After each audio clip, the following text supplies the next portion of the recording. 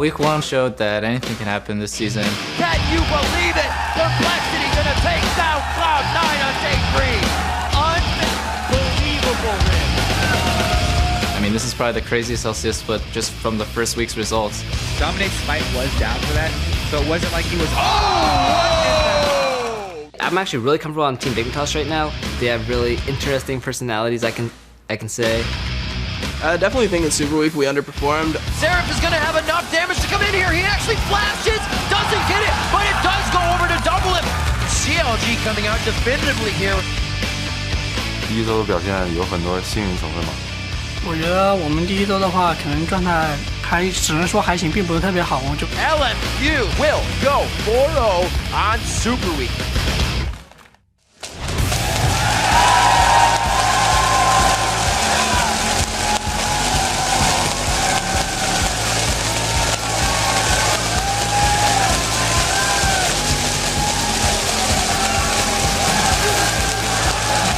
Welcome, ladies and gentlemen, to Week 2 of the North American League Championship Series. We're bringing you 8 more big matches as a part of our summer split action.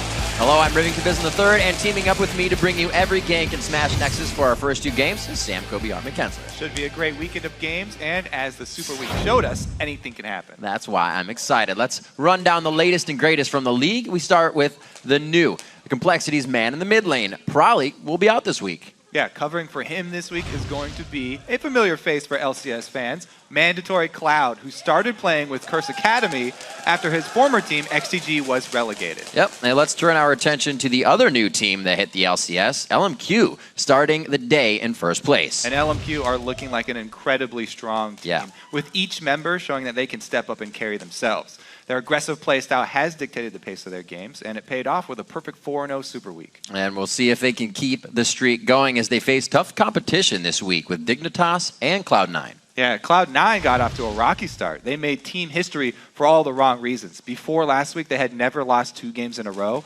and Hai also gave solo lane Soraka her first loss in the North American LCS. However, they were able to end the week with a decisive win over CLG, but the team may not be out of the woods yet as they continue to adjust to getting their shot caller Hai back. Right, it's going to be a tough one. And in the European League's second week of action, there were some huge plays that you were talking about on Twitter. So let's take a look at a few of your LCS big plays. Our first comes from Millennium versus Fnatic.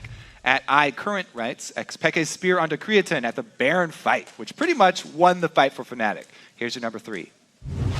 And that's a goal. Dean's Unholy Grail exhaust is going to be used. The wall of pain goes down as well, and Xpeke's down to less than half HP. This could be the chance for Millennium. Kevin going to dive into the back. Peke going to go low. Soa's trying to tank up, but in the end, he's falling incredibly low as well. They do finally get rid of the AD carry. Kirk going to catch another spear. He's finished off by an auto attack out of Cyanide, but here comes Requiem. How many will he get? He gets just the 1.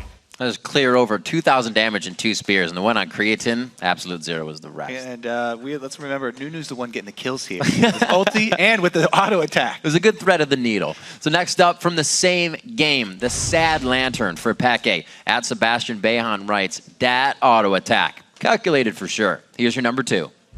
Peke was trying to get back, but Lucian surely going to block off his path. There is Creatine! Lantern! Oh!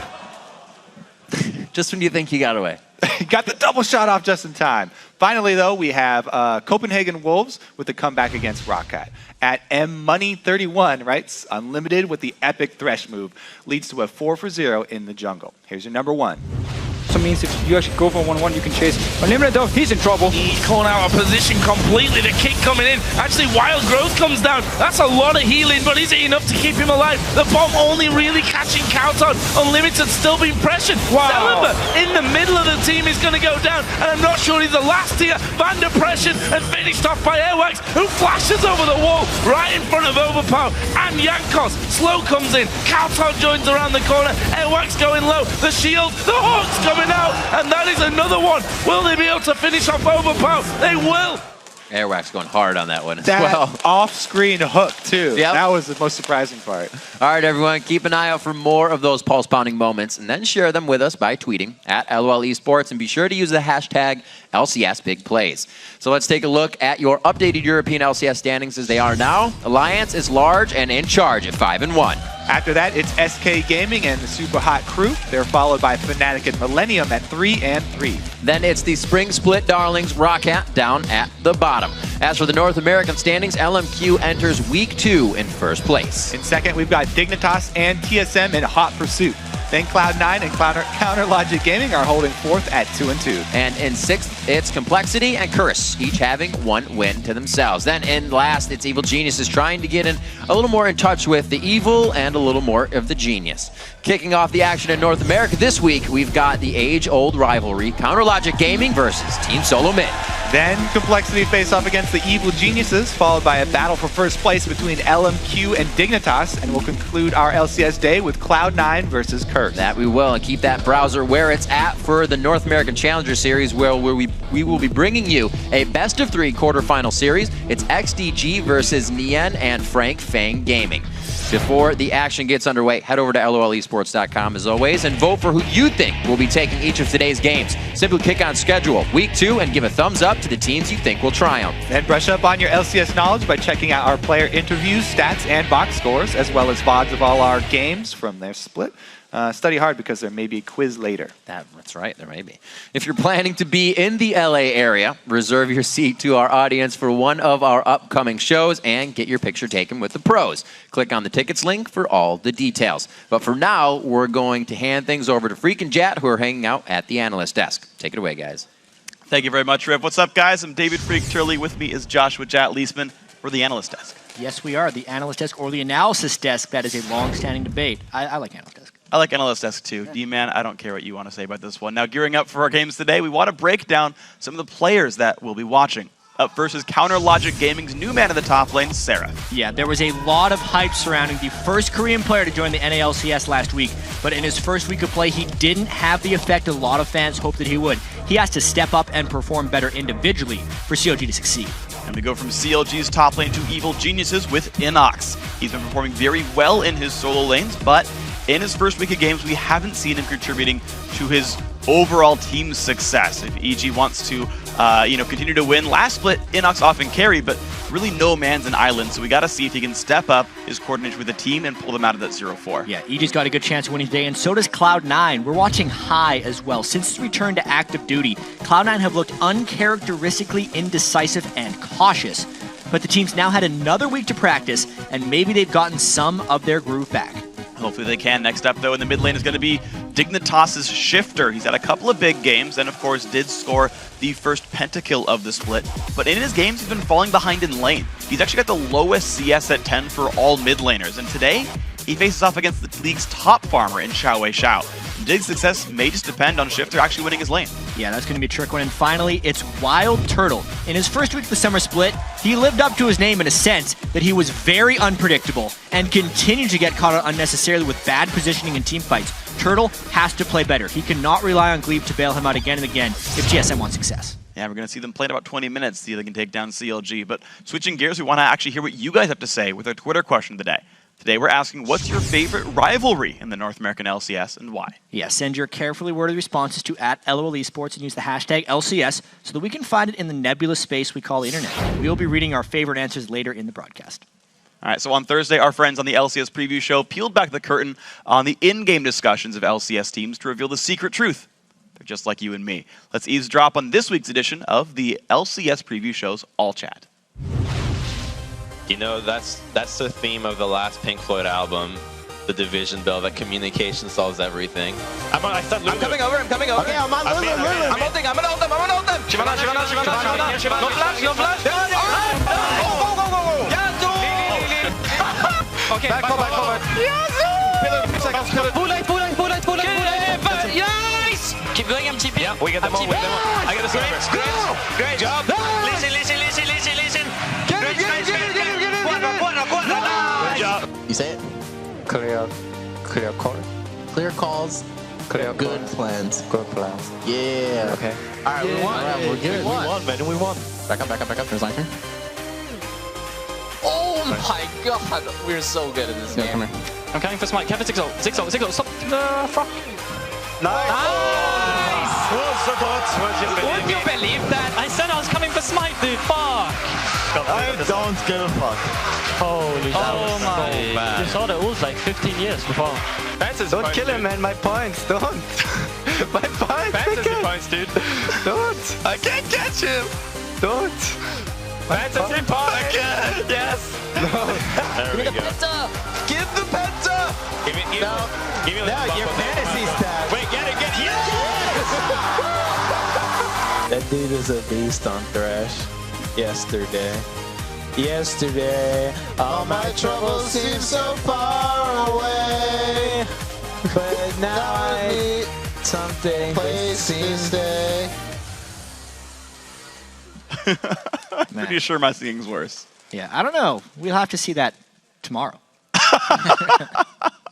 Well, be sure to tune in at the start of each week for the NALCS, actually both LCS preview show. Yeah, we'll be breaking down the big news from the North American and European leagues, as well as the best in-depth highlights that you'll see, and also provide some sage fantasy advice that may help you dominate your opponents in fantasy. That's primo intel. Now, set a reminder to wake up an extra 30 minutes early for Thursday, 8:30 a.m. Pacific time, 5:30 p.m. Central European, to catch all the knowledge bombs we'll be lobbing in your general direction. Now, we've got to take a quick stretch before we dive into our lineup of games, starting with Counterlogic Gaming versus Team Solo Mid. The action gets underway in 3.5 minutes.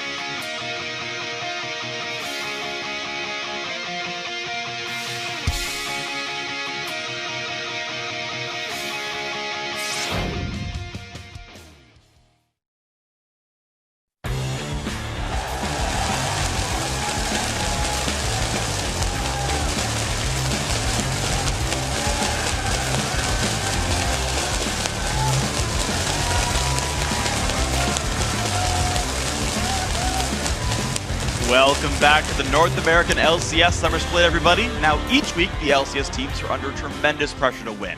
There's a threat of relegation for the teams that slip up and don't do very well, the promise of worlds for the teams that excel. Yeah, but every player has been feeling a new pressure to score fantasy points for their team's fantasy league.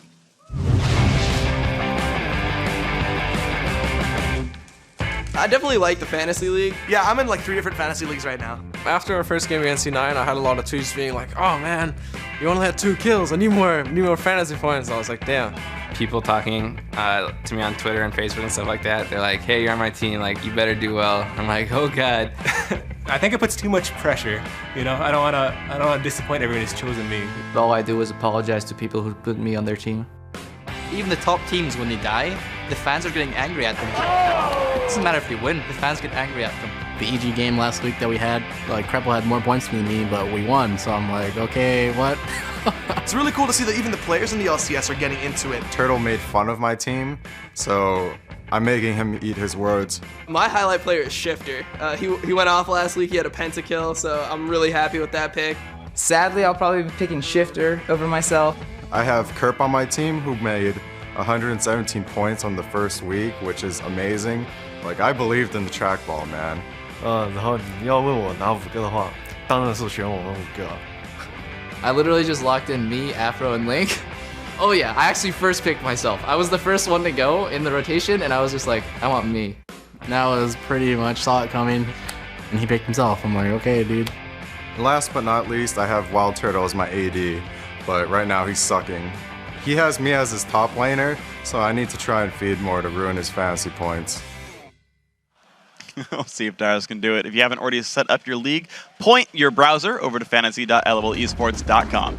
Yeah, there you can create your ultimate dream team made up of your favorite pro players from the North American and European LCS. Then, compete against your friends, racking up points based on the actual LCS games. Fantasy League is your opportunity to play owner, so start building your franchise today. Get a bunch of points, win a bunch of games. I'm 1-1 with my league so far. Well, congratulations. So am I. I'm playing you this week in one of our leagues, I think. Really? Maybe I'm just dumb. Yeah, I don't think so. I think in a future week. Whatever. I'm taking on Quickshot. I know that much. Anyway, while you're weighing in your first pick, we're going to throw it over to Riv and Kobe to take us into our first game of the day. Thank you very much, gentlemen. Let's jump right into it. Counter Logic Gaming versus Team Solo Mid. Kobe, TSM with this, coming into this game, are only 1 game ahead of CLG, and that's kind of the story of all our games today. People can match each other if they win-lose here. Yeah, this is a classic rivalry here in competitive League of Legends. But TSM have actually lost a lot of their senior lineup since the start of the year, making this a much younger team that is lacking a little bit in leadership. A lot of the responsibility has fallen to their new support, Glebe, for his pre-game strategies and his in-game communication as well. If you add to that, that's been his job of late to keep Wild Turtle alive, then he's wearing many hats for his team. This is true. While Glebe is stepping up to be a linchpin player for his squad, Seraph is still trying to adjust to CLG's top lane. All right, so this has been a situation that CLG have found themselves in before. Yeah. Where there are hopes among CLG fans that Seraph is going to come in and be this godlike player simply because he's Korean and he was associated with the Najin organization. But instead, they've got yet another top laner that they need to mold, just like they tried to do with Voyboy, and they were in the process of doing with Nien. So this is not really a new story for CLG to come into a split expecting a rough start because of a new player. But this time around, it may be even more difficult because the game's actually changed a lot, with the top lane going from one of the most simple and isolated roles in League of Legends to one of the most complicated. Absolutely. Right now, let's get into the starting lineup so we can get into this rivalry game. On the blue side, it's Counter Logic Gaming. In the top lane is Seraph, Dexter in the jungle, Link in mid lane, Doublelift at AD carry, and Afromu on support. And on the red side, it's TSM. Up top is Dyrus. And the jungle, amazing. Mid, Bjergsen, AD carry, Wild Turtle. And supporting, Glebe. And then in our featured matchup this week, we will be venturing into the jungle for Dexter versus Amazing. Both of these players have had success on Elise, so we could probably expect to see the Spider Queen being a contested pick or ban early here. Yeah, in TSM's first game, actually, Cloud9 effectively banned Amazing out and forced him onto that Xin Xiao, and it didn't work that well for TSM's new jungler. But overall, we have seen Amazing put up some good numbers. The key difference with Dexter is that Amazing is much more reactive during the early game. He just goes to whatever lane is calling him there. He's running much more on instinct, whereas Dexter tends to work off a plan. You know, sometimes that plan doesn't work out, but he does come into the game with specific goals. A big goal, something in the end. Usually CLG's goal is to take out everything they can before they win a game. For some reason, once they get to your base, they just want everything from there on out. It's a little bit of demoralization, I think, too. But it all comes from the rotations, I guess, right?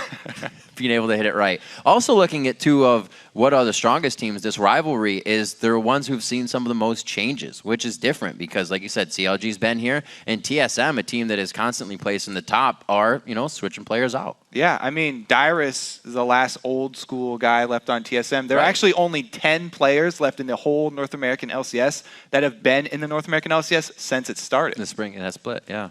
Wow. They're weeding them out, man. Yeah, everybody's dropping quick. Get them on the desk. Get that knowledge and empower the rest of the players.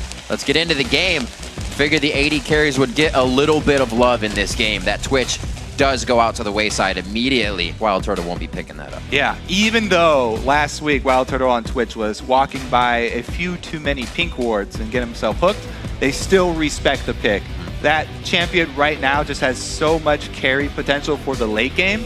And with CLG liking to move around so much between objectives, Twitch is the perfect champion to pick people off in between those movements.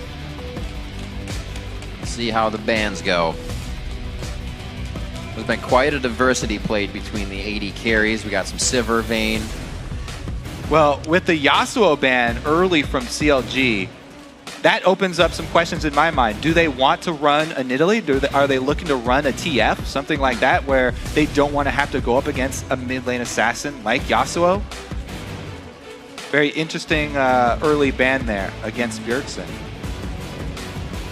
Morgana being taken out, so it looks like Glebe gets hit pretty hard in this one. We haven't really seen Glebe get off any other supports. Zyra's still in there for him, and we still have one last ban to go for TSM. We'll see what this will be. It will be a Jax. That means Shyvana and Renekton are left up for this top lane, but the first pick is double lifts for Illusion. Highest priority does go to the second 80 carry that is up there in the Twitch tier list for CLG. So pretty easy early pick for them. However, it does kind of leave Seraph out to dry. He has had probably the best showings on Shyvana. And when he's had to bid force onto Aurelia, it hasn't been quite as strong for CLG.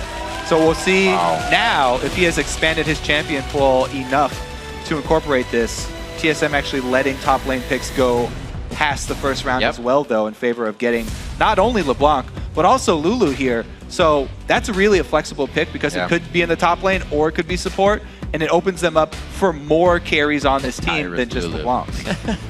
This is actually something that CLG likes to do as well. Aphromoo played the Lulu the other week. They'll take out that mid laner, kind of take it away. So with those grabs, TSM definitely hits a core amount of champions and the bans that CLG likes to use. I really do like taking Lulu pretty early, just because she can go into so many positions.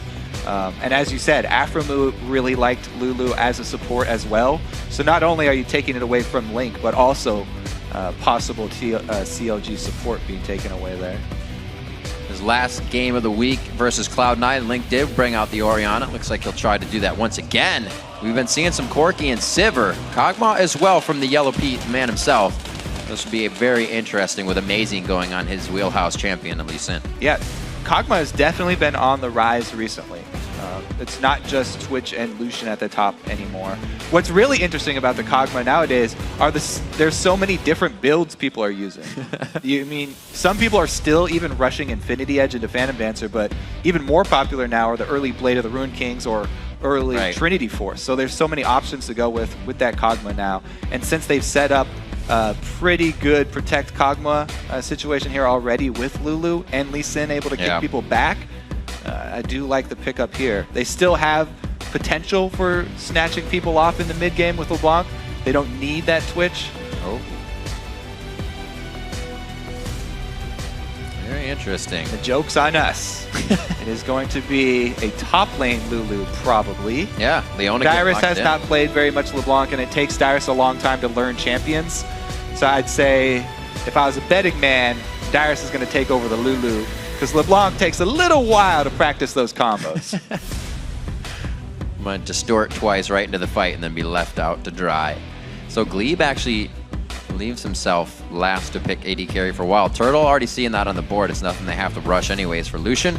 Double Lift and Aframu, however, kind of winding out the composition for CLG. Still have Shyvana on the board. It would be an easy pick, but yeah, could be an easy last pick here, though. It would be going up against Lulu. Not sure how many range champions Seraph has actually practiced against. Shyvana, it's not that bad, though. She would probably be jungling early. And since CLG have two solo laners now, with the Leona being locked in, or TSM have two solo laners now that are very poor junglers. CLG will probably be looking for some sort of lane swap here to make that Lulu or the LeBlanc try and farm jungle camps, because they're very inefficient at it. So we have Sarah's pickup of Renekton. Dyrus knows this matchup very, very well. And we also have the pickup of Aframu on Alistar. We got to remember the ball delivery system coming from Link there. That's something that CLG used heavily at the end of the split. Yeah, this is a very, very solid composition from Counterlogic Gaming. It's not complicated at all. They have a very simple comp here. Definitely oriented on that team fight, trying to use the Shockwave combo with Aframu. Meanwhile, TSM, they really have to watch out for this early game. Like I said, with picking two mana-using champions for their solo lanes, don't know how they will manipulate the early laning phase here. Maybe they will spend more money on vision and try and get some favorable matchups. I mean, top laners in this meta have really been sort of reduced to scavengers for the beginning of the game. They're just kind of... Who can do it the best? Hey, here, go ahead and jungle without a jungle item for a while. Don't teleport wrong, or top lane wrong time. Yeah. You'll die. And they just basically just follow you around. They're like your friend just begging for scraps. Can I get the small wolf, please? Just one small wolf. Somebody will figure it out. One of these days, somebody's just going to blow our minds and do something completely different. We got to remember back when Gambit started doing it with the Janna Roam and the Shyvana in the jungle, and we were like, wait a minute, supports in the jungle? What is this? Now the top laners have to do it. One of my favorite things about the new meta, so many roamers now. We get 3 people roaming around in the early game. You can have 4 people mid sometimes at 2-3 minutes. They ram it up. Before we jump into the game, we want to see how you've been voting over at LOLesports.com, where TSM leads with 65% of the vote. It's not too bad off. Yeah, and you can also continue to share your predictions by tweeting either hashtag CLGWin or TSMWin to @LOLesports. We will be updating our polls throughout the entire game to check in and see how people's opinions are changing. So it was interesting when Cloud9 played Team Solo Mid first, they kind of banned out Amazing. They said, here, you can not have any junglers. And then it's kind of an all-around focus coming in from CLG. They feel like hitting every point of the team while getting double at first pick Lucian is their best bet coming in here. Yeah, Amazing definitely was practicing a few more champions as well after last week. So he's probably up to speed on more than 4 now, as the weakness has been exposed. But as Crumb said, there are plenty more junglers outside these top 4 that everyone keeps talking about and everyone keeps choosing that are very much viable options. What are we looking at in that kind of situation? Well, if you're looking at Europe, then you saw Yorick, but that hasn't had too much success. But all the old junglers that people used to use are still viable. I mean, there's still the Xin Zhao, there's still the Pantheon, there's still Vi. They're just not as good early anymore. And people are much more favoring things like Lee Sin and Elise because these 2 guys, these 2 junglers here are going to look to have a very early impact. Dexter and Amazing, with very early game junglers, they should be able to really dictate the pace of this early game. Is there any fact of the swapping that kind of affects any of these junglers positively? A jungler with more mobility, the fact that things are swapped up, position on the map is stronger in one area. Does Elise favor that? Yeah, that's why we're seeing these early game junglers, because they have more freedom now that people are not shoving down early turrets. They don't have to show in lane anymore. So if you're a jungler who can win a duel versus the majority of other jungling champions, then it's a good pick right now, because a lot of the time you're only level 3. You're running into people. You're trying to duel. There are a lot more early skirmishes here away from turrets. Right. Now that people are moving around so much. And that's something that's going to play into the factor, as we were talking about, for Dexter. Having that big picture already ready, if you know what you're getting yourself into. Meeting Amazing in the jungle, like you said, Amazing's going to be playing reactively if he hasn't already anticipated that. And we saw Dexter when they were at the Battle of the Atlantic, he was a little shyer. A lot of bush time, didn't really come out for ganks. But then when he got here in the LCS, he was pretty much starting all of those ganks. A lot of first bloods for Counter Logic Gaming. So Amazing will definitely have to be on his toes in the jungle. Yeah, and he has been, focusing a lot on the bottom lane as well. We'll see if he lends any extra support to Seraph. Seraph, though, we talked about the limited champion pool. Renekton's very easy to pick up. I feel confident that he can perform on Renekton. And he is taking teleport. It's not the Ignite Renekton because CLG, like I said, probably not looking for the standard lane matchups here. Probably looking to switch things around and get some free lanes. Well, free lanes for CLG would definitely be good. We know Doublelift loves to be in that atmosphere, farming his face off. The crowd is ready. A little bit of the running man as well as they get themselves onto the Rift. Looks like we got some relics in the bottom lane. Start off pretty organized and even across the board. Dexter gets himself a Vision Ward in there. Yeah, so extra vision for CLG, actually, because they're the ones that really want to manipulate this early game. We'll see if it does pay off here. Aframu also starting with that Targons is interesting. A lot of the times he'll spend even more money just on consumables and vision. But this time around, he's going to be beefy in that bottom lane. Alistar and Lucian is nothing to sneeze at. They have a lot of kill potential, and it's a great pick against Leona. Because whenever Leona comes in, he can not only interrupt her combo, but he could also headbutt her into the turret if they engage too closely. Just pulverize, knock her right into danger. So it's just this very strong pick against Leona specifically, and it's one of Aframu's specialties. I like it as well because, Glebe and Wild Turtle still kind of getting adjusted together. Glebe has quite a bit of responsibilities coming in for Team Solo Mid, so anything you can do to kind of hinder that combination, you're going to get the one up. You can see that vote. Yeah, and that's a good point because Wild Turtle is on a champion that is not forgiving if you have poor positioning. Kog'Maw very similar to Twitch in that regard. So we'll have to see how he can position on Kog'Maw. It's pretty easy for Kog'Maw, though, especially since no mana for his W active. Taking advantage of that long range should be Wild Turtle's goal. That was a fantastic change. Always love some Kog'Maw play. Just bring back the green elixir now and you're good. 2 minutes coming up on the clock as both teams look to give each other a little bit of space here in the beginning of the game. Regular starts off, no steals on the buffs. And it looks like we are going to get the matchup in the bottom lane. We'll see if Doublelift and Aframu decide to go hard here. All right, so we are going to get 2v2s down bottom. This is a really interesting 2v2. I really like the interaction between both these supports as I was talking about. But really, it's going to be what can Seraph do up in this top lane. Dyrus with one of the newer picks for himself, trying out the Lulu. We'll see if he can actually deal with Renekton. Because Renekton does have kill pressure on Lulu, even though she can harass him early. Like I said, Dexter likes to make moves pretty early. Might want to get an early lead for that Crocodile. Already got some pings going down on the backside, so they have the awareness of where Amazing is. If they want to go aggressive in the bottom lane, that's perfectly fine. Dexter is going to get a smite on his blue and be quite ahead of Amazing here in the run, so they can decide to do something off this if they want to. And that's really Dexter kind of had the big picture already, right? He's moving along, and he's ready to start things for Counter Logic Gaming. Yeah, look at this. Amazing clearing out a lot of his blue side jungle. Took the white as well.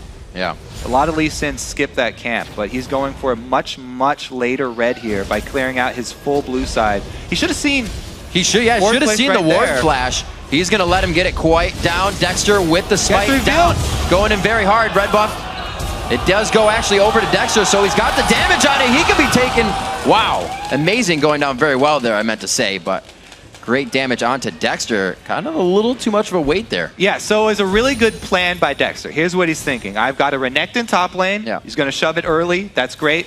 My mid lane as well, Orianna can shove LeBlanc very easily. So I've got two solo lanes that can back me up. It's a good call to go for that invade. The problem was really in the execution there. He missed the cocoon. He got revealed by the W. After he placed his ward, there's vision, so he didn't have to be that close. Could have backed off and expected that there would be a Tempest Cripple combo from Amazing, but he was too close. So he got revealed. It forced his hand. He rushed in there, didn't get the smite steal or the early damage onto Amazing. And if you go to at Lee Sin early game like this without landing that cocoon, then you're just going to get destroyed. So they actually end up only trading flashes because CLG have control of the lanes, and it was great collapse. Didn't go too poorly for CLG. Good plan, bad execution. Seraph still a bit of a level up on Dyrus. With Dyrus staying in the jungle, he is just leveling up now to meet where Seraph is. So if he can keep that in lane, the level 6 will be great when when Seraph hits it. Trying to formulate something in the jungle. Doesn't work, but you can see already CLG under 5 minutes trying to get something going. Seraph getting a little punished down in the top lane is amazing. Wants to get something started here for TSM's side. Coming in for Bjergsen, misses the ethereal chain. Looks like he'll be safe. A little extra damage. Whoa, whoa. Crowd really wants him to take that Lee Sin Q, I guess. It's like a cafeteria fight. But yeah, he dodged the skill that mattered. The chain is what was crucial there, so good job by Link. Actually going back to purchase his early Chalice now, too. Need that early magic resist versus LeBlanc, because all that she has over Orianna is the kill pressure. Now that he's got his magic resist and mana, he can control the wave much easier and reduce a lot of that Bjergsen threat. Link quickly getting a sweeper on this back, actually. So we'll see if they try to get Dexter to come back mid. Right now, looks like he's going to do some lane work. Going for Seraph. Lane gank bottom from Amazing. Just walked right in there with Lee Sin. Now, it's a champion that's very strong at lane ganking. However, the wave was shoved up so close to the turret. The point here is just to shove it into the turret. Alpha standing pretty aggressive on this one. Like you're saying, he's looking to headbutt somebody into the turret. He will not give you any extra steps there. And he also uses his Targon Execute to make sure they don't lose any minions under the turret. So even though TSM shoved this up to the turret with Amazing's help, they get nothing out of it. Actually, it's frozen in the perfect spot for CLG. So not able to accomplish anything with that trip down bottom from Amazing. And Dexter might make him pay for it. Because he showed down bottom, he knows there's no chance of a counter gank. There it is. And as I said before, Renekton does have the kill pressure on Lulu. Well, she just hit level 6. Dyrus and Seraph hitting that. Well, just about 2 minions apart. And Dexter's level 4 here. Dyrus does have his ulti, so at least he does have his ulti to rely on. But Seraph is trying to charge up his Fury Bar right now. They have a perfect way to tank this. If they can get in, Dexter takes it first, repels out, and then it's going to be... Oh, actually, Seraph's going to have to take this quite hard with the dominance on. Gets shrunken out. Dyrus could have shield coming up soon. Gets the slow on. Dexter getting an auto attack. He's going to go down. And so is Seraph. The double kill for Dyrus. It's not even over. Amazing. Sneakily getting himself out towards Dragon, but who would have thought? So we talked about communication. I think that might have been a little bit of miscommunication. So let's watch. Dexter backs off now after the ult and shield have gone down. Seraph goes deep in though. At that point, Dexter has to try and finish this. But with Elise's reduced damage, he's not able to get the kill until he goes down anyway. And since Seraph went back in, not being sure that Dexter would be able to finish the kill, he thought that Seraph actually wasn't going to go down there. So he gets back into turret range and ends up going down as well. A double kill for Dyrus. Extremely good for TSM here. Because Renekton really needs to be able to use that early lead. Once Lulu starts getting more beefy, he loses his kill pressure. It's much harder for him as the game goes on.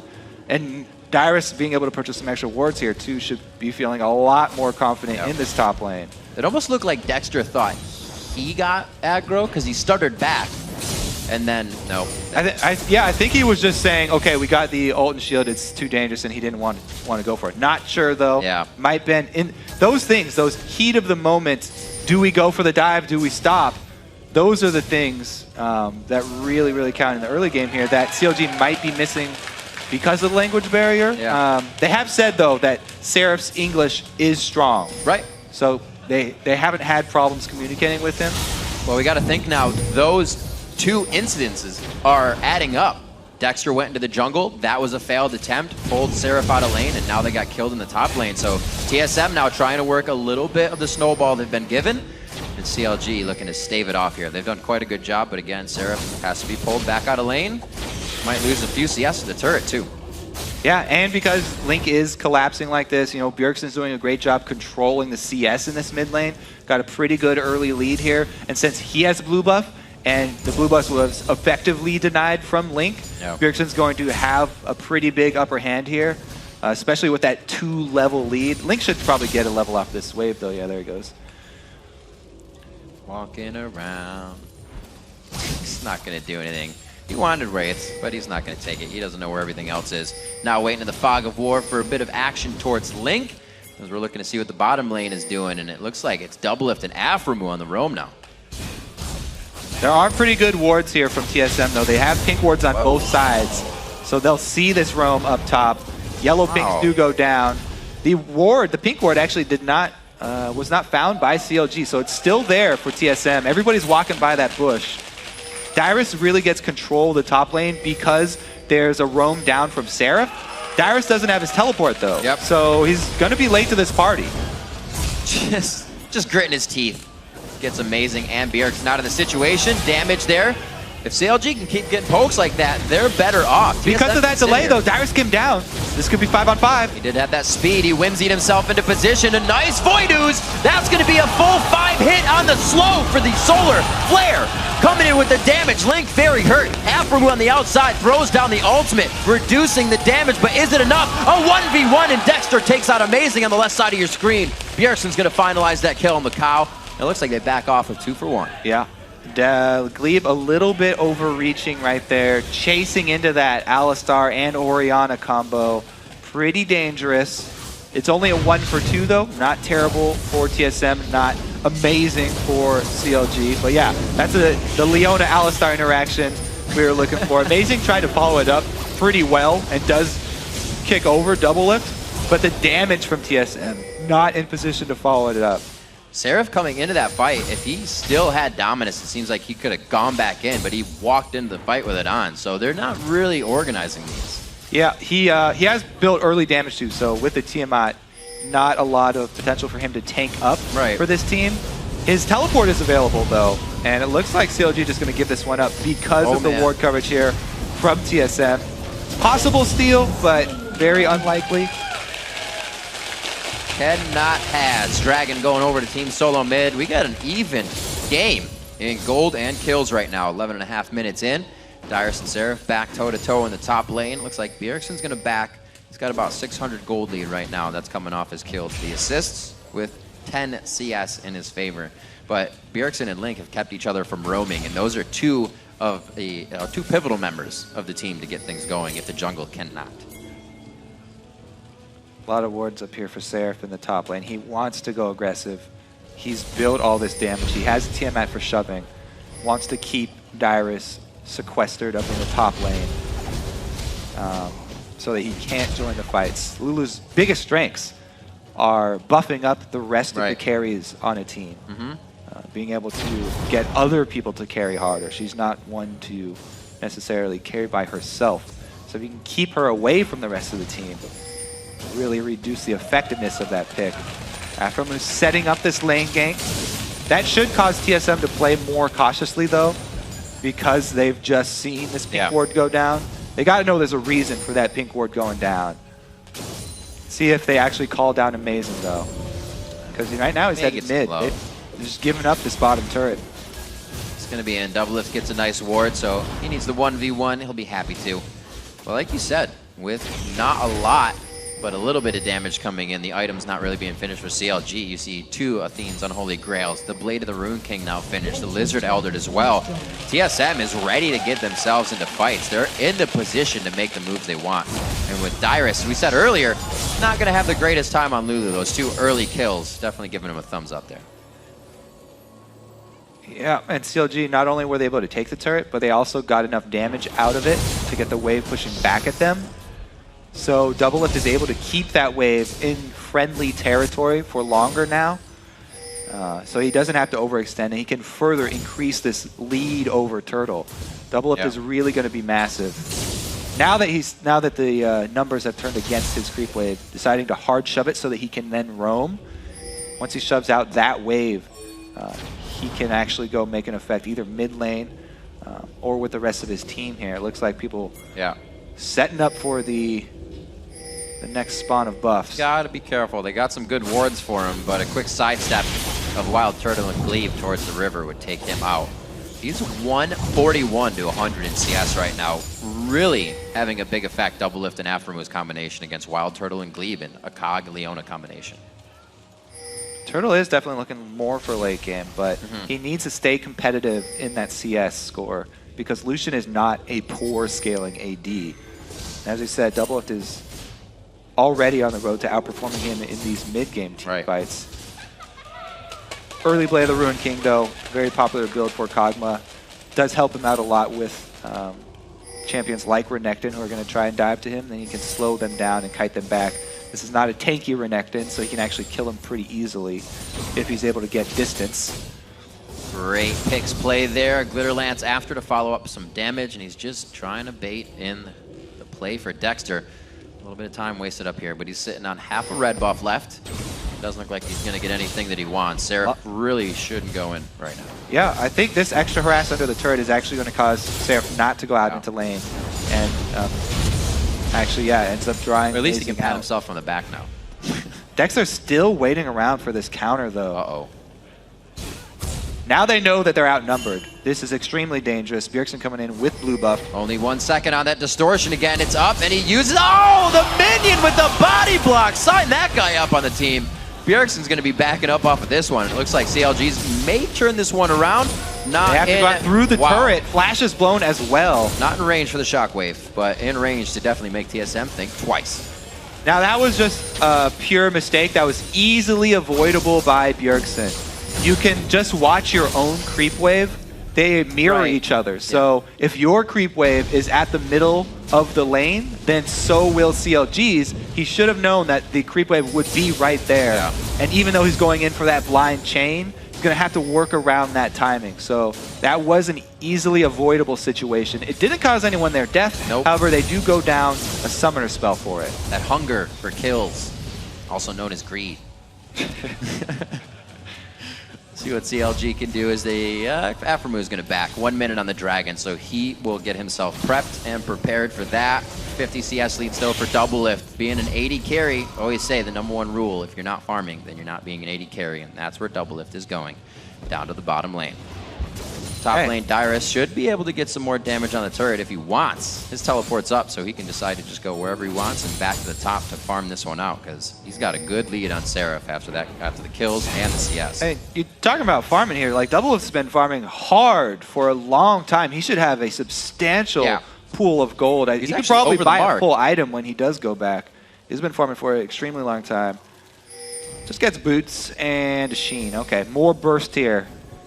So this is actually a really good mid-game pickup. Sheen is extremely efficient towards this mid-game here, especially when there's going to be so many skirmishes. And nobody has armor yet. That 17-minute mark. Oh. Good repel to buy time. Yeah. He actually got a stack from Chain and the Zenith Blade, so he didn't have to worry too much about the card control. Dragon 1 second away. Teleports for both laners are up, but Seraph walks down once again, wanting to save his cooldown. And CLG, they actually have positioning on mid. They don't have to go down to Dragon. Because TSM weren't sure which objective they were going for, TSM stood in the middle ground, no man's land, and they end up losing the turret and positioning on Dragon. CLG can also clear out the vision here. Let's see if Dyrus can actually answer top lane, though. TSM really need to be able to answer this move from CLG with that top lane turret. The battle was for mid, but the war is for the Dragon. CLG has part 1. They got part 2. The fight to start here. The calling off to the right side. Doublelift, the sun is in his eyes. Cleave goes hard onto Doublelift. He is on the backside. Can only throw out the skill shots and not put any more damage down. And CLG has to reassess this fight. That Alistar front line is so strong with his ulti, taking up a lot for his team. Both support tanks here. Barely getting out. They still want this. They've got positioning. So that was a mid for top turret trade. Dragon goes down, but it does give up middle turret positioning for TSM. They try and answer, but CLG do not actually give up. They do not go through with those recalls. Turtles in the back. Wow. CLG has been trying to make plays all game. Can't flaunt them for it. Some of them are coming through, but we're all tied up here. They do get that Dragon, which gives them a bit of a gold lead, and Doublelift CS obviously sticking on that cash.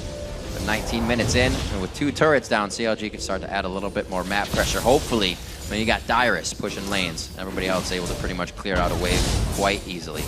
So yeah, TSM, they want to play to their strengths now. They do have Dyrus who got an upper hand. He's got the 2 kills, he's got the CS lead, he's got an easily large rod. He can harass this Renekton, who hasn't been able to complete defensive items yet. Just now getting his Negatron Cloak. So we'll see what Dyrus can actually do with this, because the other parts of this TSM lineup here are not doing as hot. That Turtle, he needs a lot more time to scale up here with the Kog'Maw. Trying to catch up to Double Lift. Maybe they can pull something off here with Bjergsen. They need to get vision back, though, for that to happen. Bjergsen with that LeBlanc not going Deathfire Grasp means that it'll be harder for him to pull off one of those assassinations, but he can still do it if he catches the right person, you know, maybe low on health. That's going to be quite tough. A lot of protection for all of CLG. If they can, like you said, get that magic resistance up, they're facing most of the damage and mitigating it right away.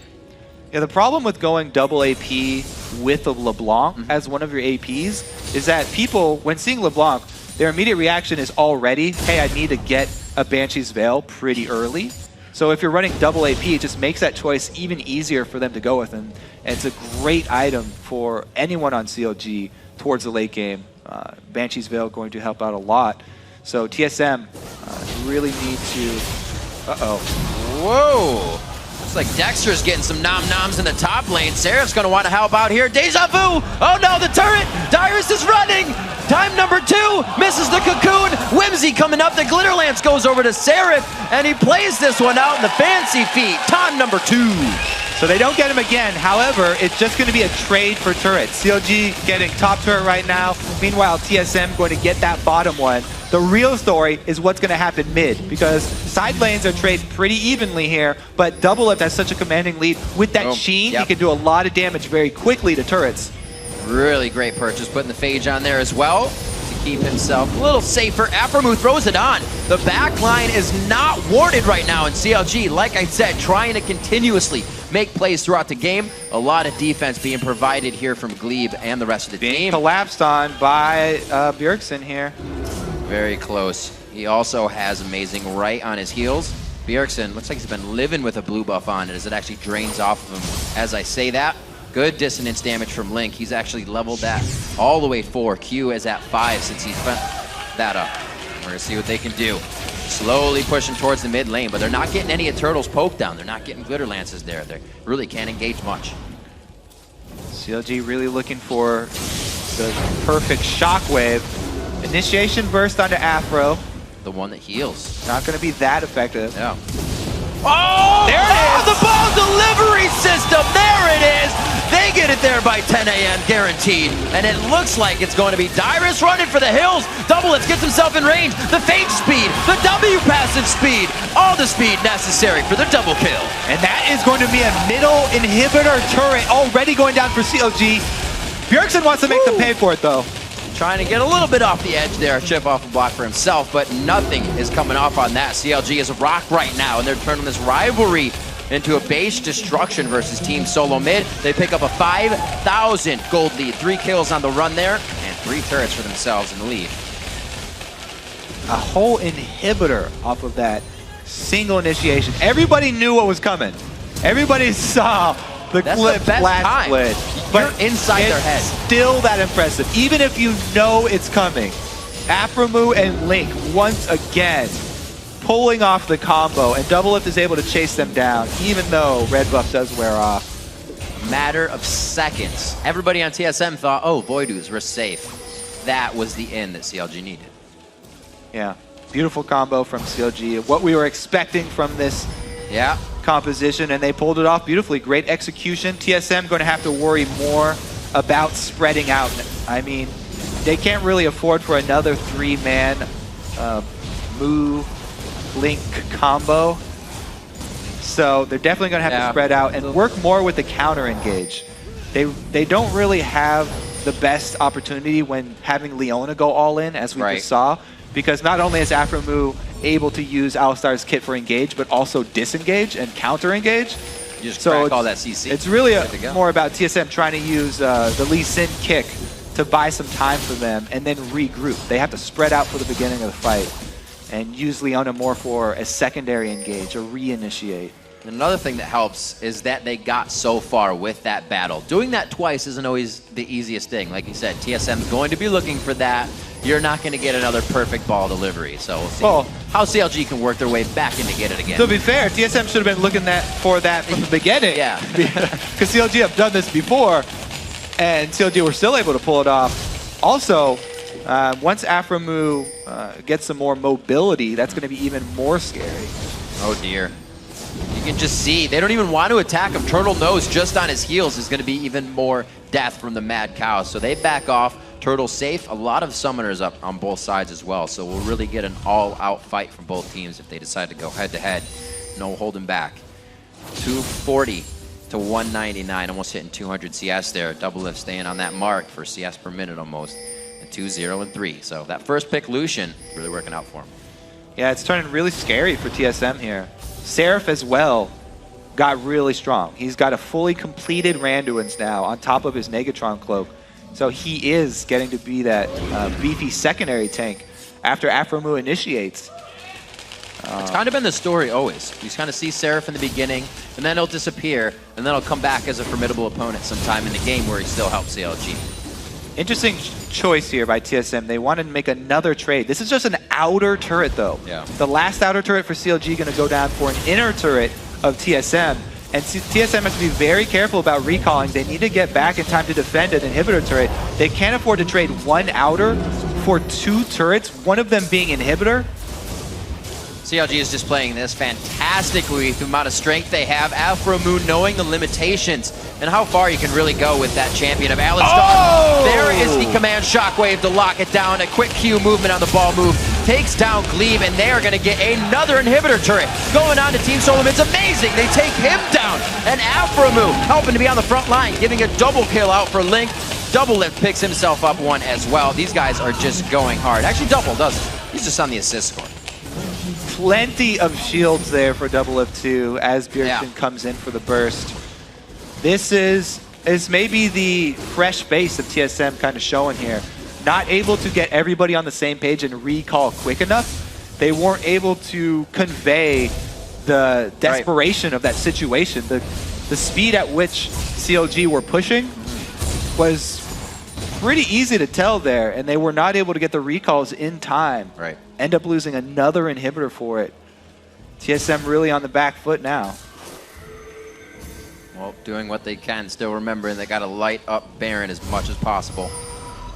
Everybody to back here, amazing with the possibility of getting this, but I don't even know if CLG is going to give them the chance. They have an inhibitor to fight at and force that one already, while Turtle and Glebe staying safe right now. We'll see what these guys have for CLG on a last push. They still have, like we said, a little bit of front-end ability power damage if they can hit the right people, but they have to hit the right people. Speaking of front-end ability power, Link is massive right now. He's also got a blue elixir on top of almost 3-item completed mid.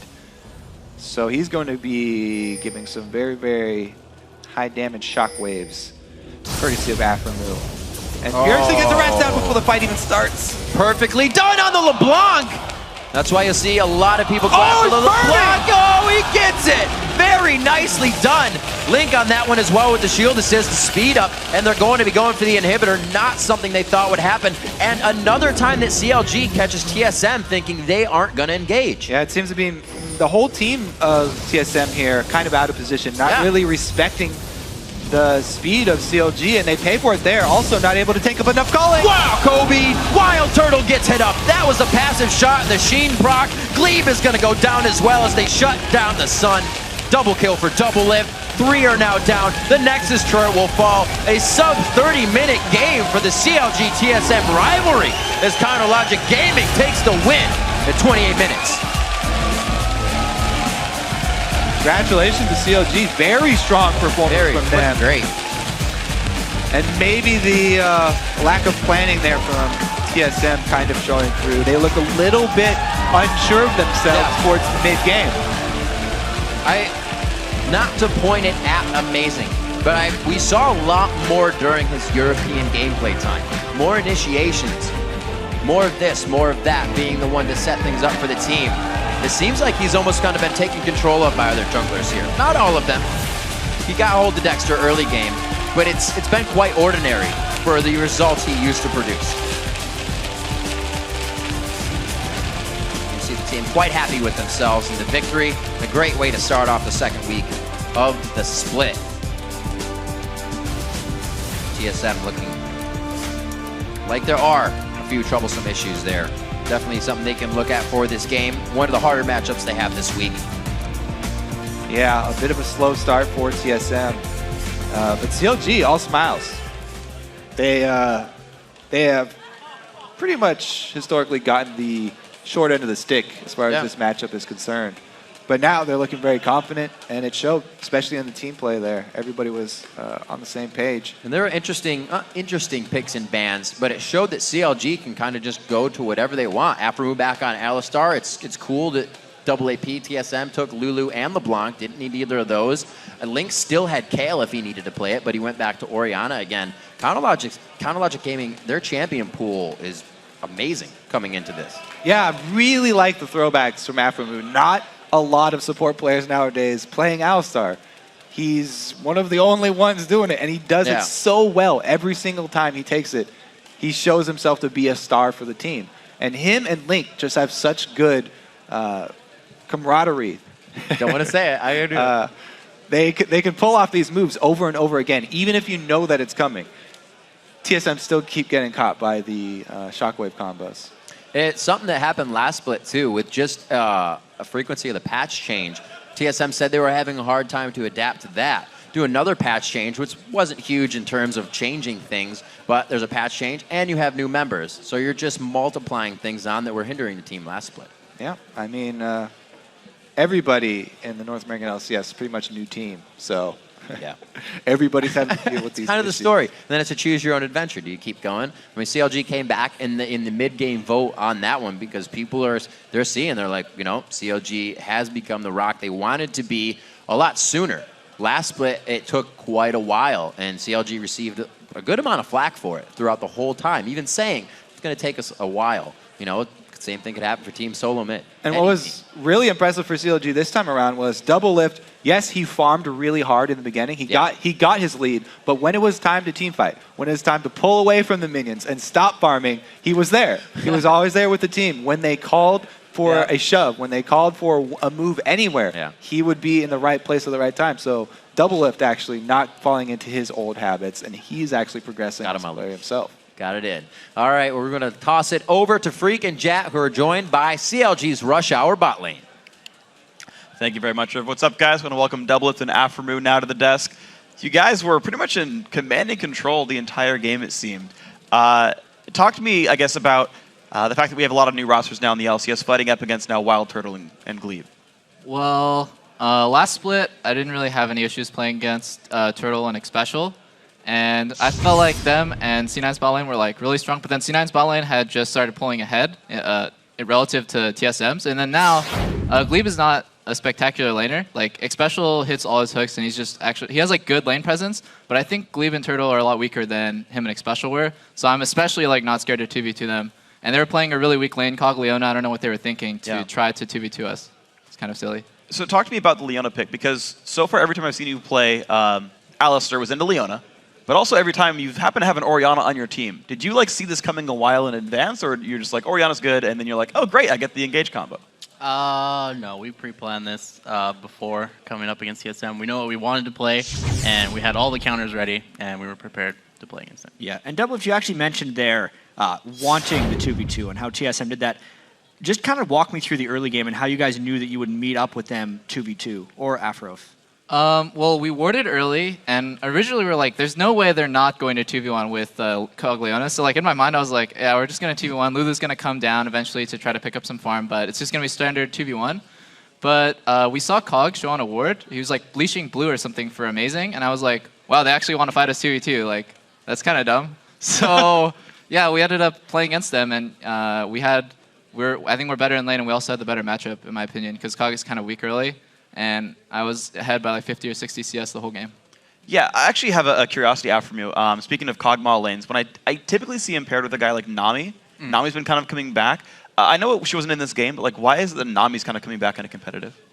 Nami is very, very good, especially with the lifesteal nerf runes. they got nerfed. So sustain is that much more important. Plus, Nami also has 2 knockups for Yasuo, so you can also run that comp as well. And in lane, Nami is pretty much a lane dominator, as you see SKT run Vayne Nami as well, and it just crushes lane. And it's also really good for Kog'Maw, and he doesn't have to run lifesteal runes, so you can just run full attack speed, which I think what Turtle ran that game, but they didn't have sustain. And yeah, but they should have probably picked Nami that game instead of playing Leona, where they go all in with Kog'Maw, who's just immobile, range carry, and you can't really back up your support when he goes in. Yeah. And you guys punished that a little bit in the middle of the game. It looked like a close game as far as the goal was concerned, with Darius getting a few kills top, you being ahead in CS and bottom lane. Let's actually pull up this clip. It was a mid-game team fight. You guys did the cow ball combo. Talk me through when you saw this play and how you executed it. I think LeBlanc was coming from bottom right now, and I was like, Link, you got ball, I have flash, let's do this. And he was like, okay, man, here you go. And yeah, we just did the cow delivery ball system. All right, let's get right into this clip. I mean, there's also a couple nice plays here. Doublelift, you just dodged a glitter lance with the flash in the last second as well. Oh, I do like a sideways culling too. I'm pretty bad at this game, to be honest. I just got carried right here by Afro and Link. They're too good at the game. And I just want to point out that the only reason Cog didn't flash, look at that. That was the worst culling of my life. Just like, please end the clip right there. But then you flashed the glitter lance. Too easy, dude. Yeah, I knew he was going to turn around and throw it at some point, but what was I going to say? Oh, yeah. I was going to say Dexter, previously, like probably a minute or 2 minutes before that, he said, I'm going to flash Cocoon Cog. And I was like, this is a good idea because the worst case scenario is Cog blows flash for your flash, and that's a win. And the best case scenario is your Cocoon lands and he just dies instantly. And I was like, Turtle actually has good enough reaction time to just flash the flash Cocoon. But I was like, his flash is down now. We're going to win the next fight 100%. So props to Dexter for making that play. That was really good. I like that. So one thing we actually mentioned is how you were getting ahead. Your mid-game farm is gigantic. Even though the lane was like plus 15 CS or something, you had this period of time where you just kind of sat there farming the bot lane, like kind of by yourself. How did you keep the lane to where you're getting farm and Cog wasn't? After I take tower, you can set the lane up so that it's pushing towards you because like your wave smashes their tower and then there's the pull. Like there's always the reverse. And we were smashing lane really hard right then because I think we had like a 3 or 4 man dive coming, and then Turtle just kind of like backed off and did wolves or white. And then Cog is actually super weak early. He went mid lane to try to pick up some farm, but then Bjergsen's probably like, that's my farm. And so I think he was just jungling for a long time, and I was just sitting there like, when's he going to come lane against me? Which he can't really do. So I think I picked up like probably 20 or 30 CS before pressure kind of spilled over to other lanes, and I was like, okay, it's time to push and go mid. All right, well, you guys looked very impressive in this game over TSM, but last week wasn't necessarily that good for you guys. You went 2-2. What did you guys do in the time between last week and this week to improve and try to look better? I think we changed roles in the team, and for some reason I was doing picks at the start when I was really confused and stuff like that. I'm like, okay, what should we take here, guys? And then we swapped it back for last split where Link was doing draft in charge of that stuff, and I was just doing win conditions and then objective calls and stuff like that. And we just changed it back, so it's going a lot better now. And we also don't have like crappy picks in scrims where scrims are like a waste of time. So. All right, sounds good. Yeah, it's good as well. Actually, one real quick final question as well. Speaking of the team gelling better, how's Seraph doing with you guys? Is he? Oh yeah, he's doing really good. His English is improving at an alarming rate. It's very, very good. And he usually understands everything we say. That's awesome. Well, guys, congratulations on your win. We'll see you tomorrow as well for hopefully another one. Well, guys, don't go anywhere. We're coming back with more games. After the break, Complexity will face off against Evil Geniuses, who are on the hunt for their first win of the split. The North American LCS returns after this. Bye.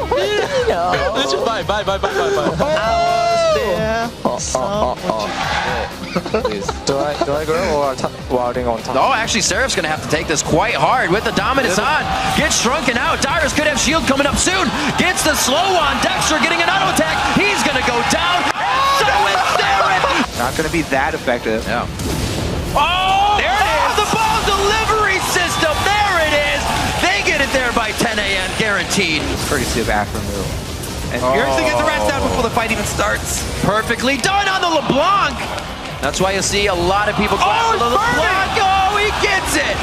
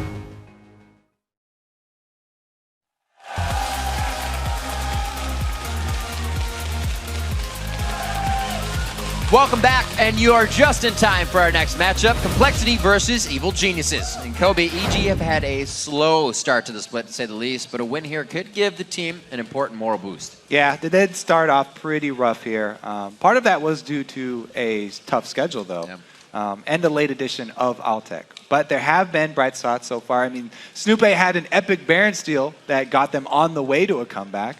And Pobelter has been playing extremely well in the mid lane. However, teams have noticed this, and they've been focusing more pressure towards that mid lane versus the Evil Geniuses. And meanwhile, Complexity, they're coming off an emotional win against the heavy favorites Cloud9 to end the week 1-3 for themselves. But despite their early game lead, they nearly let Cloud9 retake the game, and they had a hard time closing it out, something that they've struggled with in the Challenger Series as well. Yeah, that's very true. And today, they've got a new challenge as they take to the Rift without their mid lane shot caller. That's Prolly. That's right. Taking over this week is ManCloud, who played with XEG in the spring split, and he can now be seen in the Challenger Series with Curse Academy. That's indeed right. This could be a big impact for Broken Shard as well, because it takes time to get that mid lane and jungler synergy built up. And Broken Shard is also a player that has benefited a lot from Prolly's leadership, specifically talking to him. All right, and being new to the league, Complexity may be susceptible to the emotional highs and lows of playing in the LCS. And Evil Geniuses believe that is something they can take advantage of to get their first win of the split. The Complexity Black we faced first getting into the LCS is a different form than what they have now. They share the same symptoms that they shared back then, and some of that we share. Very indecisive, rather inconsistent at times. They're a tad more emotional than us, so when they do well, they'll get a little overeager, or when they do poorly, it'll get into their heads. Although they replaced Yellow Pete for Altec, Altec and Krepo haven't played long together, so they haven't built up a long-term synergy, and they're not always on the same page. What's really good about EG now is that their two solos are very strong, but they're not consistent. So I'm definitely going to be looking to shut their two solos down. Specifically, I think I'm going to control their jungle, and through the jungle control, I'm going to branch out and start taking out their solos. One thing we learned about Complexity Black before is that they're a little bit solo queue-esque. They're still knitting together as a team, and on LAN, because they don't have that much experience yet, they can go on tilt. So like you get a little bit of an advantage early, or like you pick off a key few members, then it might snowball, and the players go on a little bit of a tilt. Broken Shard coming in with like a checkoff list. I'll take your mid lane, and then I'll take this, I'll take this. Once I control the jungle, I'm going to control everything. It's good to have a plan. I guess so. Let's check out the starting lineups and see how that plan works. On the blue side, it's Complexity. In the top lane is Westrice. Jungle is Broken Shard. Mid lane is ManCloud this week. Robert X lead 80 carry, and Bubba Dub on support. And on the red side, it's Evil Geniuses. Up top, Inox. In the jungle, Snoopé. Mid, Pobelter. ID carry, Altec, and supporting Krepo. So Inox has actually been playing quite well for himself. Pobelter as well, off and on. Snoopy's had his highlights, but EG needs them to come together, and literally both teams need that to come together this week. Knowing that they aren't the strongest teams in the league and they only play each other 4 times, these wins mean a lot. They have had success against a lot of challenger teams, though, and Complexity are very fresh to the LCS. Right. They're still pretty much a challenger team. And bringing in ManCloud shifts up everything once again for Complexity. So, you know, this bout is pretty close. Like you said, Broken Shard taking a little bit of direction from Prolly. I feel like somewhat of what UG said, that it's a bit of a solo queue style play, but I almost think that benefits having kind of a sub on your team where everybody knows that you can still do your own thing. And then once you get into the team fights, hopefully everything meshes, because we see teams like Cloud9, old teams like Gambit, when they were just 5 tight players, the team fights can mean the game, even if laning phase went wrong. Yeah, it can mean everything. And talking about preparation and everyone being on the same page, they've got printed out sheets there for EG. I believe those are pick band sheets. Getting ready for it. Krepo's going to make people happy this week for the Fantasy League. Oh, yeah? He said everybody vouching he has for to him? tweet everybody sorry. Well, I'm giving him a little boost. Okay. We'll see. No vouching. Do you have him? No. Okay. But I'm sure a lot of people do. EG does have that fan base. There are people behind him. Complexity growing. Another one is again coming out of Challenger with quite the fan base to start. And right now, those fans are going to be voting on who they think will win as we head into picks and bans for your second game of the day, Complexity versus Evil Geniuses. You're going to see what these guys have for the mind games before they get to the Rift games. Quick bans, one to the jungle, a few to the mid lane. And Jax, he's been seeing some play back and forth. Inox on those carry top laners, though, and Westrice. Just not something that the teams want to see this game. Yeah, interesting matchup here from the top laners, because both of them not afraid to take any trades 1 versus 1. We'll have to see if they actually end up meeting 1 versus 1. The very, very popular Shyvana is still available. Yeah, she's going through this week. Jack's already being taken off the board. Shyvana extremely strong right now just because she works so well with teleport. You know, being able to jump and have a speed boost when you do come into the teleport kind of takes away that weakness where your tank is joining the fight a little bit late, just because she can cover so much distance when she gets there. Wow. Besides the Shyvana pick, pretty much going same as last game. Lucian gets himself 2 first picks on the second week of LCS play here in the summer. Robert X. Lee having the triple last time on that, getting red and blue buff in the bottom lane to snowball over Cloud9, so they're trying to replicate a little bit of that. I don't know if he'll get the triple, but Robert has been one of the better AD carries we've been seeing around. Yeah, this bottom lane I think is going to determine a lot, because as you're saying, Complexity, one of their biggest strengths has been the bottom lane with Robert X. Lee, and Altec has not been doing that well in the laning phase. So That's if right. Complexity are able to snowball that bottom lane, then that could be their path to victory. His fight phase, though, he's definitely racked up some kills in that. Altec does know how to position once you get out of that lane. Lulu and Shyvana picked up, as we were just saying. That could go anywhere. We just saw Divers playing Lulu in the top lane for one of the first times we saw in the LCS. And Man Cloud is going to grab Bubba Dub on the Morgana. There's the possibility to get kills in the bottom lane. You're going to hit 1 or 2 Dark Bindings. And if you can get Robert that advantage, you'll get the win. So they have that combo too locked in with both Elise and Morgana, that Cloud9 extremely long duration CC skill shot combo. If they both go cooldown reduction, it could be a nightmare in the end game for Evil Genius's front line. Well, we always know Crepo tries to take Morgana and run super cooldown. That's a big play from him. Meanwhile, Evil Geniuses looking pretty beefy with their first 2 picks. Support or mid lane Lulu. If she does go mid lane, then they really do need a hard carry from Altec and maybe a little bit of damage from the jungle as well. Let's see what Snoopy ends up going with. I guess they leave it for the last pick here. Yeah, interesting. Altec's loving this Corki, by the way. The mixed damage, pretty big mid-game spike, especially once he completes his Trinity Force. I like seeing it different too, because Sneaky likes to play it with the Zerka Greaves. You see Altec and other guys playing it with the Sork Boots. Each to his own. Depends on how you're fighting with Corki. If you're getting off more auto attacks in the fights, or you're shoving a lot more, the Zerka Greaves definitely pay off. But a lot of the poke and the harass is magic damage, and you get a really big boost in damage from Sork Shoes. Yeah, never-ending debate. So, late poke locked in here for Complexity. They've got very strong skill shots on their team. Wow. Been a while since Man Cloud brought out the Nidalee for us in the LCS. Always loving the long-range poke.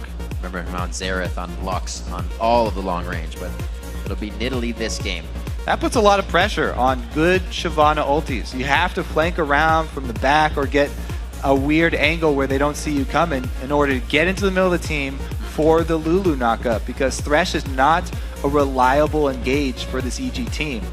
They don't really have a very strong range engage for Evil Geniuses to get to that Nidalee besides the Shyvana. So it's going to be important Shyvana Lulu interactions. Okay, now locking in Kha'Zix, they have one more option. He can get in there invisible, but still, it is going to be a lot. That's a tough of team emphasis. to jump into. Yeah, it's going to be a lot of emphasis on that first Lulu ulti. Hard enough getting to an AD carry, but when you have Soul Shackles locked onto that cocoon, you're running into, if Westrice hasn't already teleported into the middle of your fight, burning agony constantly. Robert X. Lee, we'll see what he can do versus Altec. We'll see if they even get matched up in these lanes. We usually see EG try to go for that separately in the 2v2. So they go for the 2v none, as it is right now.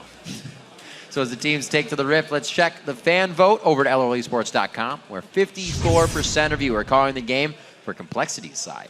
And as always, do not forget to continue voting on Twitter by sending your pick to either hashtag COLWin or hashtag EGWin at LOL Esports. So EG saying that they're going to use somewhat of Complexity's time not on the LCS stage in this best of one environment, but they've been challenger. Accordingly, across the board, these guys, most of them have been on the LCS stage, so they somewhat know it. So they're going to have to attack ManCloud in the mid lane. Something they may be able to do is kind of get him to fall where he was towards the end of the split with XDG. Wasn't having the best style of play. They were able to kind of shut down the jungler connection with him, and then it was almost done from there. Yeah, last time ManCloud got a new jungler switching Smithy and Zuna. Didn't work out for the beginning. So we'll have to see how he jumps into a whole new team this time around. I mean, you can't really say, hey, ManCloud, play like Prawley. Just beat Prawley, be our shot caller.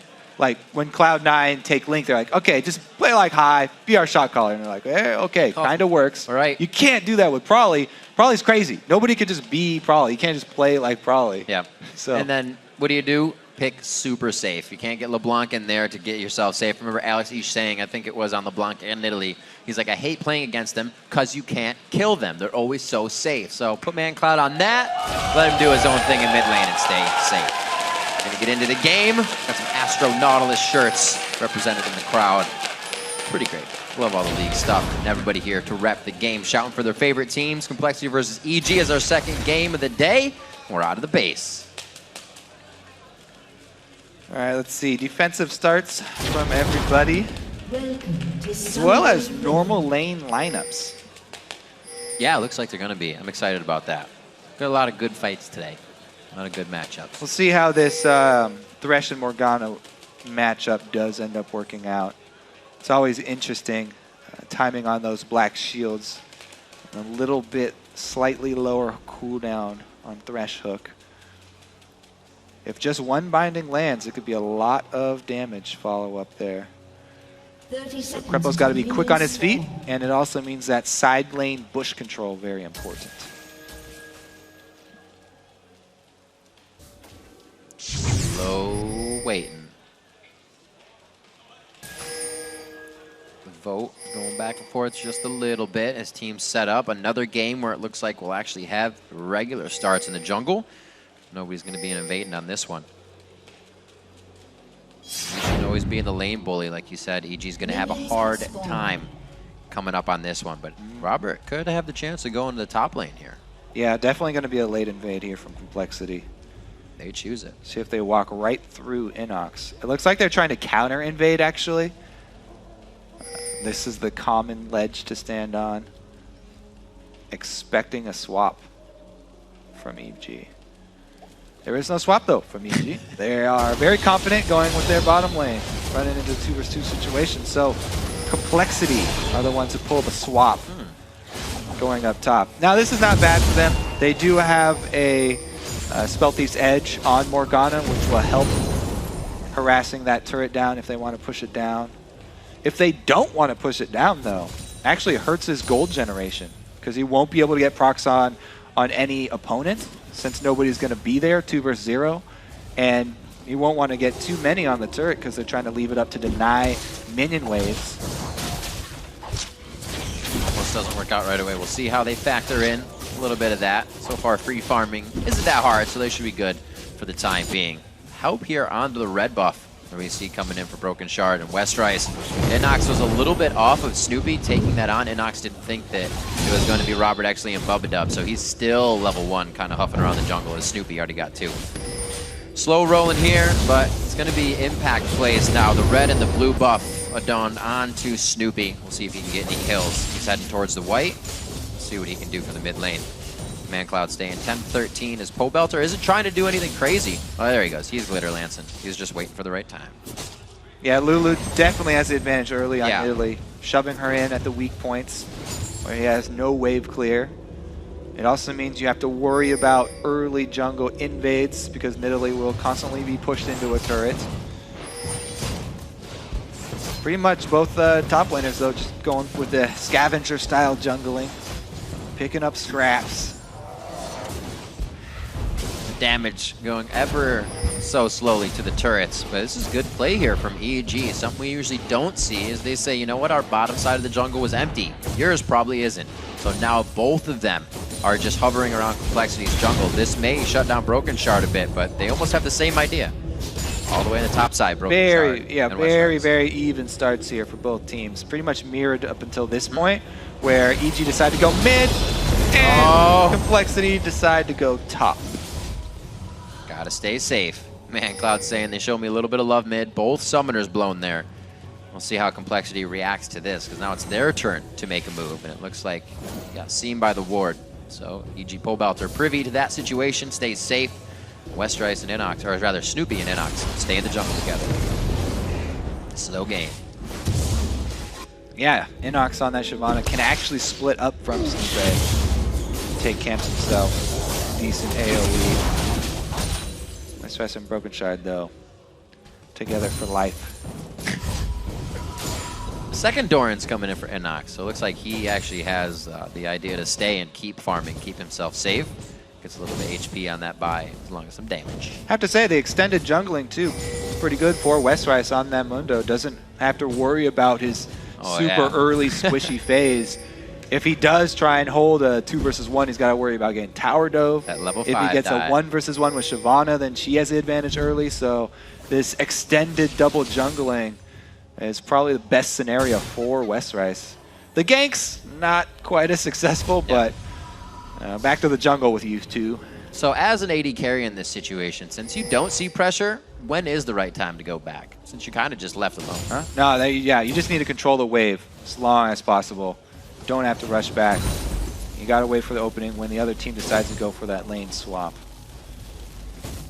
See Robert X. Lee, no pressure to go back, as you say. Farming in the face of Inox without too much vision, actually. Nothing underneath him, so he's pretty far out for this time. Looks like he's going to get this wave and actually still keep pushing up. He doesn't have any vision, though. No. Snoopy coming around. Very scary situation for an AD carry. He's got both summoners, though. It's okay. Should be able to handle himself. Use him to live. Snoopy's getting in behind him, though. He's going to have to use that lifeline. He does have the minion wave. Snoopy making it through. And a little jazzed up there on the minions.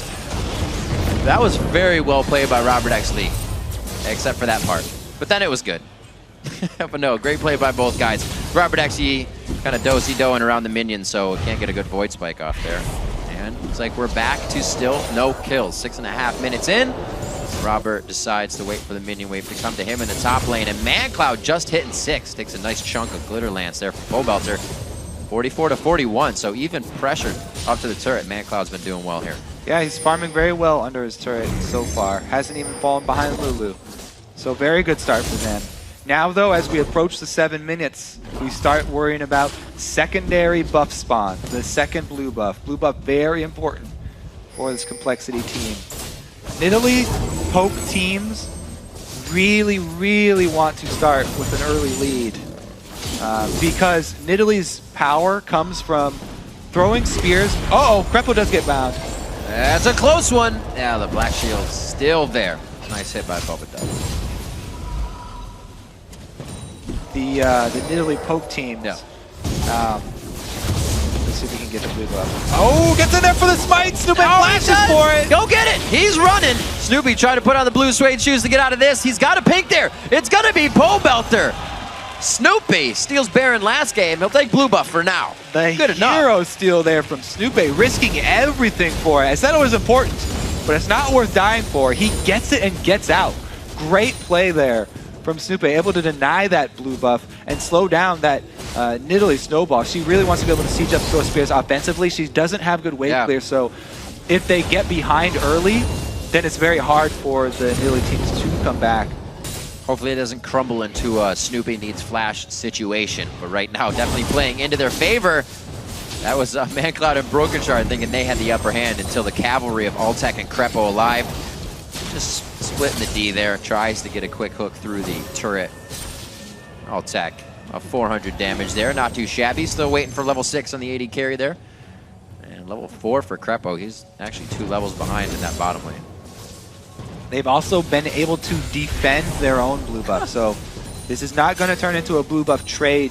EG pretty much got out scot-free. Yep. See if they can make anything happen with this pressure mid, taking advantage of that no wave clear Nidalee, and they do get the early turret. It's going to open up a lot of the jungle for them. Great play there. I think Broken Shard was getting red, but no other defense on the mid lane. They're all kind of melee, wouldn't have anything to do with it anyways. Good pressure by Evil Geniuses to start, taking a bit of control. 1,000 gold on the board for them in the lead, and they are starting to just do little bits of pressure that they thought Complexity wouldn't. So far, they're right. Yeah. Taking some risks. They did pay off. They also have okay ward coverage around the river. Yep. See any moves from Broken Shard. One of the things about Complexity is that when they do get behind, especially Broken Shard tries to make a lot of risky plays to catch them back up. So if you have vision control versus Complexity, you can take advantage of their willingness to go for risky plays, and you can just snowball your lead so that they don't have any chance of coming back. This does not look like fun. Level 7 to level 5, now 6. Westerice gets a lot of safety with that level up, puts it right in the ultimate. Looks like he'll find a little bit of pressure here coming from Snoopy. Remember, Snoopy's flash is down, so they don't have much crowd control or to anything to stick with Westerice with the ults.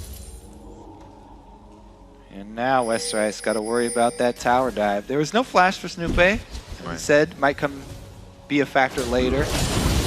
Westerice has his ulti, but really, his ulti just puts him lower when he casts it. So if he does that under his turret, it might make it easier for EG to go through with this tower dive. They don't have deep wards though, so counter gank they have to worry about.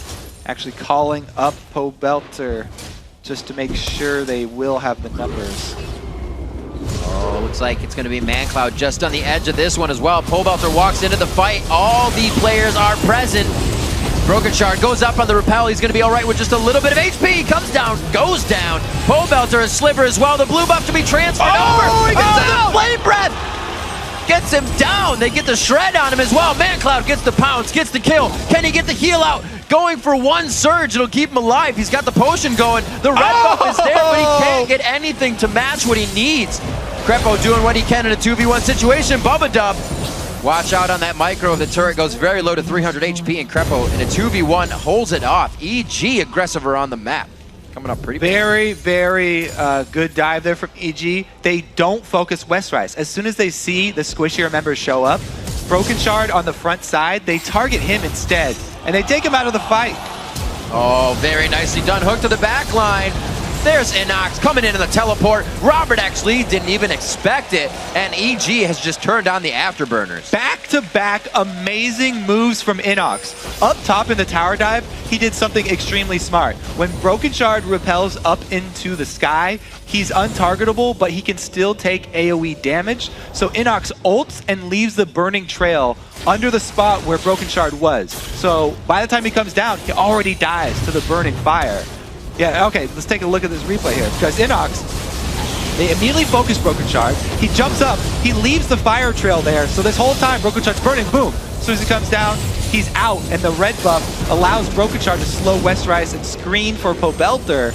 Even though he does end up going down here, the teleport later down to the bottom lane as well. So back-to-back plays on both sides of the map for NACS. Pobelter just wants to get a little more fantasy points by taking the kill instead of an assist. So close to being able, almost got himself killed with that turret shot as well. Uh-oh, Crepo face checks. Just a little bit. Broken Shard's gonna have to move out of that one. They'll be safe for now. NACS very big in this game at level 9 in the top lane. Pobelter's 9 as well. Those two the highest in the game, so they know they can control situations like this. I don't know. It's going to be pretty hard for Complexity to control NACS Shyvana as well. Right. He's getting to be a very strong splitless threat. Already Cutlass completed. Looking for a blade build. Oh, Pobelter a little too far ahead. Ultimate's being used to get himself out, so a bit of an error there, but EG rather has time to work with, if you will. They can make a few errors and they'll still be all right. The thing is, they're sending Shyvana top right now. He has no teleport for NACS since he just used it bottom. They're pretty much deciding to give away Dragon in favor of getting that large creep wave that is up top. So everybody just spreads out now. Because they have consciously made this decision to give up Dragon, they don't waste anyone else's time by standing around it. They get the top lane wave, they get some jungle camps, they get mid lane wave as well. So they make up a lot of that golden experience by everyone farming it for themselves. Right, good situation of knowing when you're ahead and what can go to the wayside. NACS in the top lane, like you said, teleport down. So he's looking to spend some time up there. See Westrice in just a few minutes as they're hovering towards the top side of the map. Ward coverage trying to be put down here, keeping safe Altec and Crepo in the bottom lane. ManCloud picks up the buffs. Looks like they're going to give that over to Pobelter quite soon. So back to being aggressive. Mid laners back to trying to kill each other. Exactly what we like. ManCloud going to be very happy with the respawn blue buff there.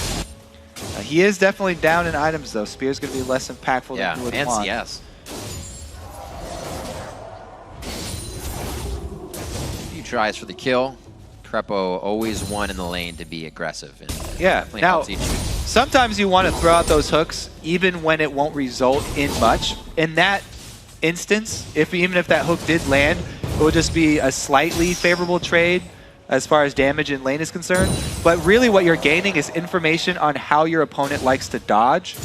So you send out a couple of those hooks to figure out if there's any patterns with your opponent, and it allows you to predict for when the crucial hook does come around, that will actually result in summer spells and kills. You'll be able to more frequently land of those important ones. It's almost like learning while you play. Gotta figure it's like it out. poker. You gotta get down, is this guy a bluffer? Yeah. Is he a very aggressive player? Figure out how they're gonna move.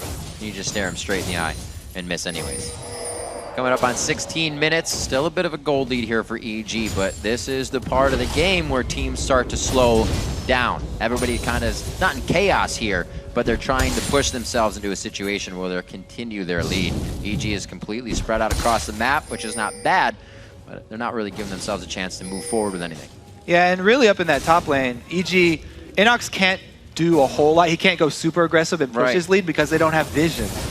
If they want to take advantage of that, then they need more vision. Snoopy jumps in bottom.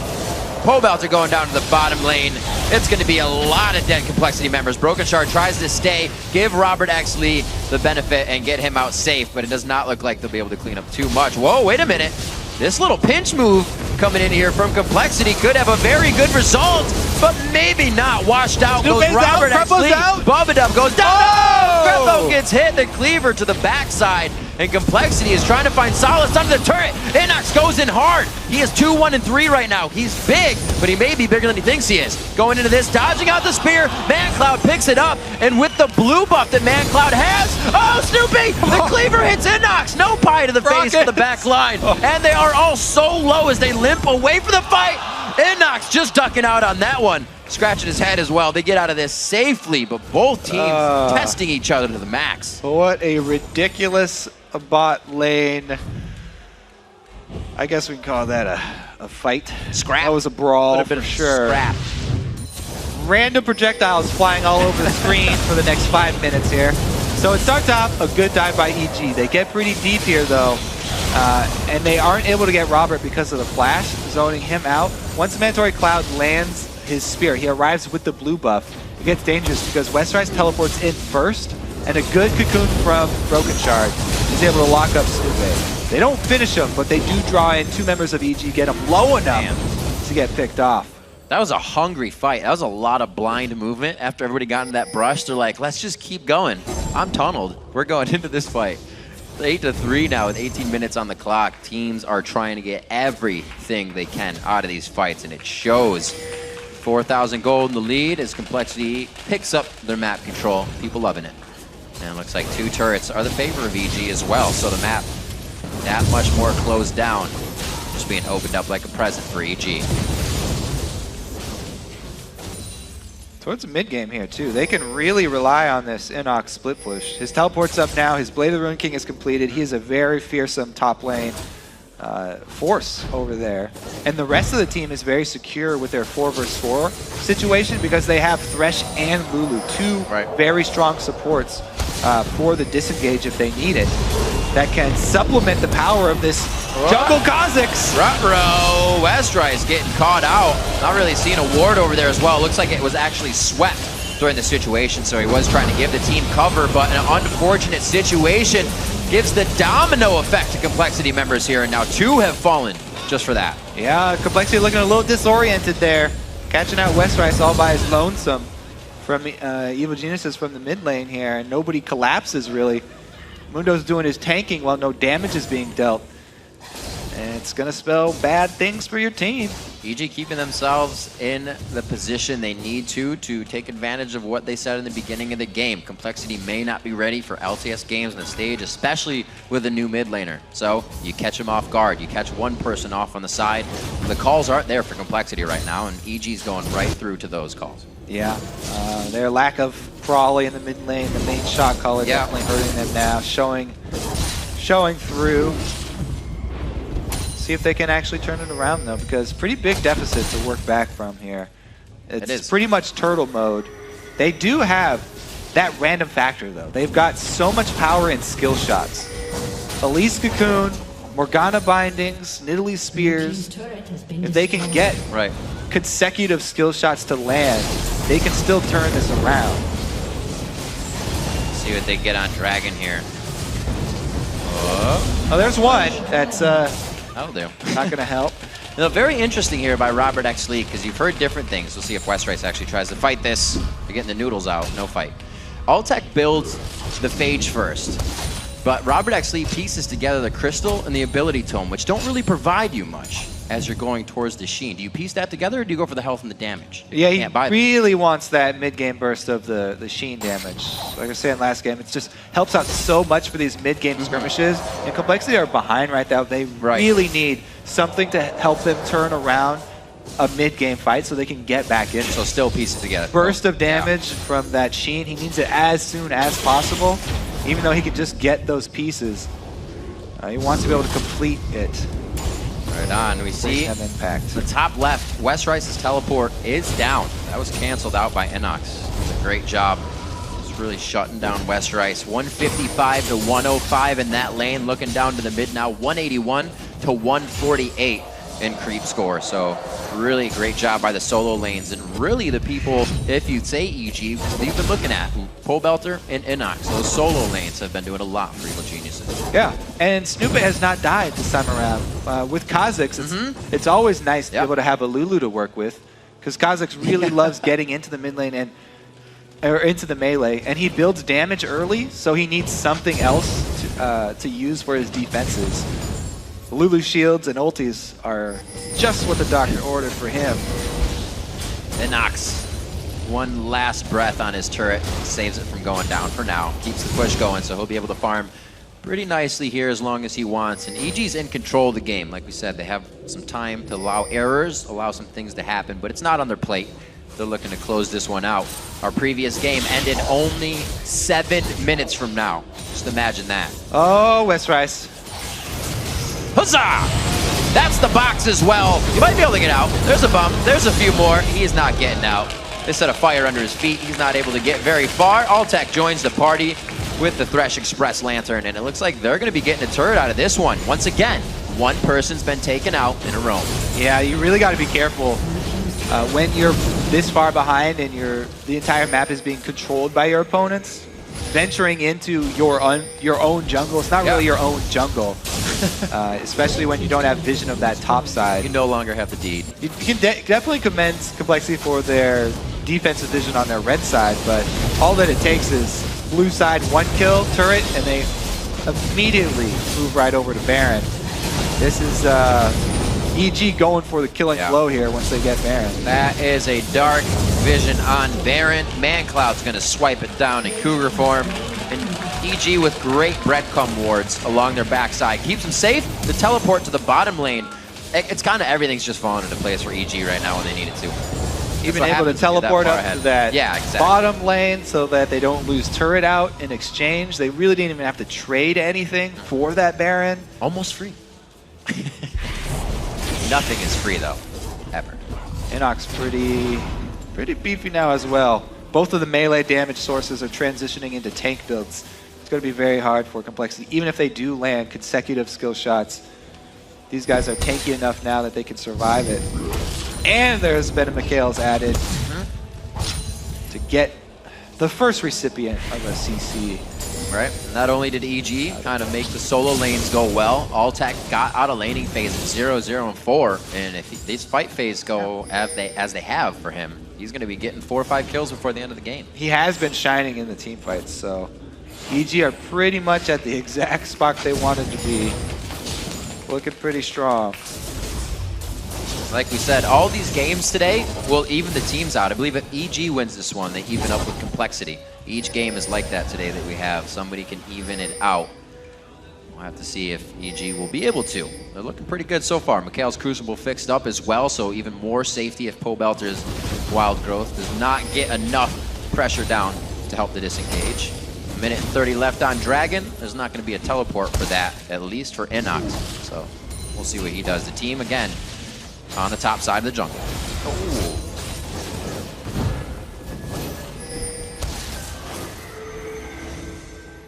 The Vision Wars going down. Smart by Complexity to kind of not engage. That ward barely on the other side here from the pink. Not going to be seen by EG. So, Complexity get a little knowledge, but they can't do anything with it.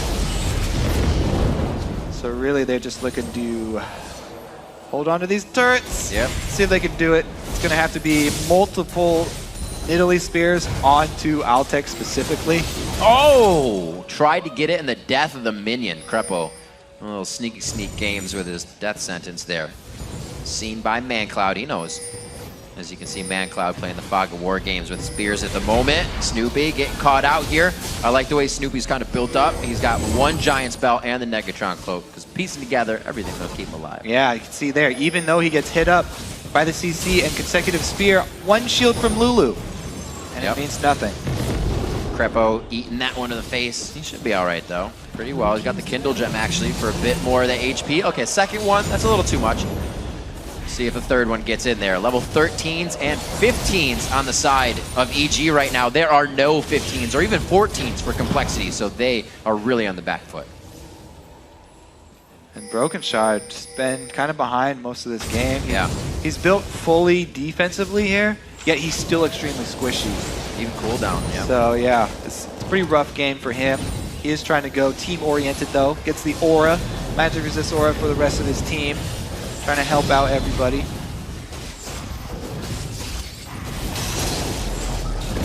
All about EG's ability now to close out the game. Looking very good in gold. Awesome in kills right now. 5-2 in turrets. Probably use a little bit more. The bottom one is easily focused if they can get these minion waves down. They got about a minute left on Baron, +3 for the respawn. So they got time to work with.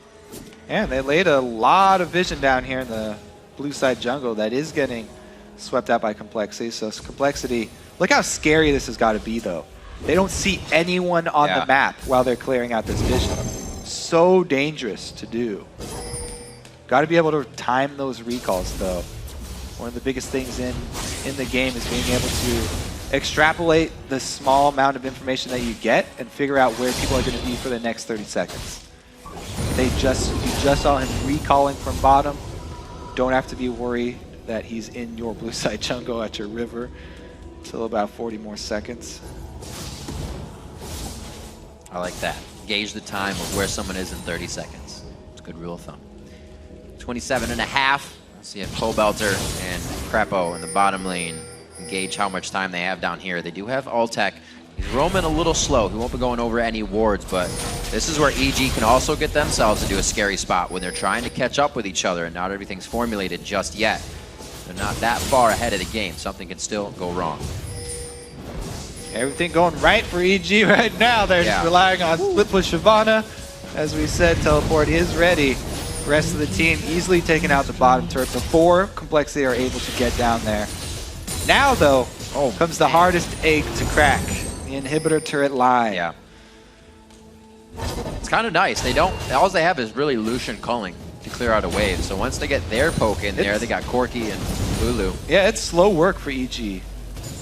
Getting up into this inhibitor line here. We'll see if they can actually make something happen in the next minute. If they don't, in the next maybe 45 seconds or so, then they'll probably make the call just to control, again, the vision around blue side so they can take the next Baron easily.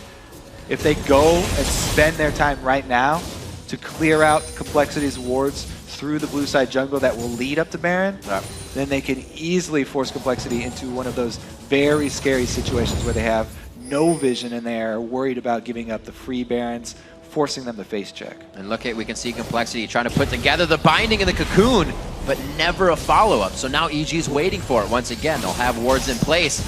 However, once it happens the other way, Pobelts are taking some damage there, but Broken Shard's forced into repel immediately. Another one lands. Lot's being used for Complexity not to fully engage here. They want some breathing room, and it looks like they're going to get it. Whoa! I think that would have been the one. NACS still holding on to his teleport, too. Didn't decide to blow it there. EG playing it cool. Calling down West Rice. Snoopy's going to be forced to back off here. Snoopy low on mana, Pobelt are low on health, so is Crepo. Be very dangerous to keep toying with this situation. You can see EG backing now in the bottom lane. 11 seconds on Baron. Really timing everything once again for EG to be in position. They are 30 minutes coming up on the clock. Very careful. Complexity feels like they have it. Well, they do have a pink ward above them. There we go. Just seeing it on the mini map. They are safe. Looks like Broken Shard will stay with Robert. Just for a little extra safety. Slow and steady wins the race. Yeah. It's always been kind of an EG game though, right? Slow and steady. It has. These players, there's only 2 of them left now, but both Snoop and Crepo have no problem. That initial strategy still lives strong. This time, though, they're actually on the upper hand. Usually when they're playing these long games, it was them defending their turrets. Setting up a garrison in each wall of the base. This time, they're sieging up. Trying to win this war, though, is actually dangerous. So many skill shots hitting here. 1, 2, 3, he lands. It's exactly what you want as an Italy, just to be able to huff spears into the entire team. Snoopy looking very big, but he's just eating the calling for breakfast. NACS now in the front line. They're not even taking damage practically, sharing it across each other perfectly. Snoopy back into the fight in a 3v1 as he's quickly out of that with the second invisibility. And it looks like they're going to be able to run through this one very nicely. A good try by Broken Shard to find his target, but Evil Geniuses goes through the batting order and finds their target even better. Let's see what ManCloud can do. It's pretty much up to him. If he can land a couple spears, maybe try and scare them off Baron. It is such a risky mission, though. This is ridiculously rough for ManCloud here. Just straight up base checking into a 5-man Baron squad, hoping for a God Spear. That would have been a Baron Steel Spear, but not too much going in the way of damage. Crepo blinking red, NACS blinking red. Pobelter gets hit right in the kisser. Robert actually goes down as he tries to turn and run. Very nice job. EG coming up again with Baron. Full domination over this game, and they're keeping it very nicely. Yeah, that was just the desperation there from Complexity. Of course, can't really blame them for trying to pull something out here. Otherwise, they would just lose slowly. Take a look at that. NACS, though, coming in from the back.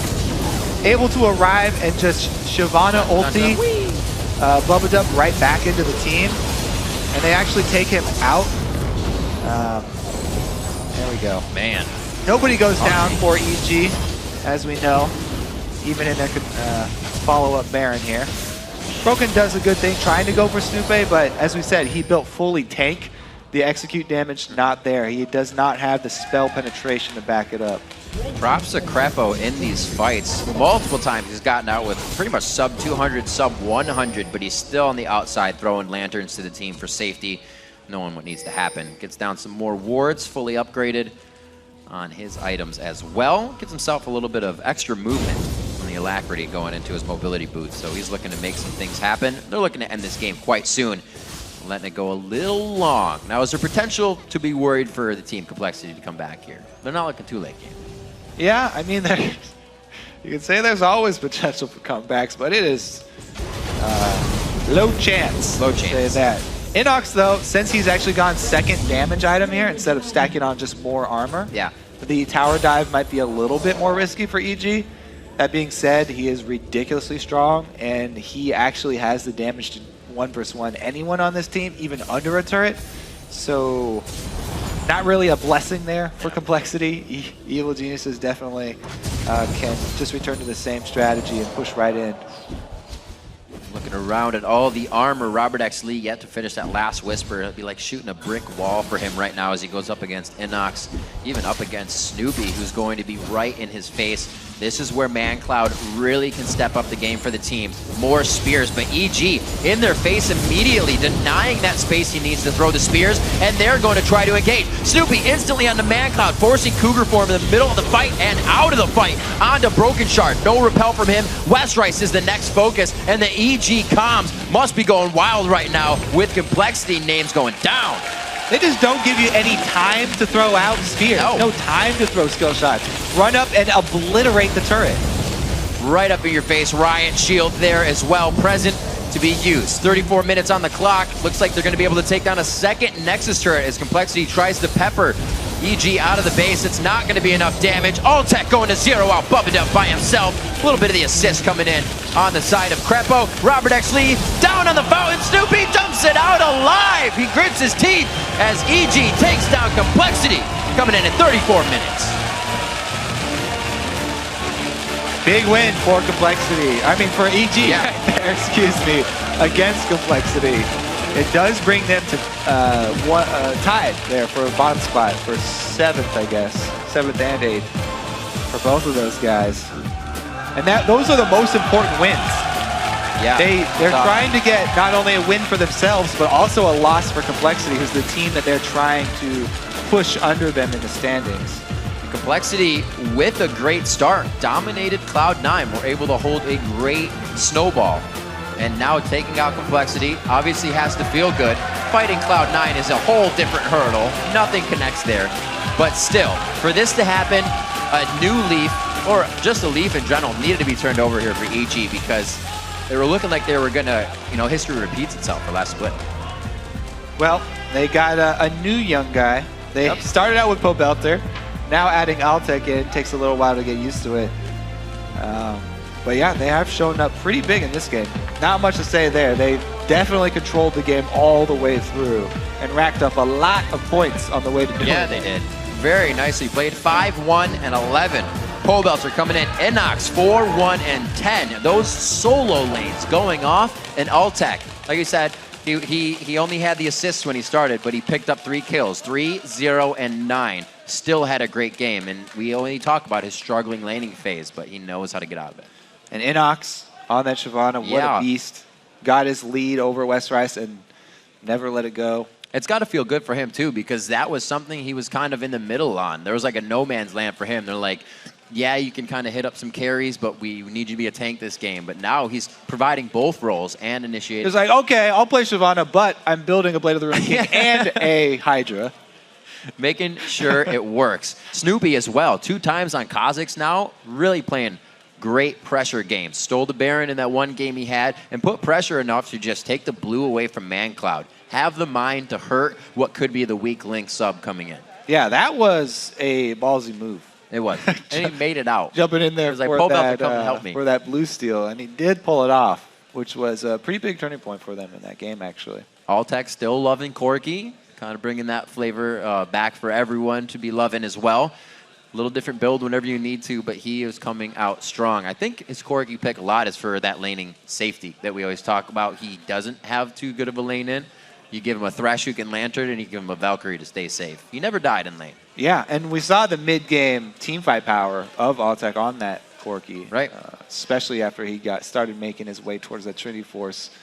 Lots of burst and plenty of sustained damage as well. Something to look at this game is how much of an integral part probably is for Complexity. How strong he makes that team. Those calls, having that camaraderie there with the team, and just kind of that jovial personality is very uplifting. Yeah, they did look a little bit lost during this game. They did. All right, for more on EG's win, let's send it over to Freak at the analyst desk. Thank you very much, Riv. We're joined by the bot lane duo of Evil Geniuses, Alltech, Crepo. Guys, congrats on the win.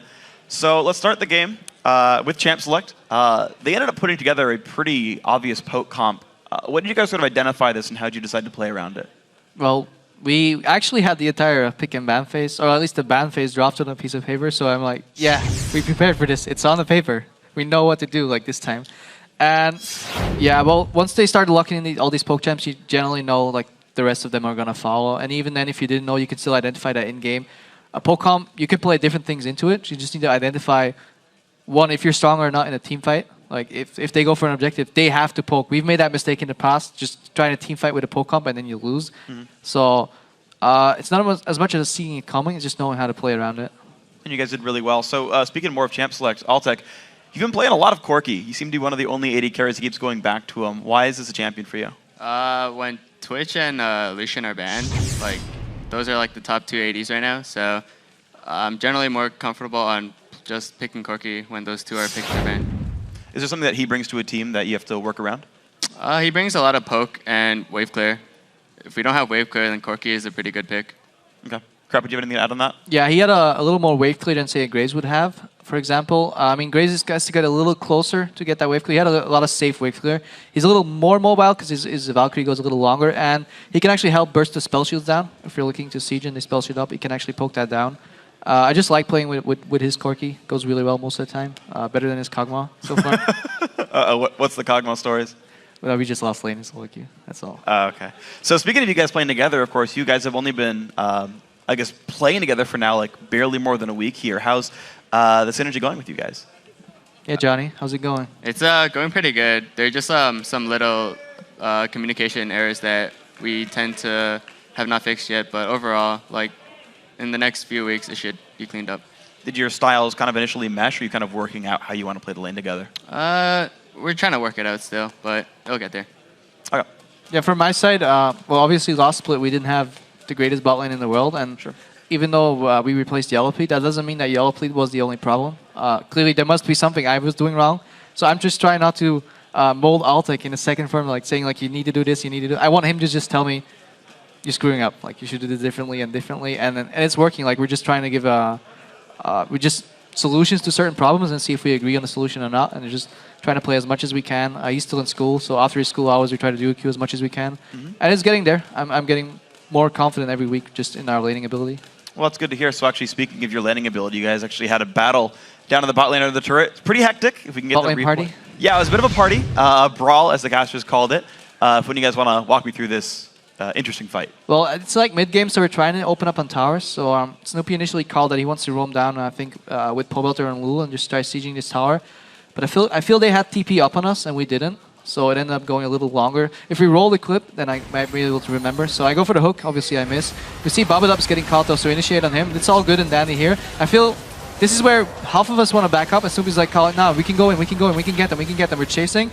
I'm at the other end of the tower having my lantern ready, and now like their backup's coming in, so it gets a little iffy. And this is just where your solo queue mind kicks in. I mean, you can call turns, like we turn on Mundo right here, I believe, and we try to burst him down. But this is why you play a lot of solo queue. These situations, because they're so erratic and unpredictable that you just need to try to dodge skill shots. Almost had my lantern up there, so I would have lived if I had like one more second. But I feel like we played this all right. Tyson came in time. Like we got the backup. We're playing these team fight comps, no longer super split comps. And that's just the power of Shyvana as well. She can just come in late, jump over a wall, get really tanky, and try and turn that around. I feel we could have played this a little better than we ended up doing. But I was happy that we were going for these confident plays. You know, we weren't too afraid to commit to this. And even if they go wrong, so be it, and try and adapt. And then I liked the outcome of it. Yeah, you guys obviously won the game. Were you more confident because Complexity's running with a sub? Were they weaker than they normally are? It helps. I mean, I think ManCloud is a really good player, but obviously if you've only have 1 week, we know how it feels to play only 1 week with new players, and there's going to be certain tendencies that that you just can't rely on yet. Okay, so I actually want to go back and talk about the sort of the new bot lane you guys have, because you posted that you were holding open tryouts. Of course, Altec, you were one of them. What was the tryout process like? Like, what did you get tested on? Like, how was that whole process? Just like laning, like mistakes and whatnot, and rotations. If like I could make calls in lane and stuff, it's like, hey, Crepo, don't do this, do that.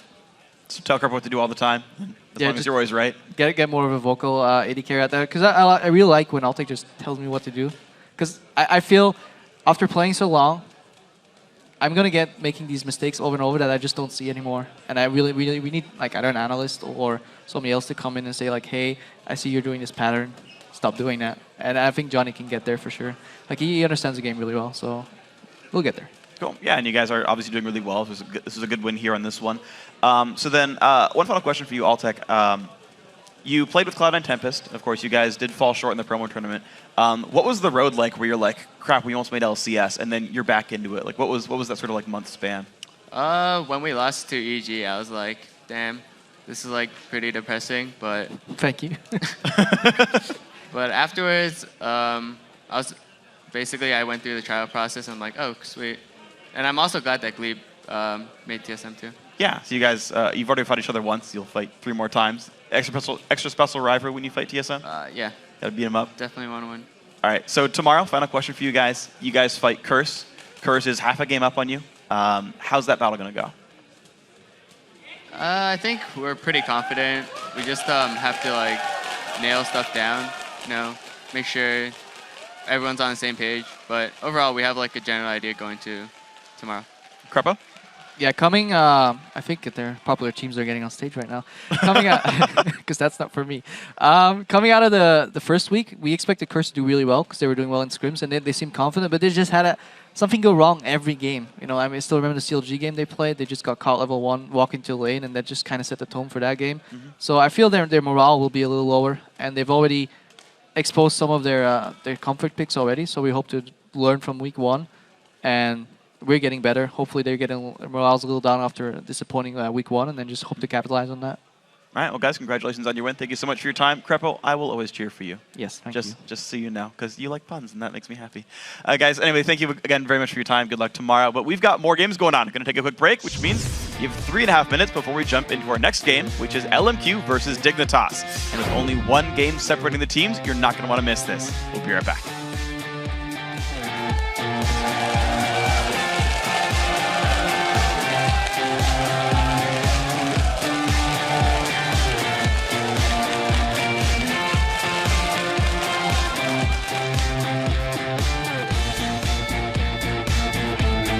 Hey, Lulu here.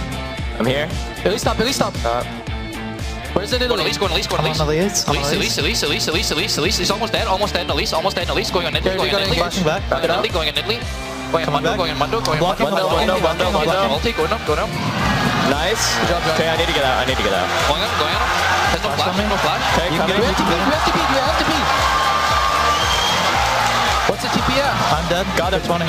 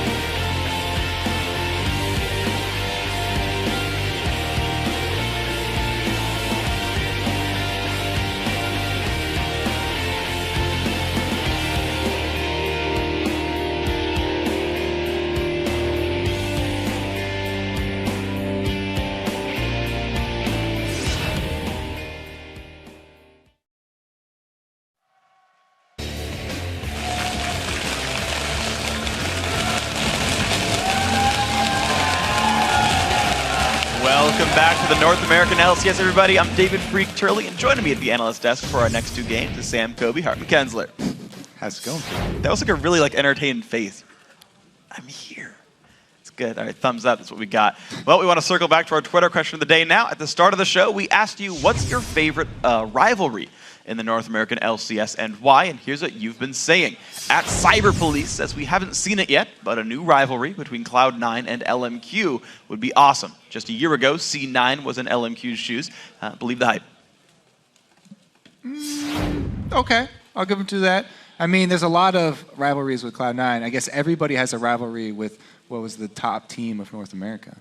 Well, I mean, you got the 4-0 start. Like, maybe that's the thing, right? Not everyone believed the C9 hype train when that came out, and they were the best team in North America. C9 playing now. Yeah, see if they can do it. It's going to be a fun one. Next up, at Scram Knave says TSM and CLG hands down. They had some of the most exciting games in LOL history, and new talent plus old talent equals amazing games. Yeah, I mean, I love this rivalry, even though their players are constantly changing. CLG, I can't even remember the last time they started a split with a roster that they had the previous split. They're always bringing in new people. TSM now doing it as well. It just keeps things fresh. Yeah, it's been interesting for the entire time. Well, next up, Forbidden Tensei says, my favorite rivalry is Cloud9 versus TSM. It's been a tense battle over first ever since C9 joined, and it still is. Another one of those Cloud9 rivalries. I do like that one, though. Those two were the top two battling it out last split. Yeah, TSM's still trying to fight back the roster issues, but we'll see if they can get back to the top in this one. Next up, UWE 726318555. I wish that were something in Leap, but I can't decipher it. It's got to be Dig versus Baron. You never know what's going to happen next, but you can be sure it's going to be entertaining. I always got to throw one of those jabs in at Dig. Got to throw a jab? Yeah, I mean, it's how it goes. Yeah, Dignitas, they've had a storied history. They're getting better at it, though. They had a couple of really decided Baron fights. Decided? Yeah, well, Zion said that it was on cooldown until week 4. Okay. We're going to throw out Baron until week 4. Hopefully that's the case for these guys. Well, thanks to everyone for writing in, and if you're not already, be sure to follow us on Twitter. We are at LOL Esports. Now we're going to throw it over to Riv and Jat for our next game, but on the way, Crumb says that in the battle of the solo lanes with LMQ, he gives the edge to Dignitas. I don't think their playstyle is really that aggressive. Oh my gosh, a 3-man minute, 4.5 minutes into the game. They said that their playstyle is aggressive because their laners win. We have strong laners too. They're going to have to adapt on the fly, and I think we're better at doing that. Adapting on the fly is kind of something we've been putting in as reactively, and teams who've been playing reactively have been falling behind. And LMQ's not typically that team that plays reactively. Dignitas as well seemed to have a lot of really good pre-planned strategies until they lost, where they seemed like they wanted to play reactively against Curse. All right, well, let's lock it in. It's our third game of the day, LMQ versus Team Dignitas. Right now, I have the pleasure of sharing my caster cubicle with Joshua Jat Leesman for these next games. LMQ has possession of first place. Dig is only 1 game back, and they could actually tie this up right here. And whenever Dignitas goes on a winning streak, they go for a losing. So it seems like it. LMQ's still on that winning streak, though. They went 4-0 at the start of their LCS careers last week. And we've seen a lot of teams actually come in, make a big splash on the LCS stage, and then later see their momentum slow. And I mean, this week, LMQ has a much tougher schedule. They face off against Dignitas today and Cloud9 tomorrow. So this is going to be a really good test to see how they stand up against the top competition. And it's going to be the question now, are they going to be kind of the next Cloud9 we see in the North American LCS?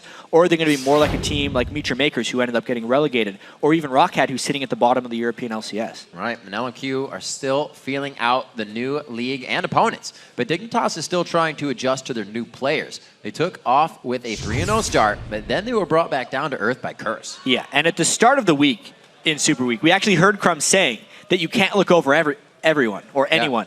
And he was feeling much more confident a couple days later, predicting an easy win over Curse. And wouldn't you know it, that cost them their 4-0 Super Week. They lost to Curse pretty badly.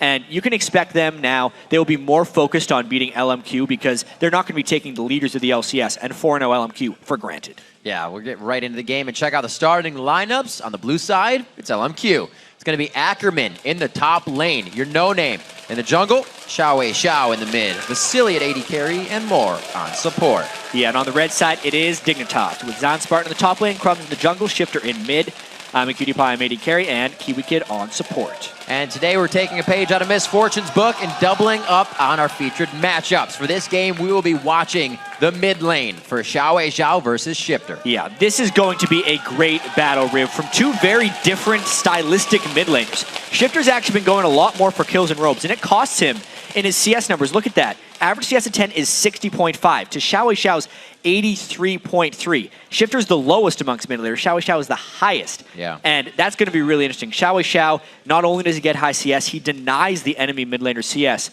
To expand on that, opponents against Xiao have the lowest in the LCS, and opponents against Shifter actually have the highest. So this could be one of those incredibly disparaging games, and whether or not Shifter can get kills if he can't keep up in CS may decide it. The catalyst is in the matchup for Xiao to be winning this one, so we're going to have to see if Shifter can come out quite big in this matchup. Looking at LMQ, I loved their statement earlier when they were talking to the players. I think it was Moore who said, I'd pick the entire team, or it was top lane Ackerman.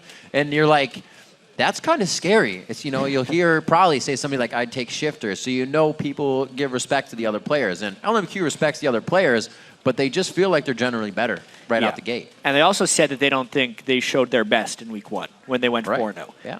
Honestly, though, some of that could be related to the strength of schedule. If we look at the records of the opponents against LMQ, the 4 teams they played last week were a combined 4-12. So even if we removed the 4-0 from LMQ, they're still going to be 4-8. They did not play necessarily the top tier of competition. Their toughest game was easily against CLG, and that easily could have went either way. So there's a lot still to learn about these guys, and I feel like this is the game of the day. Well, with being in first place, you're definitely the one that's head-hunted the most. The most research is going to be done for you. You're not the game to look by. And right now, we're going to see if Dignitas has done their homework coming in against LMQ, your third game of the day. And this split, more than ever, Dignitas is set to do homework. Skara is now a coach. He doesn't have to focus on the playing. They also have a second analyst/coach in Cumleycast as well. So they have a lot of firepower or horsepower, manpower, whatever you want to call it, to do scouting for them against LMQ. And they banned 3 mid laners. You have to focus Xiao. It's too much strength. It's an interesting quote, too, from Crumbs or from the team to say that their solo lanes would be stronger when that's almost what LMQ is known for, having extremely strong lanes. It's one of their big calling cards. Xiao was the top mid lane performer in Fantasy LCS last week. Obviously put up some great numbers in the 4-0 record as well. Ackerman played Shyvana 4 times, actually. He's the only LCS player to play the same champion in every one of his games in North America here. And he would have a potential to lock it in again here with the Lulu first pick. We just saw EG run that exact same solo lane combo. Shyvana and Lulu have fantastic synergy together. And we usually see Ackerman on the big guys, but that could also be a top lane Lulu. We saw Dyrus on that today. LMQ always using the tricks from the start. Looks like Lucian gets another quick pickup on the day. Third game, he's going to be second pickup. And the Elise, as you said. No big surprises there from Dignitas. I'm a Cutie Pie's been playing Lucian ever since the spring split when he was actually losing on it a lot. But he's continued with it. And I actually was watching Crumbs' stream yesterday. He was duo queuing with Zion Spartan, and he said he needs practice on Elise because she's OP and he's playing LCS tomorrow. So he actually lost that game, but he's picking Elise once again. I think he did some good practice last night. 30-minute queue time when they were duo queuing. That's what you do, right? You study right before the test, so you remember everything. It's right there. Absolutely. Top of your mind. Warm it up. Looks like we could have another Kazakhs coming in 2 games in a row. Possibly the Shyvana is there. They don't have the top laner, and Dignitas would most likely be picking that up here to leave mid lane in for Shifter on that last pick. So the Xiao locks in the Shyvana for Ackerman. He's going to be just continuously playing on that. He's got a whole closet full of Shyvanas. That's all he wears. 5 for 5. Yep. I like that right there, because it also hamstrings Zion Spartan's picks a little bit. Even though he does have a big champion pool, of the tanks, Zion Spartan definitely trends towards Shyvana if he has to play one. His next best would obviously be Jax, which is what he would typically pick against Shyvana, but that was LMQ's first ban. So LMQ's choice there, you saw them toggling between Leona and Shyvana. Much smarter to actually lock in Shyvana right there to deny it from Zion Spartan. Interesting LMQ. Wow. Bans out. I was going to say the Morgana, but Zion Spartan picks up Aurelia. This is something actually Seraph was playing a few times last week. Yeah, we haven't seen too much successful Aurelia. Right, so has tried it too. Yeah, in the North American or European LCS, it's shown a little bit of success over in Korea. It's kind of coming back as far as the game nowadays is, but it's still not, it doesn't bring the same team fight presence as a Shyvana. Zion Spartan would either look to win with split pushing or in 1v1s, with that being the case. Look at the things that LMQ gets away with. You're so scared of the mid lane that Twitch passes all the way through. I haven't seen him once today. One of the most picked AD carries gets in the hands of Vasily. That's dangerous. I mean, that speaks a little bit to I'mACutiePie's preferences more than anything else. That's true. I think picking Lucian that much before everything else. And I also really like how that last pick from Shifter, knowing the matchup against Xiao is so dependent on the lane, picks probably the best farming champion you can in mid lane for League of Legends to try and keep that in check, make sure Xiao can't shove out the mid lane, and then instead of roaming necessarily, Shifter can just throw ults down to the side lanes if he really needs it. It's kind of like that Ziggs pick is the string on his finger. Remember to keep farming. There it is. All the things locked in now. A lot of zone support coming in here from Kiwi Kid. Goes back to some Zyra pickups. So as a lover of the initiations on Annie, but Kiwi Kid can kind of throw anything in its support. Yeah, and I also think Kiwi Kid's made huge strides in support when he, since he moved that role at the start of the 2014 season. Right. And I also feel like Zyra is an incredibly good pick just against LMQ in general. They're such a dive-heavy team, and back when Zyra was a huge pick, it was as that counter initiation. You use it when they dive on top of you to mess everything up. Great pick there for Kiwi Kid. Very good job in the champion select, but now that the champs are locked in, let's tabulate the votes over at LOLesports.com, and with 64% of the vote, you're tipping this one in LMQ's favor. But you can update your vote through the game by tweeting the hashtags LMQWin or DIGWin to @LOLesports. Yeah, the last remaining undefeated team in either LCS, actually. Europe did not have a team go perfect in Super Week, whereas North America absolutely did. With LMQ. A win here for Dignitas as well would tie them for first place in the LCS. It would actually give them possession because they would technically hold the tiebreaker over LMQ. So a lot on the line here, as Dignitas cannot overlook or underestimate LMQ. The one thing Dig is running with 110% is their changes have to be the best coming in here. Seeing Shifter and Zion in the mid lane, they're able to take down Cloud9. They did have that loss to Curse, but flukes happen, things go down, teams will win, teams will lose. We'll see if they can put that cooperation back together against LMQ, who we forget, they have not had the roster changes that everybody else has had, so they're coming in pretty fresh. And we've seen some very varying results in roster changes. I still want to kind of call back to the start of the day, that COG TSM game. Wherever there were roster changes in that game, they actually kind of struggled to the slightly more experienced teams. There was huge miscommunication at the start of the game between Dexter when they dove for that double kill, and even Glebe had a bad game. This one, though, LMQ's been together for longer than Dignitas, technically speaking, and this might show in their early game coordination. Gets 5 gold. Kiwi Kid making money. Looks like he'll push Vasily out all the way. So for now, they have the AD carry on the bottom side.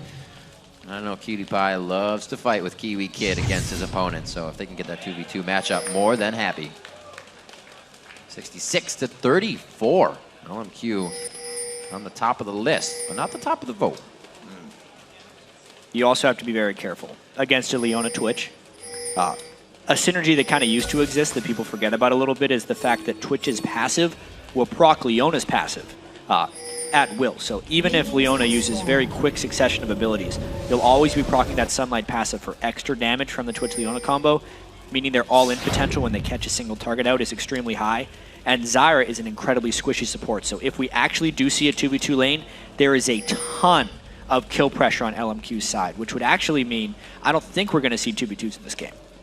A lot of wards placed deep into the jungler, going to have to tip off LMQ. They'll see this is a really good timely invade. Wow, they're going to be able to hold this bush. Oh my god, no name! How about no HP? That was instant. 2 minutes in, first blood, and a red buff for Crows. Listen, Rib, we talked about the scouting potential of Dignitas and how much preparation they could put into this LMQ team. And whether or not LMQ was showing any patterns, that very well could have been a pattern. No Name also panicked with that flash. That really shows they had no idea that that would be a potential invade. Dignitas challenges their convention right there, gets the first kill, and gives Crumbs a big edge in the early jungle. Also see Shifter in the mid lane getting some good damage on Xiao there. See if he can start to push in someone who could really cripple him in CS throughout the game. Everybody trying to go very hard. No Name all by himself on the blue buff. We've seen Subi doing the likes of this, down to about 5 HP, and then he lived. But still, the smite for No Name, he's going to be able to use it. But will he be able to really get any help here? If Ackerman is to go with him, he's even farther behind. So they're going to have to split. Good thing he's Shyvana. Yeah, that's going to be a big farming adventure. And this is the kind of new conventional lanes we're seeing in competitive league. The 2v0 with many roamers, there are a ton of strategic possibilities with this because the only people really constrained to lanes is the AD carry and the mid laners. The supports are free to roam, the junglers are free to roam, and the top laners are free to roam. So vision control becomes even more of a priority. And I feel like a lot of green wards are going to be placed this game to try and keep track of LMQ, a team that has typically been roaming better than all the other teams in the LCS. More coming down for a little support on the red. Shifter nicely winning this lane in HP. Forcing the whimsy out of Xiao, probably wishing that he took a flask at this point. Shifter is just hitting him with every passive auto attack that he can with that extra damage. Yeah, that mid lane is pretty much bang even at about 4 minutes because there's extra 3 minions on the side of Shifter that he'll be able to hopefully clean up after this one. We have to track the CS edge of Xiao and whether he can pressure Shifter out because especially with the first blood advantage, that mid lane matchup increases greatly in importance. LMQ buddy system in the jungle as they buddy jungle away. Cutie Pie is going to allow this to just flow into the turret. So with that happening, 25-22 on the AD carries as they have themselves a grand old time free farming. And LMQ here to do a little bit of team soak up on the experience in the bot lane. So just free flowing everywhere. A little bit of a rotation here to mid lane onto Xiao. Yeah, Crumbs coming in the mid lane as well. Might catch Xiao. Very least he burns a flash. There's the flash, the cocoon, he flashes in though to make sure the Q would follow up. They're able to repel a turret shot into Zion Spartan. Huge and great roam. And Riv, this actually all started because of Dignitas's ward control. The ward at the very bottom in the map between those two LMQ turrets told Crumbs exactly where the roamers of LMQ were, which meant he could fearlessly flash into that turret right here. The execution doesn't actually matter as much. Post-flash, he flashes in to guarantee the stun, and Zion just goes in after because they knew they were safe. It was all about the vision control for Dignitas. Beautiful job from Crumbs. Keeping vision up for the team the entire time. A pivotal way that they took down Cloud9 in a way they are using it now to take down LMQ.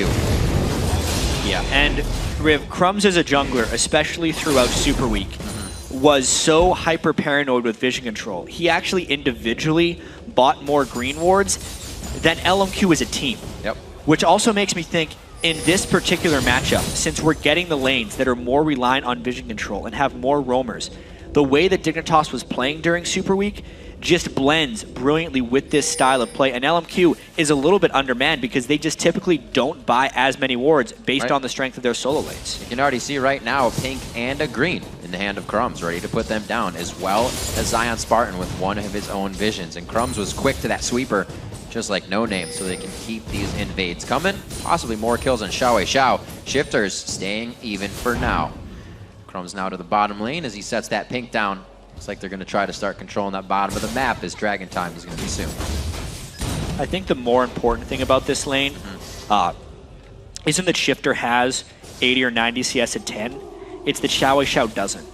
As long as they can keep Xiao's gold starved, we know that Dignitas has practice winning with Shifter at lower CS numbers because he's so good at roaming in team fights. Where the same is yet to be true about Xiao. Most of his farm generally comes from the lane, and he will transition that gold value into the team fights by just being that much stronger than opponents. As long as it's close like this, big advantage Shifter. Definitely a player to give that advantage to.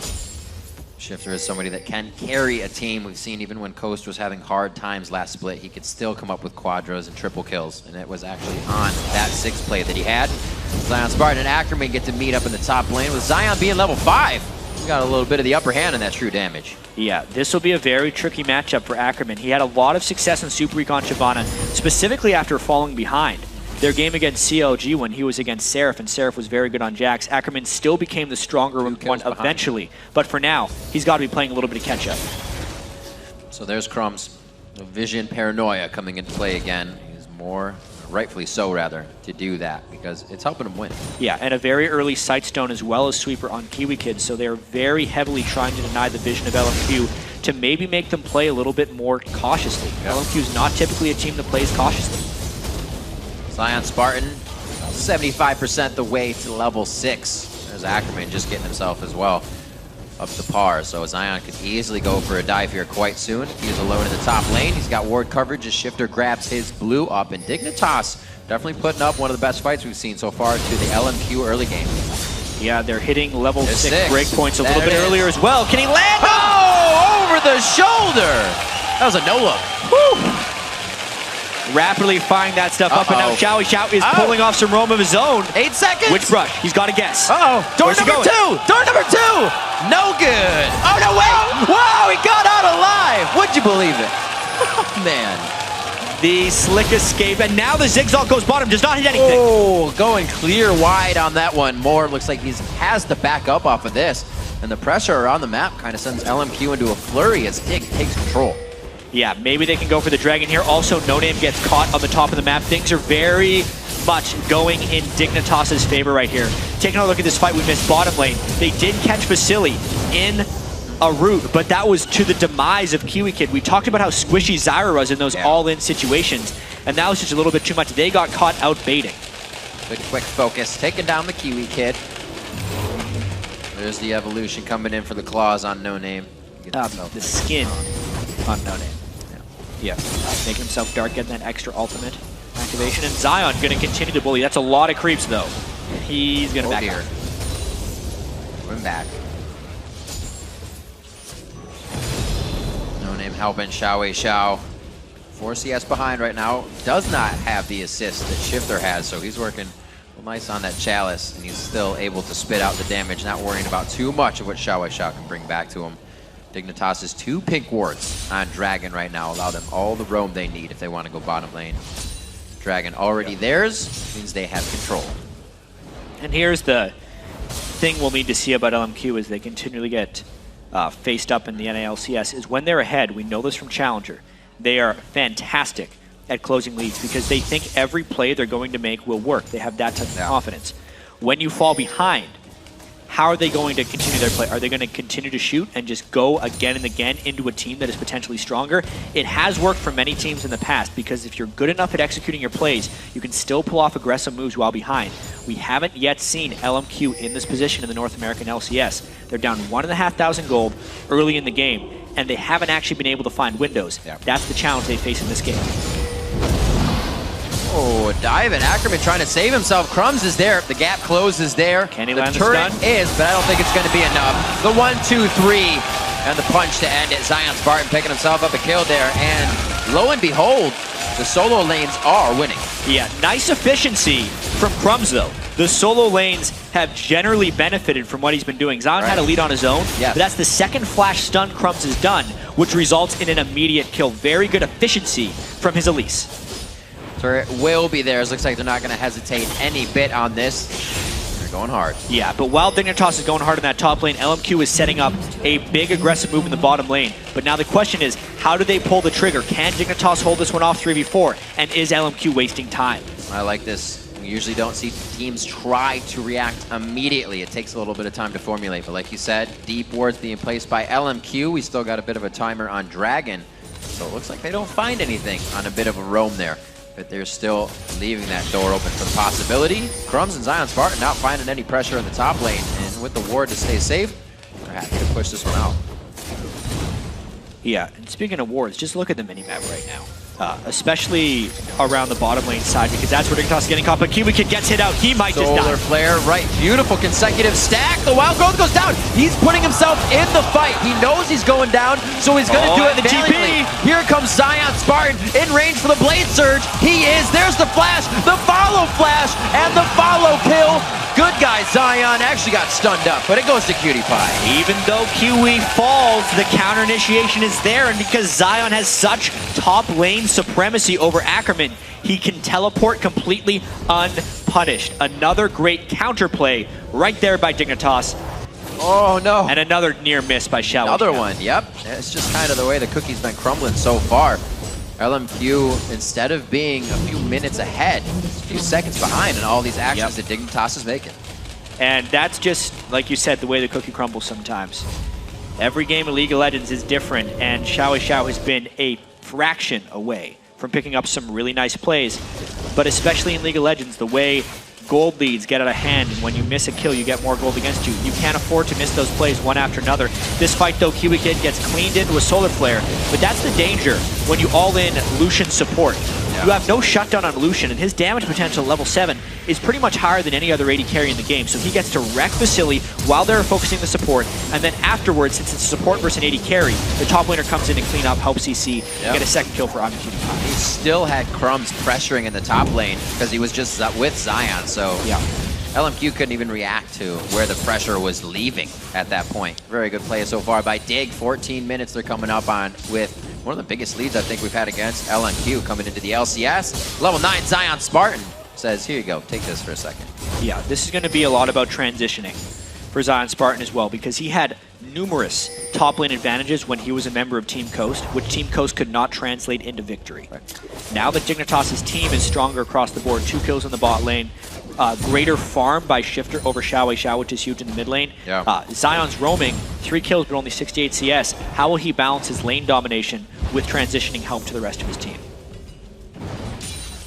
Right now Dignitas is backing. It will be all right, at least on map pressure for the moment. Gonna get some more wards. 3 pinks across the board, just picked up 2 more sites, and I believe that sight stone was already there, just as crystal going into Cutie Pie's inventory, so he can start up a little more damage with the Phage. 6-2. Zion Spartan having a grand time in the top lane. Great pickups by Dignitas with Shifter and Zion Spartan. Really rounding out a team that kind of had some falters in closing, or even, like I said, lanes, just lanes. Yeah, I mean, Zion did miss that CS, though, so still a lot of work to do. There's a player. No, I completely agree. The amount of dual queue practice they've done with Crumbs already is yielding many positive results. You can actually see Crumbs is seemingly ignoring his bottom lane and only ganking for the new guys. But it's working out pretty damn well for Dignitas as a team. That pink ward might be the death of somebody. Or at least he gets vision on Dragon. Dignitas, however, they're kind of setting this one up. They knew where the pieces would fall. Yeah. See, LMQ actually has okay vision around here, but they know they're much weaker, so do they try to go in? They're a little slow, and they get hit by Zyra. Teleport. Beautiful job. Like you said, Jat, with the aggression LMQ brings to the table, they can swap the strategy they use, and mostly being an all-in, the Zyra pickup has been huge for Dignitas. Yes. 5,000 gold lead. And we were talking about this 3 or 4 minutes ago, how LMQ has missed plays by fractions of a second. Xiao has been about a quarter of a second late on interrupting 2 recalls that probably could have given him kills. And that actually forfeited whatever advantage he may have had in the mid lane. Whenever he roams off, it gives Shifter on Ziggs a chance to instantly clear the wave, get 6 or 7 uncontested CS, maybe more if he can get a second wave there. And this is really the first time in LCS play that Xiao has been down in the mid lane, especially to Shifter, who in previous games had been down to every other mid laner. It just goes to show you a much different focus by Shifter as far as game plan to specifically play against Xiao. And on Ziggs, something he knows he can keep the farm up with. Like we said, that string around his finger, reminding him to keep that attention onto the CS. Just like Cutie Pie sees everything as a turret, which to his credit, if you look back at Super Week, I guess this would be to Vasily's credit, 29 kills for Vasily in Super Week. Cutie Pie had 9 kills, but in this one, 2-0-1, it was a good thing they maybe didn't match up in those lanes. Yeah, Vasily had pretty much the best Super Week you could ever hope for. His AD carry starting. Yeah, getting like 7 kills per game. Not looking like he's going to be able to get them this game, but we cannot underestimate the team fight presence of this LMQ team composition. Right.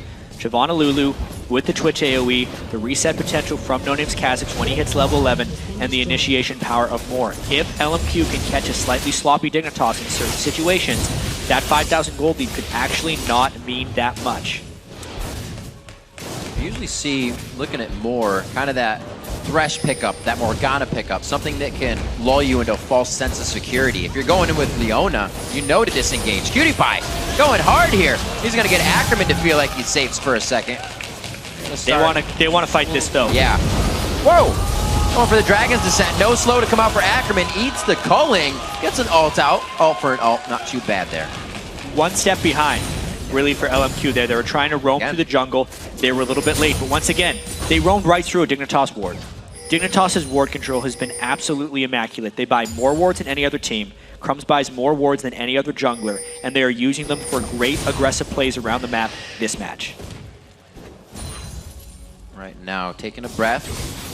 Really great lead for Dignitas coming in. Baron still on the map, though.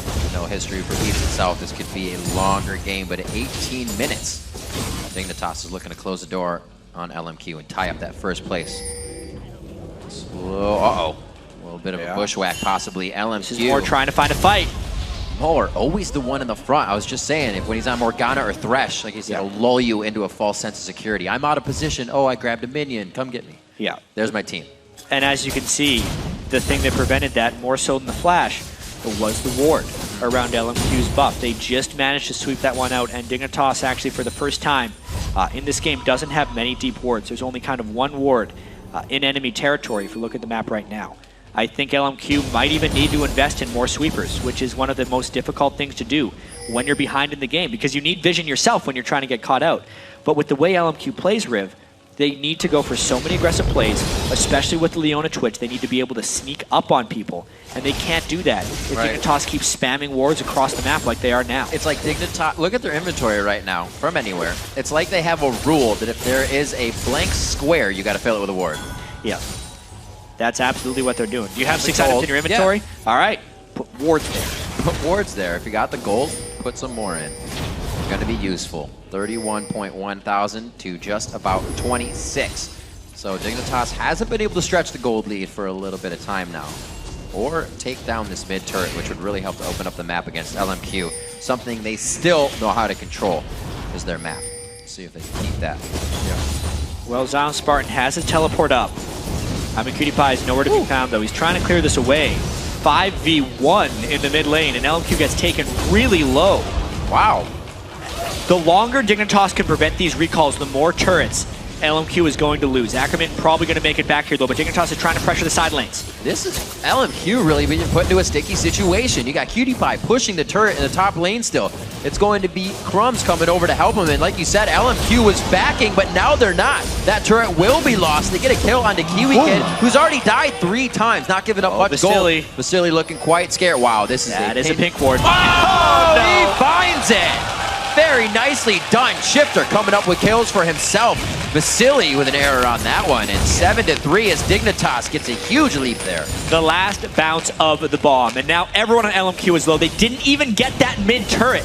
And Dignitas can shove down this mid lane. Stun lands. Oh, the bomb coming out. Hiding next to a wall is so dangerous, especially when you're trying to dodge skill shots. It just makes it easier for the other person to hit, as you can see. 30 seconds on Dragon. I think Dig's even strong enough to stay for this. They may not even want to.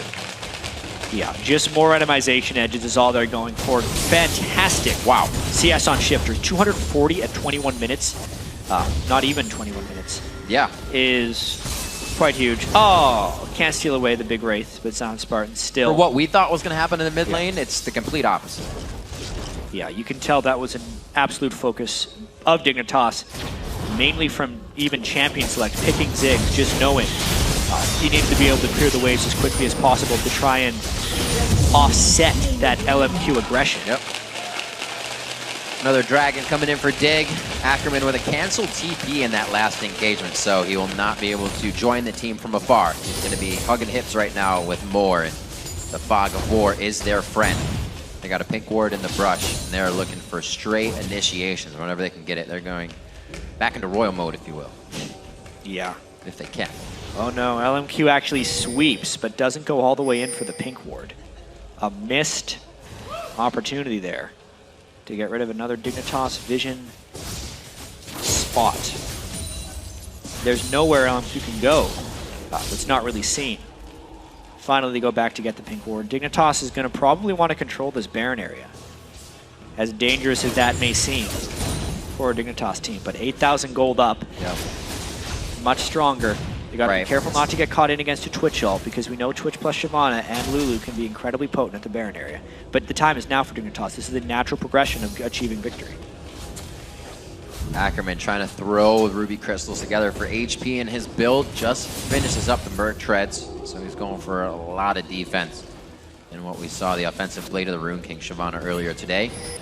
Zion Spartan outside of Vasily, level 12, level 12. What's he gonna get? That's gonna be painful. There's a shot, he's gonna go invis. That's gonna be a few more hits. Won't see much, but this is Vasily being backed off. LMQ is never ready to fight with their own, the team, rather. I mean, now Dignitas has vision control around the Baron pit if LMQ wants to go in there, basically checking blind. And Dignitas knows that for at least the next while, Vasily can't be there while Zion's teleport is up. They catch him. Bing, bang, boom!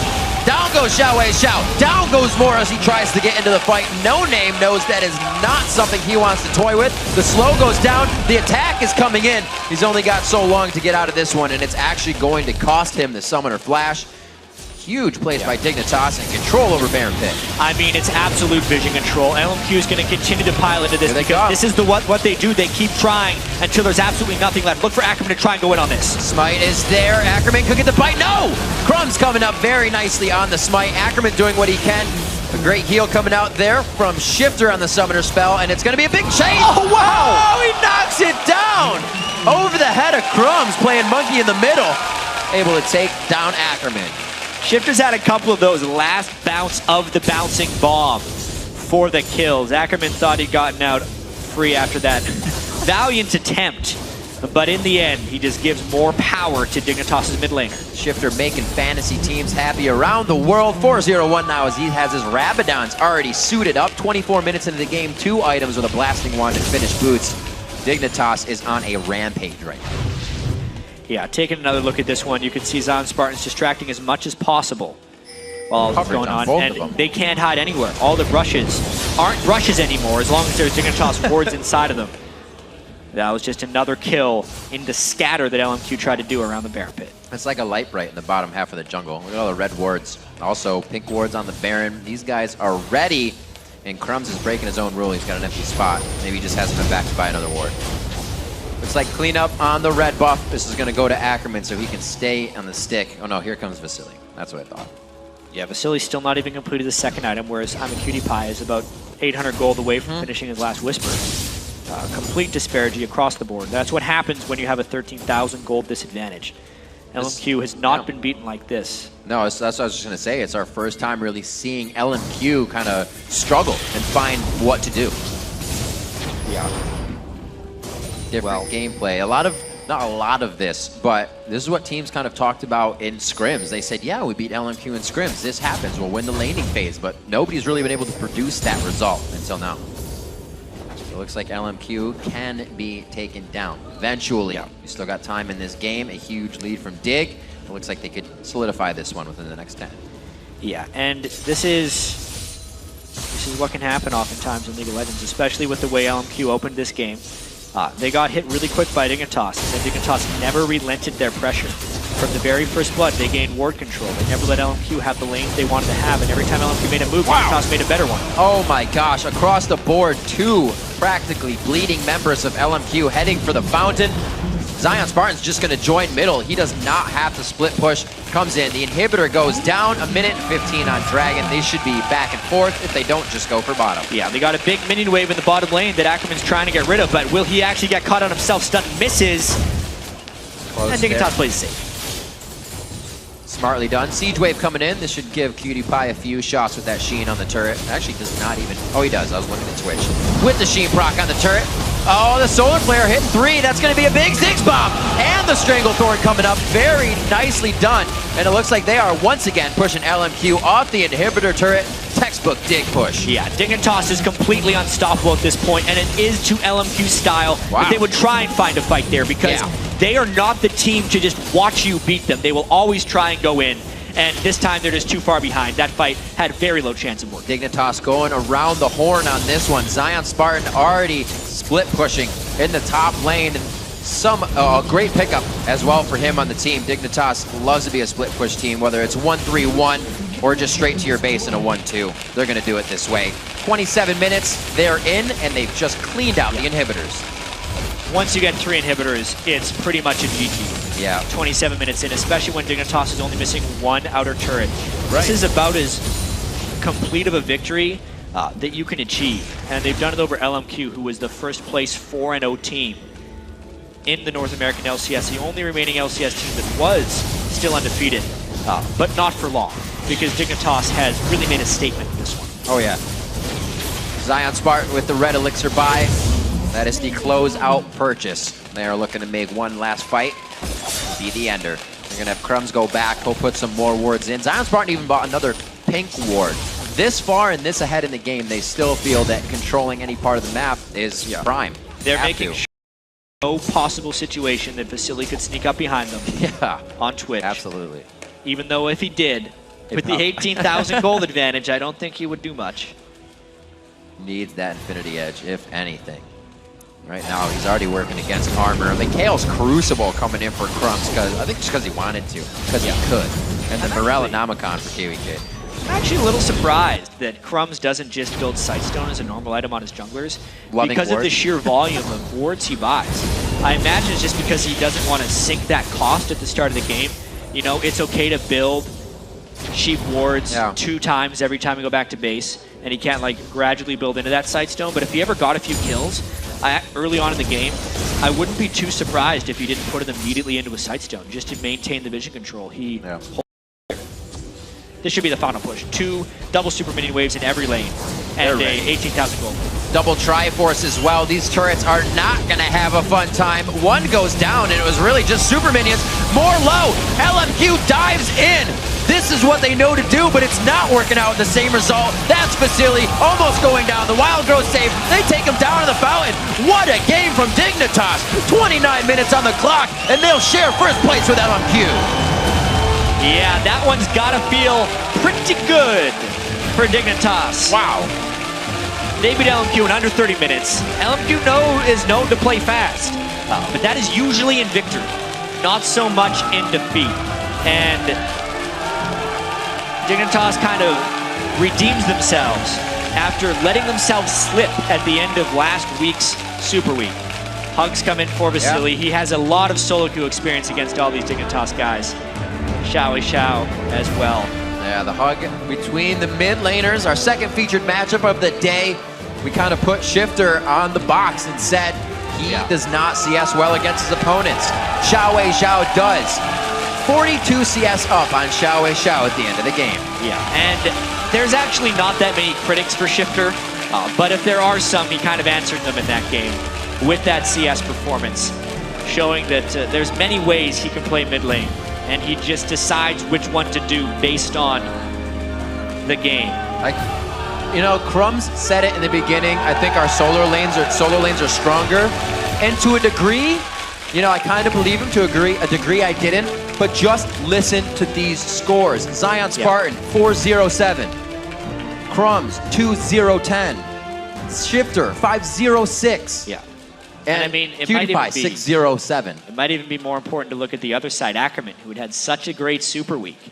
5th game on Shyvana, 0-5-0. Yeah.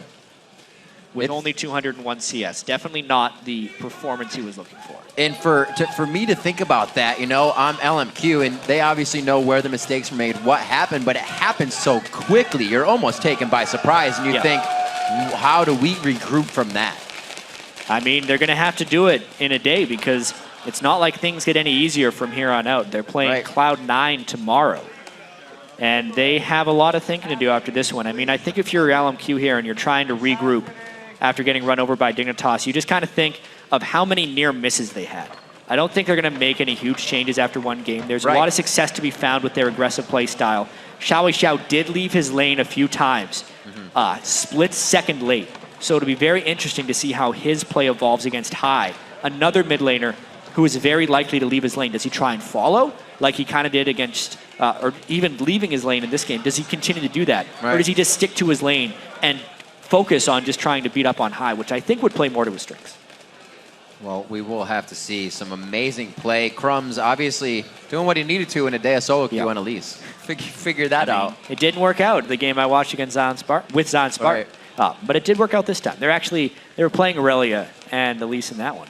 So practice makes perfect. It's a crazy dive team because you're in and out with both of the champions. They knew what they were doing, and something Dignitas and LMQ reflect in their plays is the sheer fact that everybody's in on the call. Yeah. There's no kind of back and forth. Everybody knows what they're doing. You saw that with Crumbs' ganks. Flashing gauges. Zion was right there. Like you said, Crumbs worked heavily with Zion and Shifter when they started on Dig, and it paid off. Yeah, it was a fantastic performance for Dignitas now. First place in the NALCS. All right, so to hear more from Dignitas on their commanding win, let's send it over to Freak and Kobe at the analyst desk. Thank you very much for joining us at the analyst desk. We have Zion, Spartan, and Crumbs. You guys victorious and now tied for first place in the LCS. Was that where you expected to be at the beginning of week 2? Yeah, we did. You're just like, yeah, we're going to kill everybody. Even leading into the season as a whole, before you even played in Super Week, went 3-1 there, were you like, Dignitas, this is the team where we're going to win North America? Yeah, as soon as we knew what we're going to be, who we were going to be playing against, who's going to be helping us out, I knew that this team's going to go places. Well, I got to comment, Crumbs. You went with an extremely supportive jungler build here. Is it because you got these shiny new solo laners that you have full confidence in to carry the game now? Not only did you go like the defensive CDR at least, but you also got a Mikhail's in the end. And like Jack keeps repeating, you buy the most wards ever. Like you spend so much money for the rest of your team.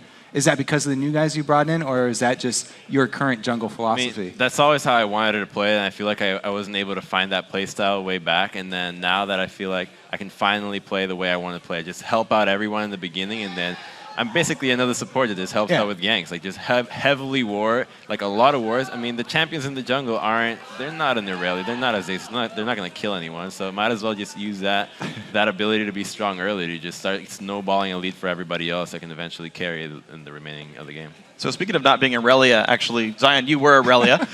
You did one. My segues are great.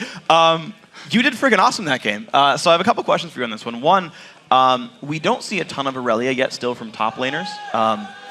First of all, why is that? She's just one of those champions where it's like, okay, Jax and Shyvana are really strong, and there's a really high chance I'm going to do well on those champions because they're just extremely strong right on the top lane meta. Like I think they're the two strongest champions. And then you have Irelia. What I see her is she's kind of like a weaker Jax, and I think she takes a lot more skill to play than Jax, which is one of my best champions in the current meta because all you do is you just mash your face to the keyboard and just start going away, and then you end up legendary because he's just that strong. That's how I feel. But Irelia, you actually there's a little bit of finesse to her, I feel, and it's really about using your advantage to get ahead in lane and then being strong. If you don't get ahead with Irelia, she just falls really far behind, and she's not that strong of a tank compared to like a Renekton or a Shyvana. So what do you think about the European build? Do you feel like you should always rush Trinity Force on Aurelia, or do you like the European build going heavily investing into move speed? I think it's just kind of everybody has their own like little flavor, like play style to the champion. Like Wicked like kind of brought up like, hey, I'm gonna split push with all this move speed, and it's really great if you just want to be annoying and you're like, hey, you can't catch me, and like just keep running away from people. But I kind of like the Aurelia that goes in and can team fight, and that's why I like going Trinity Force and then going tank rather than getting all that move speed. And it's kind of it's kind of your own preference, really. Okay, well, of course that worked out for you guys. So speaking of getting ahead in the game, we have our first replay of 2. It's about 10 minutes into the game. You guys kind of duo up in the top lane and get a kill on Ackerman. If we can pull the replay up. Why don't you guys sort of walk me through this fight? So basically the first thing Crumbs asks is, does he have flash? And if that's like the most important thing to communicate. And I said, no, I think he used it. I'm pretty sure he used it. So then right away he tries to go up for the creep. So I just get a free stun on him because I'm lower health than him. And then Crumbs just flashes in for a beautiful flash cocoon, and then we just pick up the kill. I'm just really strong. Yeah. So he forces the ulti right here, and then as soon as he ultis immediately, I know that I can go for a flash cocoon. So I just walk up and just line myself up, and then just get as close to him as possible so there's less movement, less place for him to juke. So that pretty much guarantees a cocoon. So I could have waited probably even a little bit longer to just get even closer to him, and that's pretty much a point-blank cocoon. There's no need to try to throw it from max distance. He has no flash. I'll take mine for a kill any day. So you go for a lot of flash cocoons. You went for the one in the mid lane for your first blood gank, or I guess the second blood gank. Like, why are you so just about burning your flash to just guarantee a kill comes in?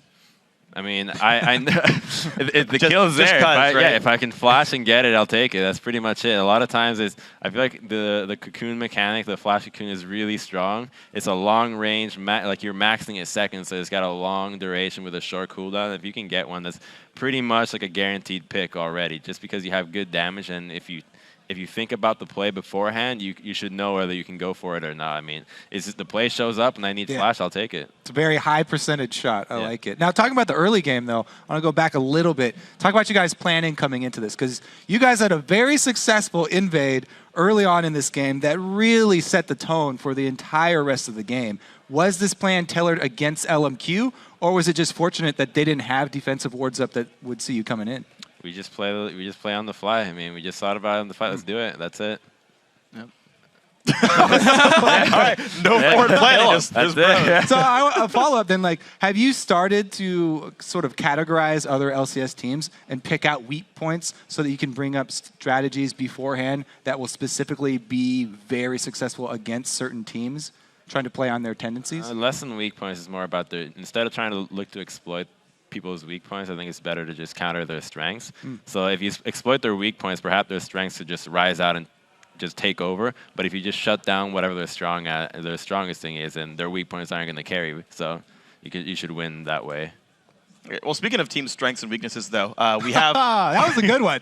Now, this is a good one. Yeah, we have our second replay. It's a Baron fight. You guys didn't expect that one coming in. Yeah, well, for the second time, or multiple times in a row now, you guys had a really good Baron. If we can put that one up on the screen. I know, Zion, you said it was until week 4 you'd have a Baron throw, so if you want to walk us through this replay. Yep, still a couple more weeks to go. So we start the Baron, and we know I just burned Twitch's heal. He had to recall. So we're baiting it, and they just walk right into us. They've got no vision. We've got Elise and Ziggs. Like, we could easily be doing it. And my thought process is, hey, I'm going to make sure Kha'Zix gets a little chunked, so when he comes for Baron, it's hard for him to do it. So I blow his flash and his ulti, and then basically it's really hard for them to contest the Baron because we've got really good vision control. And Ackerman tries to walk up, but Kha'Zix just isn't there. And Crumb smites the Baron because nobody can contest it. And we clean up No Name, and we clean up Ackerman, and then Shifter lands a beautiful QR right there, and boom. From there, the game's pretty set.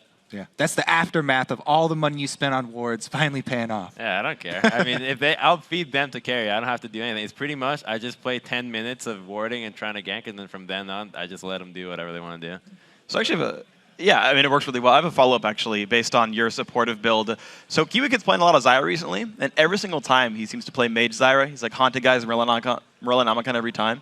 Does this work better because you're such a supportive play style and are there for the front line, or is it just like, it's Kiwikid, he'll do whatever? I think it's irrelevant. I think support Zyra, if you go full AP, is probably just way better because it does so much damage. Like, her base numbers are so huge with the plants, especially if you get like Morello's that on-hit ability, the Leandries. Those spells are so useful during a team fight that if support Zyra gets ahead, it's so hard to come back against her if she goes damage. She goes support, she's still just a squishy plant. Like, if she's actual damage, she can deal more damage than your actual AP carry. So I feel like it's not so much relevant to the ward coverage that I bring. It's more just how the champion works.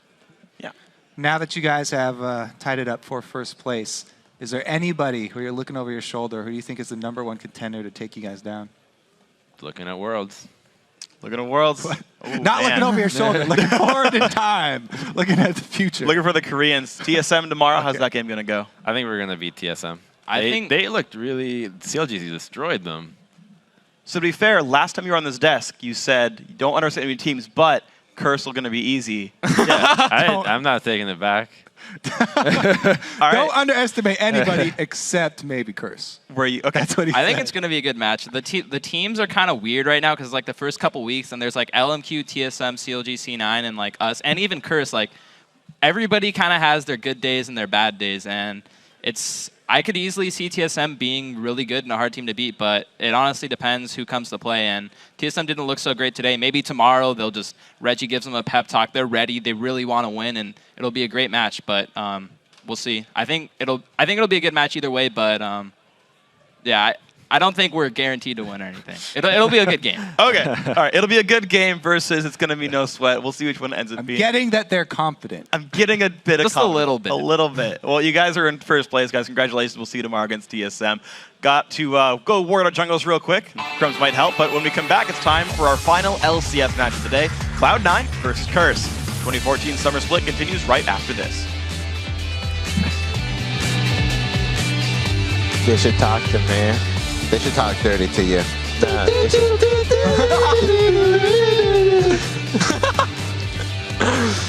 Yeah, they're hitting level 6 breakpoints a little bit There it earlier is. as well. Can he land? Oh, over the shoulder. Side, because that's where Dignitas getting caught, but KiwiKid gets hit out. He might just Solar die. flare, right. Beautiful consecutive stack. The Wild Growth goes down. He's putting himself in the fight. He knows he's going down, so he's going to do it the TP. valiantly. Here comes Zion Spartan in range for the Blade Surge. He is. There's the flash, the follow flash, and the follow kill. Vasily can't be there while Zion's teleport is up. They catch him. Big bang boom. Down goes Xiaowei Xiao. Down goes Moore as he tries to get into the fight with the Sheep Proc on the turret. Oh, the Solar Flare hit 3. That's going to be a big Ziggs Bomb. And the Stranglethorn coming up. Very nicely done.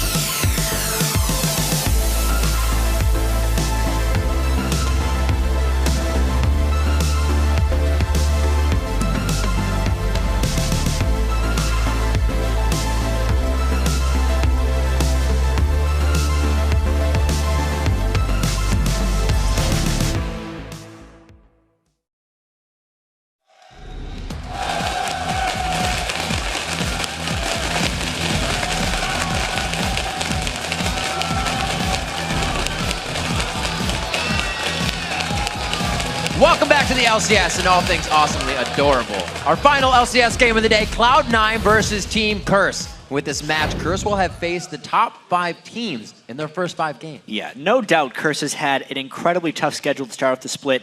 They have been 1-3 so far, but taking their only win off the new first-place team, Dignitas. They've been playing actually much better than the standings would indicate, because these were not one-sided losses. Curse played competitively and showed a strong defense in all their games. They took LMQ actually to their longest game, which was 47 minutes, and Voyboy in particular has been a bright spot for his team. Yeah.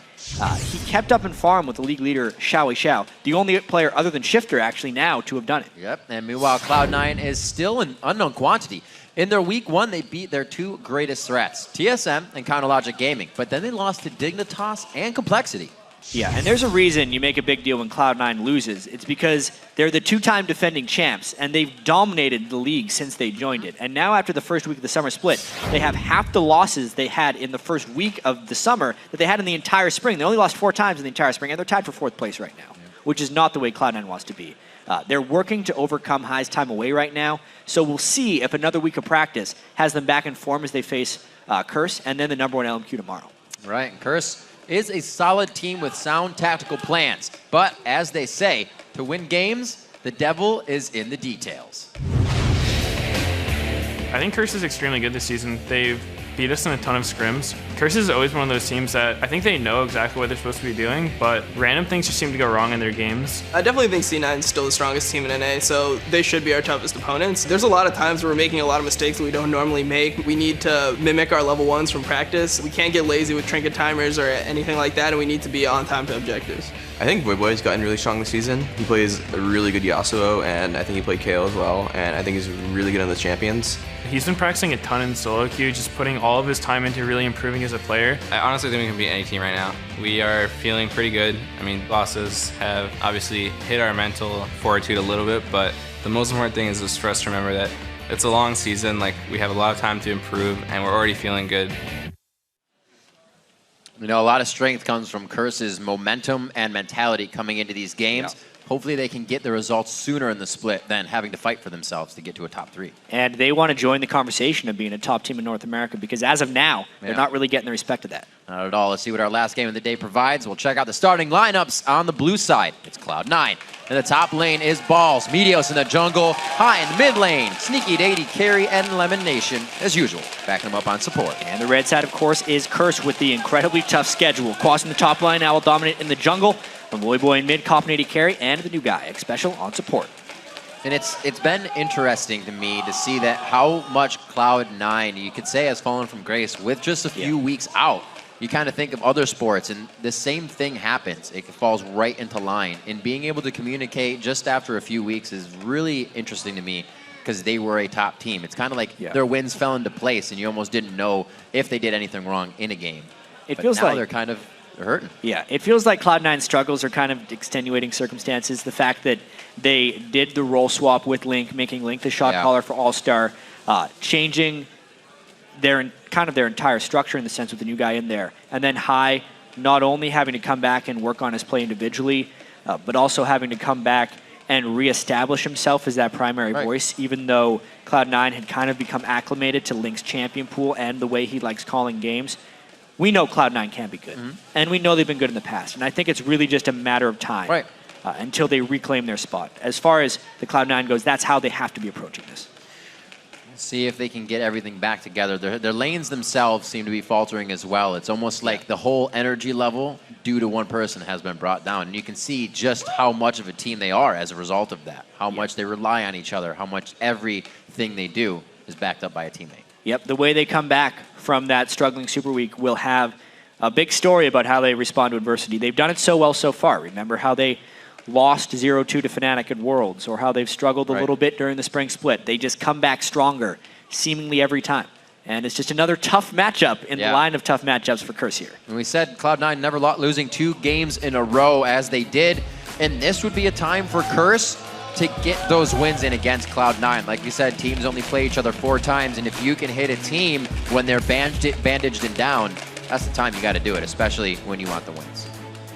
If you're a team like LMQ, then the wins just kind of come. Yeah. Well, this is a matchup where we mentioned The team's records really don't tell the whole story and the strength of the teams. Curse's opponents, we're kind of like the anti-LMQ last week. LMQ's opponents went 4-12. Well, Curse's opponents in Super Week had a combined record of 12-4. Doesn't get much easier this week when they play Cloud9, who even though they did go 2-2 in Super Week, are probably going to be much better this week. Seeing Cloud9 not at the top of the list, a lot of teams hope here for how much they have run through the splits. We got bans out. It will be a Lulu pickup for the first time. Really looking for what Curse's lineup can bring to the table. Still a bit shaky with Xpecial at support. Trying to find where they can hit home. It's actually really funny how we had the Cop and Xpecial. How are they going to synergize in the bottom lane? How good are they going to be together? And then the only game Curse wins, Cop is solo laning and Xpecial is supporting Quas. Yeah, supporting that top lane. Makes you kind of wonder if Cop has played with so many different supports. When does he just cease to need a support even? What if he just put him in a solo lane every game? I am my own support. Quas, with his love for Swain, will pay tribute with a hover over. I don't think he's going to be locking that one in. Communication going through the team. Jax. The Jax we're going to lock in. Wow. Those are two really high priority Cloud9 picks. I really like the scouting Curse has done here. In Champion Select, Cloud9 is a team that generally just works off of, you know, best top laner, Jax. Best support, Morgana. Best jungler, Elise. Best mid laner, Lulu. They picked the Lulu out of this one. But then I feel like Curse took two of their other primary picks. That really puts Cloud9 in the tough spot. I think they take Elise here to prevent another one of their top picks being taken against them. And then I'm not sure what else. Cloud9 usually a team. They're usually really fast here, too. Yeah. Yeah. Meteos doesn't know if he wants a jungler or not. Dominate can play well in Kha'Zix as well, but it's the Meteos. The Elise actually goes right through for that. And Sneaky again picks up Corki. Well, there were the 280 carry bans. Yeah. Lucian and Twitch were both banned away, so the Corki is a fairly logical choice for Sneaky. Urgot chance coming out. Highly unlikely, I would have to say. Yellow Pete did play an Urgot game in the spring split. Especially with the many patches ago, Urgot's lock-on range for his Q was reduced. So I feel like he's actually fairly unpickable against champions with dashes, because as soon as you get the lock-on, Corki would Valkyrie away, and there would be no more. So, very unlikely. Wow. The Thresh is banned out and the Jinx is locked in. Thresh is like the safety net for a Jinx pick. This is interesting for Cop here. Yeah, I think Curse is probably banking on the fact that the Jax is enough of a frontline distraction that they don't necessarily need as much protection for the Jinx in the back line. Shield. And as soon as they pick the Jinx, Cloud9 picks some heavy divers. That is awesome what they just did. Whoa. Big mind game. Bringing it back. So that means support Lulu, mid lane Kha'Zix, and top lane Shyvana. So they're flipping the tables right there on Curse. Guy's got a smile on his face. Cloud9 definitely had something worked up for today. And they thought if Curse was going to be a bit of a hard go on the Rift, they're going to give him something to think about in Champion Select. Now, Xpecial to pick out here. We're looking for what Voyboy can round out the mid lane with. Yeah, now that he knows what he's up against. What does he want to pick against Kha'Zix? When's the last time he played against a Kha'Zix? This is what players can be thrown off with. Right. He's been pretty much only a jungler pick ever since the changes to his ultimate evolution. Giving him higher gank strength. Does he go for the lane domination and range advantage with Syndra? Really fast fingers on that Syndra. Just the generalist. Orianna needs to provide a little bit of defense for Jinx. I think that's the smarter choice. Sticks with the orbs. Yeah. At least one this time. Needs a little bit of support for Cop. I think that's smart considering Cloud9 really upped their dive potential with those last few picks. Really interesting pick and ban phase here. Cloud9 took longer than usual and then actually threw a curveball. They very rarely throw curveballs in Champion Select. They're usually very brute force about the way they select their champions. Have to see if High's playstyle changes coming into this game. Usually very relaxed in the mid lane, not too worried about his farm, not too worried about much. He just is for the rest of the team. But now on Kha'Zix, you can't just be is. You're going to be forced into your turret. Things could hurt. He pretty much wants to be a big roamer. He wants to not lose to Voyboy early on more than anything else. And I want to see how aggressive he gets early because the old high Kazakhs would ignite pretty much right away, try and all in you at level 2. I wonder if Voyboy remembers those times and if he's prepared to stop it. All right, before the game gets underway, let's check your predictions for the last game here on Saturday. According to LOLesports.com, that's 84% of you that are thinking Cloud9 is going to win this one. Well, not much curse faith coming in. If you begin to doubt your pick, update your vote by tweeting at LOLesports. Use either the hashtag C9win or CRSwin, depending on who you want to vote for. And we will check on that throughout the game, especially if it changes a lot. That is true. That makes it more interesting. And more than not, they get very, very close, especially in games where you see Complexity being Cloud9, and then everybody's like, oh, I should probably vote for Complexity. They're winning. It'll change, and you guys are going to be the ones to change it, so make sure you get your social medias out. We're about to get into the game. Cloud9 versus Curse, which, as we're saying, Curse could tie up against Cloud9 with this one. Every game today allows the team to tie the team that they're playing against. And it's a really interesting stat right there. Could Curse tie themselves for 4th or 5th place? Yeah. You know, get 2 great teams here with Cloud9 and Curse at 2 and 3 if they end up winning this. Because honestly, if Curse beats Cloud9 here, they kind of enter the conversation for elite team in North America. Right. Absolutely, they do. Let's see how much pressure they can put on in the early game. We know of Curse to do a few tricky things in the early game. Last split, they were the one to set up a line of scrimmage. It seems like everybody's taking after No Name now. You got to throw a Q at your mid laner as you walk out of base. Let them know where you are. Most important thing.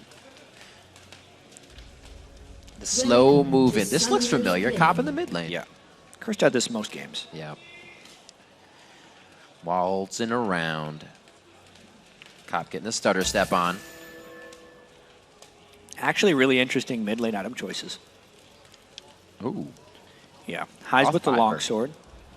And Voyboy going cloth armor, so he's really preparing himself against a little bit of early game aggression from High. It's also good gank defense, because if anyone comes ganking with Lee Sin, it's all magic damage. There used to be a person in that brush. Not anymore. Nice ward kill as well. There it is. Curse drew in their early game. That brush has been missed quite a few times. They find a way to get the ward in on that one. And good pressure. Looks like they're going to full control here. And they're not going to let too much happen, knowing that probably a ward is going over on their side. They keep it safe in 5. I like that one. Now they'll know the matchup. Well, they're hoping to know the matchup. The interesting thing is if Curse doesn't come through the lane, they would dodge that ward. Very good ward control over the blue buff by Curse. Will they get a collision as well? Oh, a little bit of vision there on the Glitter Lance. They also have the ward in, so they're safe from the trifecta of damage there from Cloud9. It looks like we will go to laning phase and not get the equal matchups, unfortunately. Always fun to see. But now it's up to Cop and Sneaky, who can really make themselves bigger as the jungler has a hand in how the lanes work. And a complete share by I Will Dominate and Quas there. Whereas Cloud9 is deciding to do more soloistic jungle styles. They should probably still share a little bit of experience. But it's just a question of how much they actually want to share these things. Doing a buff trade as well, which is to be expected when you have your solo AD carry in the bottom lane. I wonder how that pays off in the end. Because we've never really seen the junglers meet 2v2. They're always either one with a Shyvana and going 1-1, or you got your Eve and something else. Yeah. Or your Elise and something else, and you're going 2. But the big thing about this is if it was a 2v2 fight, it wouldn't be a 2v2 fight for long. Yeah, because they always keep their invade buff in the lane where they have the 2 people and the other team typically has 0. So it would very quickly turn into a 4v2, which is why they end up getting these uncontested trades. And easily down and out. Dominate Quas, make it back to the safe side of the jungle. See 16-8 in the mid lane. Voyboy working that clockwork wind-up auto attack passive as well to keep High on the back heel. I wonder if Cloud9's going to continue to do this double jungle strategy or if they actually try and morph this into a enrolled 4v0 push. It doesn't look like it. They're going for an extremely early dragon. Wow. They're going to have to tank that dragon damage fairly adequately, and Curse with that ward might actually collapse here. Cloud9 in a lot of danger. Oh me, oh my, oh Lemonation, the empowered strike, the auto attack, Wait a minute, though. They could get themselves into a sticky situation. This is a lot of Cloud9 going hard. The flash in. Does he have it? Gets the red buff proc onto Voyboy. That's no more mana. That's no flash. That's a dead Voyboy. Dominate with a few more. He hits it. The burn. The kill for High. The rebuff. What a disaster for Curse. And much like the team that has the 80 carry on support of the side of the buff invade has an advantage if there's a fight, Cloud9 has this advantage because they have more collapsibility here. So many flashes burn just to finish off Lemon Nation, forgetting that they're completely outnumbered. Quas and Voyboy have no flashes for the escape here, so once Meteos gets in range with the red buff, there is no escape. Dominate sticks around because he thinks he can fight after it. High has it Ignite as well after landing that W, and they just clean the Curse team. The Dragon was actually a bait, which is so unexpected 3 minutes and 30 seconds into the game. Cloud9 making moves right out of the gate, and that gives them only a 700 gold lead, but the amount that they must have shaken up Curse from that one is going to pay off even more. High now with double buffs in the mid lane, got that off of Dominate. He's going to be having fun against Voyboy. Yeah, that is exactly what Voyboy wanted to avoid. Yeah, absolutely. The earliest possible Tiamat or Ravenous Hydra for High is going to happen with that 1-0-2 open. And also now ward control can go into the hands of Cloud9. See if we can get balls to the top lane now. Hopefully he can start soaking up experience. Quas at 5 CS. Just trying to do They're the doing same. this thing again, where Cop is a solo laner, and they're trying to support X Special with Quas. So at the moment, Cop has the big level advantage. He will be fine in that solo lane. But it is very interesting how they're decoupling their support and AD carry so much. Meteos getting good ward clears out. They know the pink is there, so they could go back to hit it. Already 2 sweepers here for Cloud9, and they're going to make sure they get a little bit of use out of those right away. Meteos kind of hatching that one, has no chance to clear it. But he's safe. High is right there if he needs them. They're moving as a team. They need it. Yeah, High, more so than other mid laners in the LCS, will swap to sweeper, usually on his first back. I actually noticed Link doing it in his game as well. The time spent on Cloud9 or something changed his view on the game a little bit. The danger of allowing the enemy into your home turf. Cloud9 getting their intel stolen by Link a little bit. Still an effective strategy for those guys, though. That Double red buffs. and blue buff. Yep. Coming up big. Voyboy is feeling the pain in the mid lane, but with his kill, still doing all right. He's keeping his CS up against High, who usually is farther down in CS, just due to the way he plays. See Special back to ward. They're keeping it clear. So pressure to the mid lane, possibly, or pressure off of the mid lane. Curse is trying to do. Yeah, and the lane is actually in a perfect spot in mid lane for Voyboy. High is having just a little bit shoved, and Voyboy is completely safe from pretty much everything. A Lee Sin gank at that point would pretty much pull the Lee Sin into the turret, so Voyboy can completely safely farm as long as he keeps the lane there. But the minions actually stacked, and if High plays this smart, it's going to go into the danger territory. Actually, High evolved his Q, which hasn't been done for a while. If he isolates Voyboy at any point, it's going to be a lot of damage. Gonna give him a little farther. Voyboy's got some distance to work with thanks to that last update for him. But High, like you said, aggressive, Ignite, just about back up. That could be a possibility. Level 6 is there for Voyboy. Meteos is going to be grabbing red, so his gank potential rising just a little bit, and he'll probably be right in the back pocket of High as well. In just a few moments as the bottom lane returns. And as Cloud9 continues throughout this LCS season, Balls gets a call out. There's little fans out there, yeah. We need to track the improvement of High and how that relates to Cloud9 as a whole. He is such an integral part of their team. His ability to, feel good and execute his calls as much as he comes back from injury. He actually tweeted that he can sleep on his side now. He couldn't do that last week.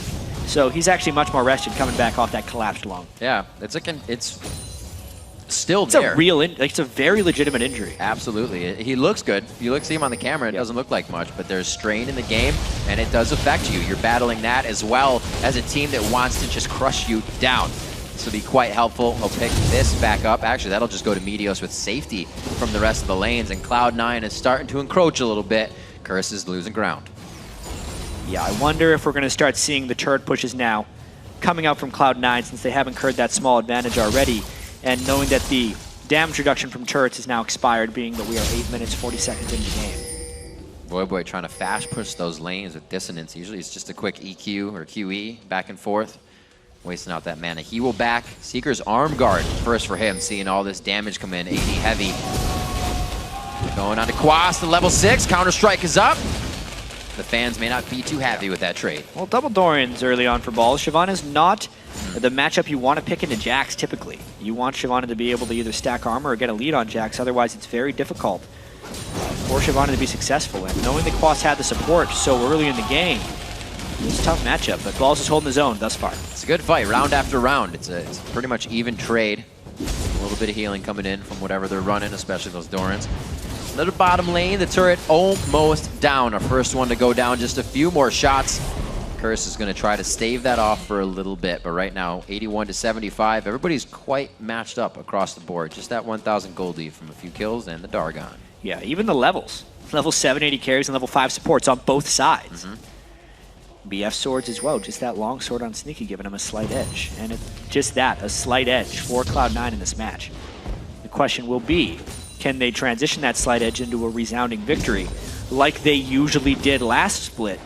Or will it be more like their game against Complexity, where they're just out of sorts and lackadaisical the whole game? Seems like the point High being out has affected the most is reacting.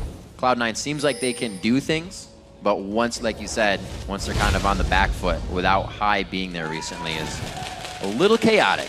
Yeah, Meteos clearing out wards. Even getting on the back foot in the first place. Right. A lot of the early skirmishes the team has, there's just a shred of uncertainty or just bad decisions. That's something Meteos used to, announce, and he would say, I will not gank unless it feels 90% like it's going to work. And the gank against Complexity was a triple kill for Robert X. Lee, and it looked like there was hesitation. So you can even see Meteos kind of faltered on his own beliefs on how to gank, but not anymore. Cloud9 seems to have rounded those off, at least in between week 1 and 2. We'll see how they fare for the rest of this week. Coming up on 11 minutes, Cloud9 so far holding every lane pretty much to their control. They might be looking for some sneaky moves right here too.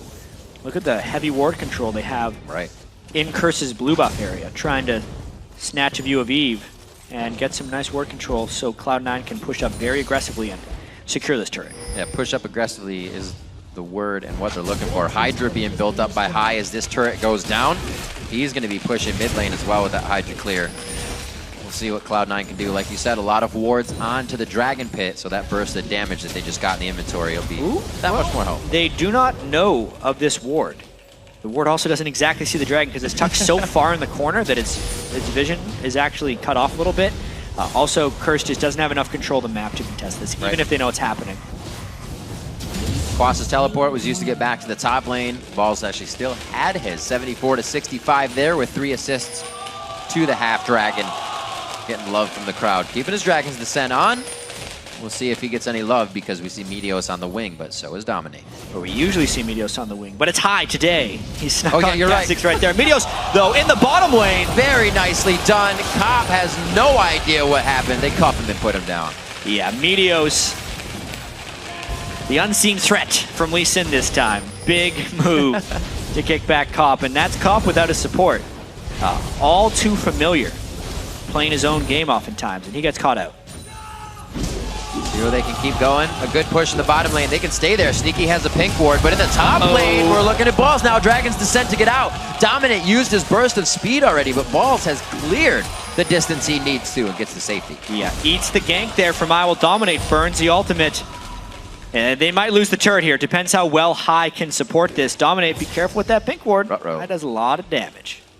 1-for-1 hit. Oh no, he walks by it because he wants to kill. They are scared of High right now. 2v1. They know they're a little bit low. Shots on. Oh my god, he got the jump before he gets in the brush. He was hoping for at least a landing. Quas was, but it's all done in midair. Looking good. It's one of the best things about rushing a Ravenous Hydra on Kha'Zix is people want to stand together to avoid the isolation damage, but they don't want to stand together because they'll take AoE from the Hydra. Because Quas was isolated there, the Q basically just ate him alive, and it gives High a nice roam kill, 2-0-2. That was a great job. A lot of time was put into that by Curtis as well. So for no reward. Right, no reward at all, and the turret going down. So they lose pressure in the top lane. Balls gets to stay there. Quas can teleport back, but he's not even going to have to. The minion wave is coming to him as Cloud9 gets much more on the map. Yeah, they want this blue buff as well because they still maintain that strong ward presence in the cursed blue buff. Oh, hey. Uh-oh. Or the smite can make it in. Good. Safeguard out. Wow. What a bro. He just Valkyries away from him. Yeah. No safeguard for you, friend.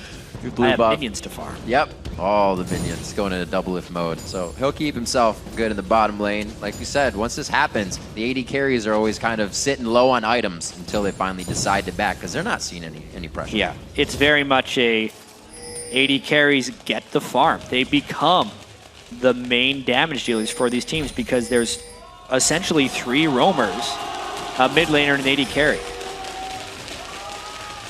And also a dragon. And also a dragon. They just walk right away from the red buff after warding it. It said mid, a little more important. Got enough wards on the top side that we may be able to close in on a fight. Ball's safe in the top lane. Ninja Tabi on the health. He's looking to actually just be brute forcing this. With High in the mid lane, he's like, high build damage. I'll go tank Siobhan on this game. Yeah, it's looking easy. like just get people a little bit low. Yep. A lot of damage that can come out from Sneaky. Just the AoE spam from Corki. Kind of balance out having a physical damage mid laner and a fairly physical damage top laner. Is the magic damage that Corki provides. Means the other team can't just stack armor and be safe. Right. 5,000 gold. What was the vote at the start of this game? It was something like 86%? 84-16. Yeah, it's looking that way. Yeah. Right now for Cloud9. Maybe even more so. Cloud9 with the 5,000 gold lead 15 minutes into the game. They don't give up leads like that typically. Even though Curse did have some nice comeback attempts in Super Week. They would often be fighting from behind, but then find a couple fights in the mid game that really work their side. Always getting a few wins. 2,000, 3,000 gold down. Doesn't matter. They find what they need. Right now, it's looking tough though. Boy has not been having one of his best games. He is up in farm, but he's almost forced to piece together items to keep going what he needs to do. Didn't finish the Zhonya's, too much money, but going for that Athene's as well. Yeah, sitting on the Seekers because that's his main defense against the Catholic physical damage. But he still wants to hit his core items because he needs to become Orianna. So the dreadful part about laning Orianna against physical damage people is it delays your item build. You have to fit in that Seekers. That's so scary. High just did it a few seconds ago, and Sneaky just did it. They're coming out of the woodwork of Curse's side of the jungle, and Curse can't even throw anything at him. Just means how much Cloud9 has control over this map. Red and the blue buff is dominate toys with trying to get some of his own jungle. Oh, they're just going. Oh my word, they jump right in onto a ball save coming in from Boy. They don't really have too much vision. No, they have a pink ward in the brush actually, so they see everything that's happening. C9 does not know this. Does not look like that Jinx rocket had enough time to get extra damage. Boy getting the kill there. Very nicely done. Curse went a little bit deep at the end there. Boy landed a nice shockwave to keep them at bay. They couldn't quite finish off Dominate, and maybe this would be a Curse team fight. They did only get one at the cost of a turret, so overall, Cloud9 still comes out advantageously, but High walks through a ward, and he's sitting at a very low number of health. Don't need to do this. These guys, oh my word, you could do that. I was going to say these guys are getting greedy, but the kills are literally walking in front of them right now. Special and Boy very low. High does decide to stay. Looks like they're going to keep themselves going in the mid lane. Good dodge out, and Cloud9 with 4 turrets up pretty much can walk around the map however they want. Or down, I should say. Up or down. They are up. They have vision control. For the turrets that are down. You can see High actually lifestealing a whole bunch after being low. The benefit of having that Ravenous Hydra. The wave clear, he'll be taking a lot of the free lane farm. That's what used to happen when solo lane Kha'Zix was more of a thing, is he would just go around the map clearing waves incredibly quickly and then would be that roaming assassination threat. No vision control whatsoever by Curse, meaning this dragon is uncontestable. Completely. Hashtag all fog coming in for Curse. And even farming his own mid lane, he has to be very careful. High does not decide to jump in on the dissonance speed. Curse is, they're actually quite split. Backing in weird spots. Cop trying to farm by himself still. A little of all sorts here as Curse tries to regain some ground. Yeah, it's looking very grim for Curse right here. They're pretty much just hoping that Cloud9 makes a mistake at some point, but Cloud9, aside from that one little bit of an overdive, has played rather solid throughout this. And it's going to be a tricky start to the season for Curse here. Having played the top 5 teams in the LCS in their first 5 games, their schedule will get easier from here. Their record will probably bounce back a little bit. Right. They're going to be, hate to say it, like that 4th place team once it all evens out, it seems like, and they played everyone once. But for now, it's got to be tough on their minds, having to deal with so many tough teams right off the bat and taking some lumps. And it doesn't seem like the way things are playing out right now. It almost seems like you want to see, you want to see what Cop and Xpecial can put up against the 2v2. But since it's always swapped, you don't. First off, they have to lane together. No, yeah, exactly. Absolutely. Oh, nice pull into the brush here, but they probably have to fall back. Curse is too collapsing. Who got that? I think it was Sneaky. I don't know. Whoever got it, it was indeed Sneaky. Yeah. Double point to him. 94% to Cloud9. Sneaky steals another blue. Meteos has stolen a couple. Sneaky's stolen a couple. Far and away ahead on items now. Elimination thrown in the favorite. Mikhail's Crucible already. He's also got cooldowns to spit out the shields, the slow, the continuous fight. I mean, the entire Cloud9 team pretty much continues to catch up to you if you're fighting them. Wonder if the camera shoots to balls for like half a second, you get half of a balls chant? I don't know. Yeah, maybe. Apparently what happens. Just a quick. So the red buff being taken away, draining all resources that they can, while leaving up the annoyance of a little bit. Curse has lost control. Yeah, starved out. He's not even on the screen. 20 minutes into this one. A lot of fast games today. The teams came in with the notebooks out, knowing what they wanted to do. The man of the hour apparently going head-to-head now with Quas, level 12s, as they both take a bite out of crime on that one. Well, the Sunfire Cape and the Ninja Tabi make him a formidable foe right there for Quas, but this is all allowing Cloud9 to set up vision control. Nice scout there by Xpecial. He's going to know if people are there based on his passive item activating to see if it hits. Sneaky little Tormented Soil Scout. Yep. Also, all these rockets coming over from Sneaky himself, doing a good bit of damage. Doesn't have too much damage built up, just the Blade of the Ruin King, the Bloodthirster that he's stacking up for now, but it's still, the big bombs are impacting these fights. Wow. Sneaky's sitting on 2,700 gold, actually. That's the whole not going back thing. Just always, these AD carries in this meta right now are crazy. Should be a turret here coming in for Cloud9. Dark Binding just missing with a nice sidestep from Sneaky. Taking a few shots. Not able to get the turret down just yet, but you can see Curse. There's no definitive way. They don't want to throw the ball onto somebody. Quas isn't going to come in and give them that delivery engage that they have because it'll be a wipeout. Exactly, and if Dominate could somehow flank through the jungle, he doesn't know when he's going to walk through a pink ward. I mean, look at all the wards that Cloud9 has up. It's very difficult to flank around. Can nearly assassinate. If he would have popped his Ignite, Xpecial would have died. Magical shield for attack damage. You can see the results. Not too good. 36.5 to 29.3. 5 turrets, so the inhibitor turrets still stand. But look at the vision control that they have. They can easily just be on Baron right now. You can't see the particles if you're on Curse's side. That's only a spectator thing. So right now, Curse is worried about walking into their jungle. They scouted the brush with the pink ward in there. Maybe they could flash in at the last second. The timing actually works out. Oh man, that was close. That was very close, and with the never mind. There's a second delivery there. At least he kept them in line for a second. They go 1 for 1, but the Baron. Cloud9 is just putting themselves on top of this game. Yeah, ball still 0-0-3 apparently. 9,000 gold lead. And Quas trying to get that bottom turret all the while, but this is completely in Curse's side. Dominate. That was close. It's worth a try, quite honestly. At this point, absolutely. And then they'd gotten quite low because Cloud9 had such paramount vision control there. A little bit risky, but overall I think a smart call by Cloud9 to go for that. And high falling is not a bad thing. It gets even harder and harder now that Cloud9 with Baron. If the game is so low in time that even if Curse gets the fight they want and can get kills, it's only about 28 to 30 seconds that Cloud9's off the map. Curse won't be able to gain much at all. Yeah, and it's 5 turrets to 2. Right. If Curse even wins the fight because it's most likely going to be on their own doorstep, it's going to be so long until they can turn the minion wave around that Cloud9's most likely going to be respawned at that point. Cloud9 can actually play extremely aggressive and even a little bit reckless right now because they built up such a lead.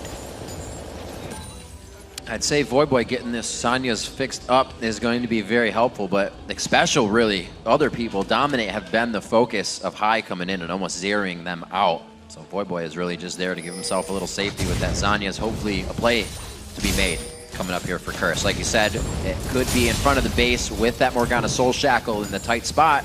It's really all they have left to get a fight going. Curse has, like you said, very few options. Even if Quas could get a nice stun on people, it's just not there. Right. They have the Mikhail's heal from Lemon Nation, rank 2 of his ultimate, another Dragon easily being taken by Cloud9. Slow and steady actually winning the race here for Cloud9 as they're trying to regain their composure and consistency that they seem to lose a little bit during Super Week. That'll help, give them something to do. Solo lanes are 1 level up, 14s to 13s on the tops and mid. That just gives Cloud9 the better chance in these fights, stat-wise, and just really being in position for them. 43 to 33, so we got a 10,000 gold lead. Cloud9 can make it more, and they have before. Still, with the wards on the map, we do see that Curse is getting a few more wards out, but like we said, they can't even use them yet. Yeah, they're only getting the wards extremely close to their own base. The 3 supers of Cloud9 don't necessarily need to take those down because the only thing those wards are defending is, hey, which inhibitor turret are they going to be attacking next? And even, you know, that brush, it doesn't really give Curse many catch options. A lot of shields, safety, jumps, gap closers that Cloud9 can use if they do get into a sticky situation. Top turret going down in the split push, and this is really going to start to spread Curse thin. That's what they can't afford. Yeah, I think we might be seeing it dive fairly shortly. There's armor getting stacked up on Meteos and Balls. We know that High can actually jump in and pretty much one-shot someone. Gotta be careful with my language. Uh-oh. Oh, he's going in on Quas. There he is, he's going deep. It looks like the wild growth is on. It's gonna be a few more bites. Chop, chop. There it is, Quas goes down. First kill of the game for Balls, 1-0-3, and here's the dive. Going in, one more shot. Sneaky's gotta try to dodge a minion playing body block to his missiles. He's in a bad situation right now, but the Baron buff is keeping everybody nice and healthy. It's going on to the turrets as well. The inhibitor's gonna be going down as Balls flaps his wings to get that one to go down. Yeah. Curse's base is just getting erased right now. They're losing inhibitors and turrets, everything going down. Ball's taking out that inhibitor. Just breathes fire, and Void Boy says, get away from me. This is my 26 minutes, 8-3, and 8-2 in turrets. Curse's base is in shambles. Yeah, this has been a completely dominating affair by Cloud9. They had that slight lead in the early game, based off that very early Dragon fight, and they have just never relented off of Curse. This is a game where, unlike the games in Super Week, Curse wasn't able to find any windows. Yeah. They haven't made this a close game. They haven't been able to contest their buffs, and they have slowly just given up all their gold and all their resources directly to Cloud9. Yeah, this fight was on the other side while Balls was killing Jax. Meteos jumps all the way in with High, and because he's the tanky one, he can tank the turret for a while. And a sneaky little jump out during the shockwave from High. Something they've been looking for all game. He's playing great on Kha'Zix this game. He put his time in. There was a little bit of falter there when High came back, and even he knew it. Meteos talked about it a little bit as well in some of the interviews, but these guys look to be very much back in form, and they're all doing stuff on their own, too. Not waiting for the initiation, knowing limitations. Death Cap was completed on Lemonation as well. So, AP Support Lulu. Actually, channeling some of that mid Lulu power with the fantastic shield ratios, actually, is the main thing to make the Assassins even more unkillable. Cloud9 making their way in. They got one last inhibitor turret. We have Quas in the bottom lane, but it looks like they're making a ring around the Rosie. Yeah, they got 2 inhibitors down. Side. So they're coming in from the side where the inhibitors are. Going to get this 3rd inhibitor down. Curse, you either have to fight this or basically just surrender the game. At this point, Curse doesn't want to fight it because they know they're going to lose the fight at that point. It's a tough situation to be in. Absolute go for broke situation here. Ball placement. High gets in. Not too much damage. Special, the first one to get hit up. Soul Shackle trying to be used. Balls gets locked up there. The rocket only hitting him in the front line. Grandmaster is on for Quas. They hold it off, but only to lose their inhibitor. Cloud9 is looking for the win. They're so low, and there's so many super minions here. They're low, and they don't really have time to heal. Oh, that was a shot. He made it. It followed through the flash. The Nexus turret will fall. Another 28-minute game coming in for week 2. Saturday showing and proving to be an awesome day of League of Legends games. Cloud9 eyes on the Nexus. 28-20 on the clock as they take down Curse. A lot of fast games, and Cloud9 returns to form with a very quick 28-minute, 28-second victory there, destroying Curse. With the Balls chant of his own. With the Balls chant of his own. getting a lot of love that game. The fans coming out for Cloud9 here in the last game. Curse, as they have said before, when things happen like that, they fall into the can we do this? No, let's not. Can we do this? No, let's not. It's not that they get quiet, it's just they don't pull the trigger. Yeah. It's always tough to criticize teams for losing to Cloud9 because Cloud9 has historically dominated the North American scene. But for Curse, the reason they bring on Xpecial is because last split they were lackadaisical in their calls when they fall behind. They wanted the decisive person to come in there and let them do stuff. It didn't happen this game. It looked like the old Curse. Once they fell behind, they were not making any moves. Comp was laning on his own. Xpecial, if there were calls, I don't really know where they were because they weren't making moves. They were just giving up every single red and blue buff to Cloud9, and eventually the lead was too great to overcome. One thing I think stood out to me in the pre-game video was Curse kind of said, we'll be ahead, and then we don't know. And then that fix that don't know.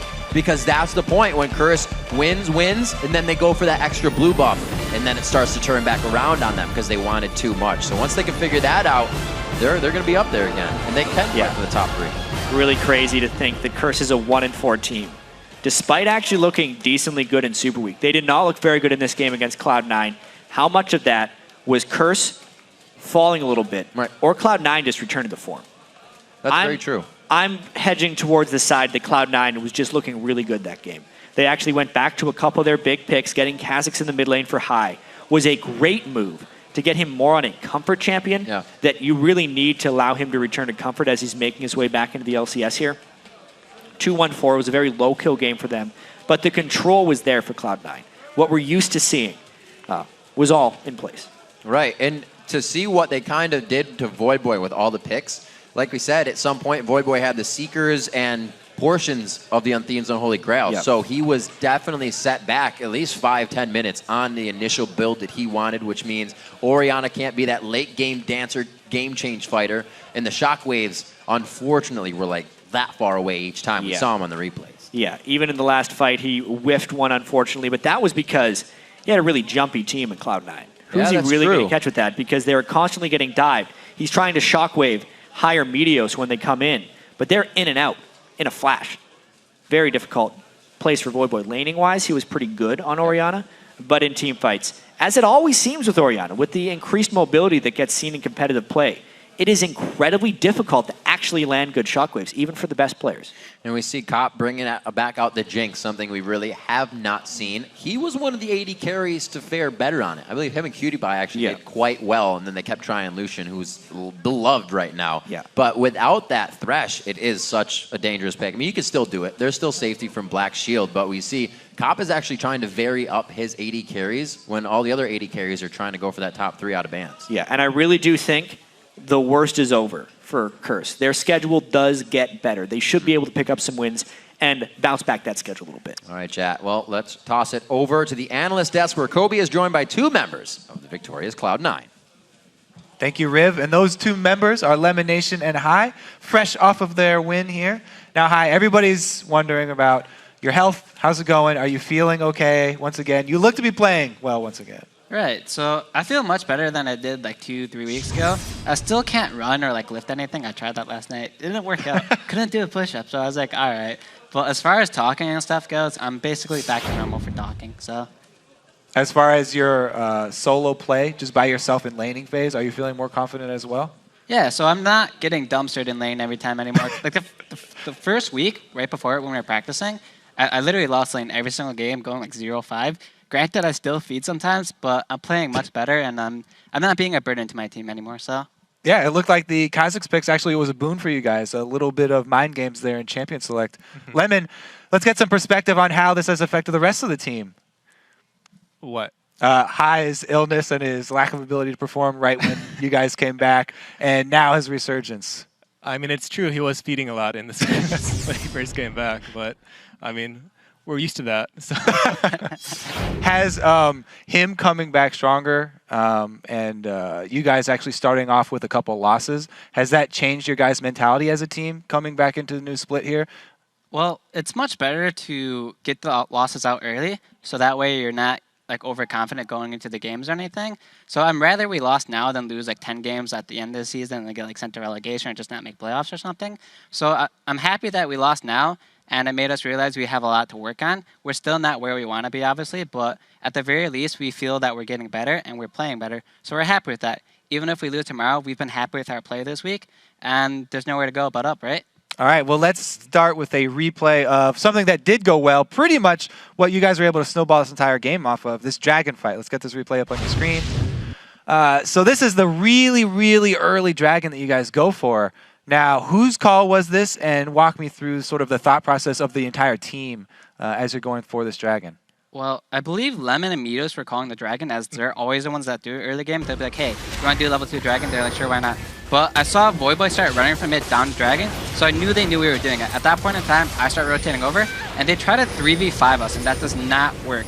They have 3 people here, we have 5, and we just get to clean up. They both use their flashes to get in, finish me off. And we're just much stronger at this point. We have stronger like mid-game or early game champions. We can just chase them really far and just get these kills. This was basically GG right here. The fact that they got triple killed, lost their double buffs, and didn't get anything in return except for 1 kill.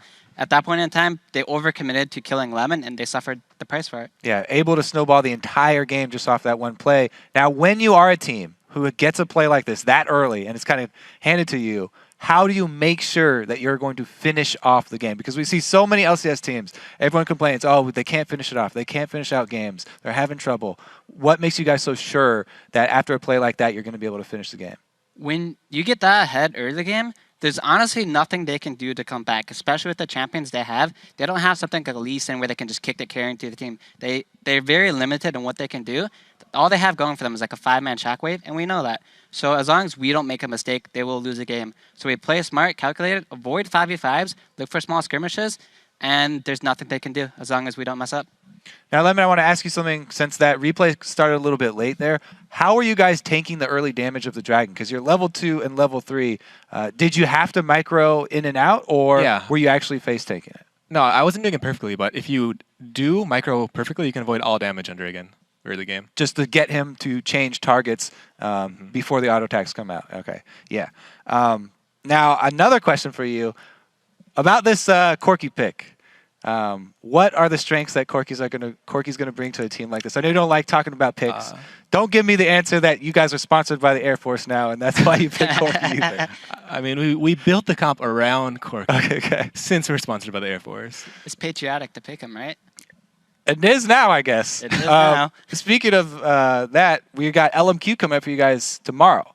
Now, coming into this week, they were 4-0. They're still tied for top spot now. Do you guys have something special planned for LMQ? I mean, if we did, we wouldn't talk about it. So we'll if there's some secret thing we got coming for them, we wouldn't say anything, you know?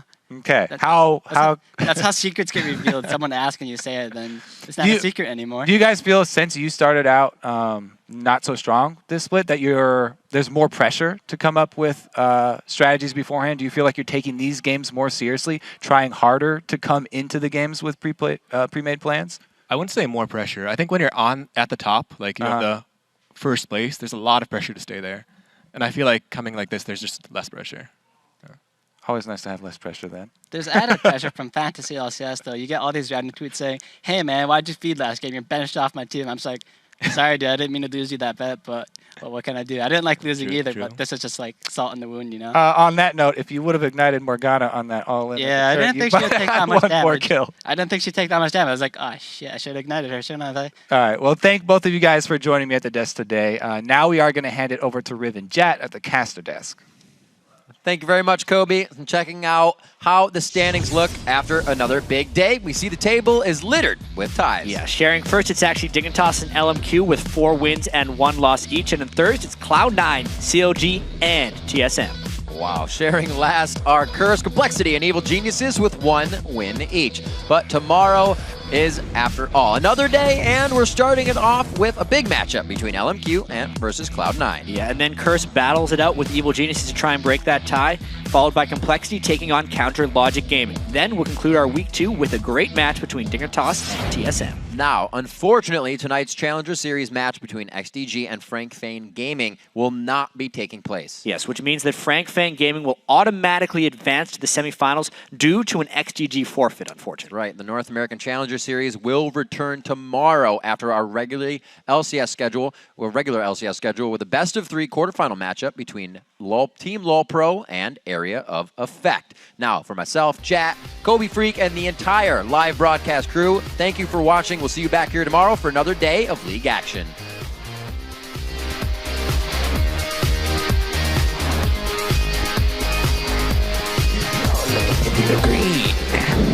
No! No! Wait a minute, though.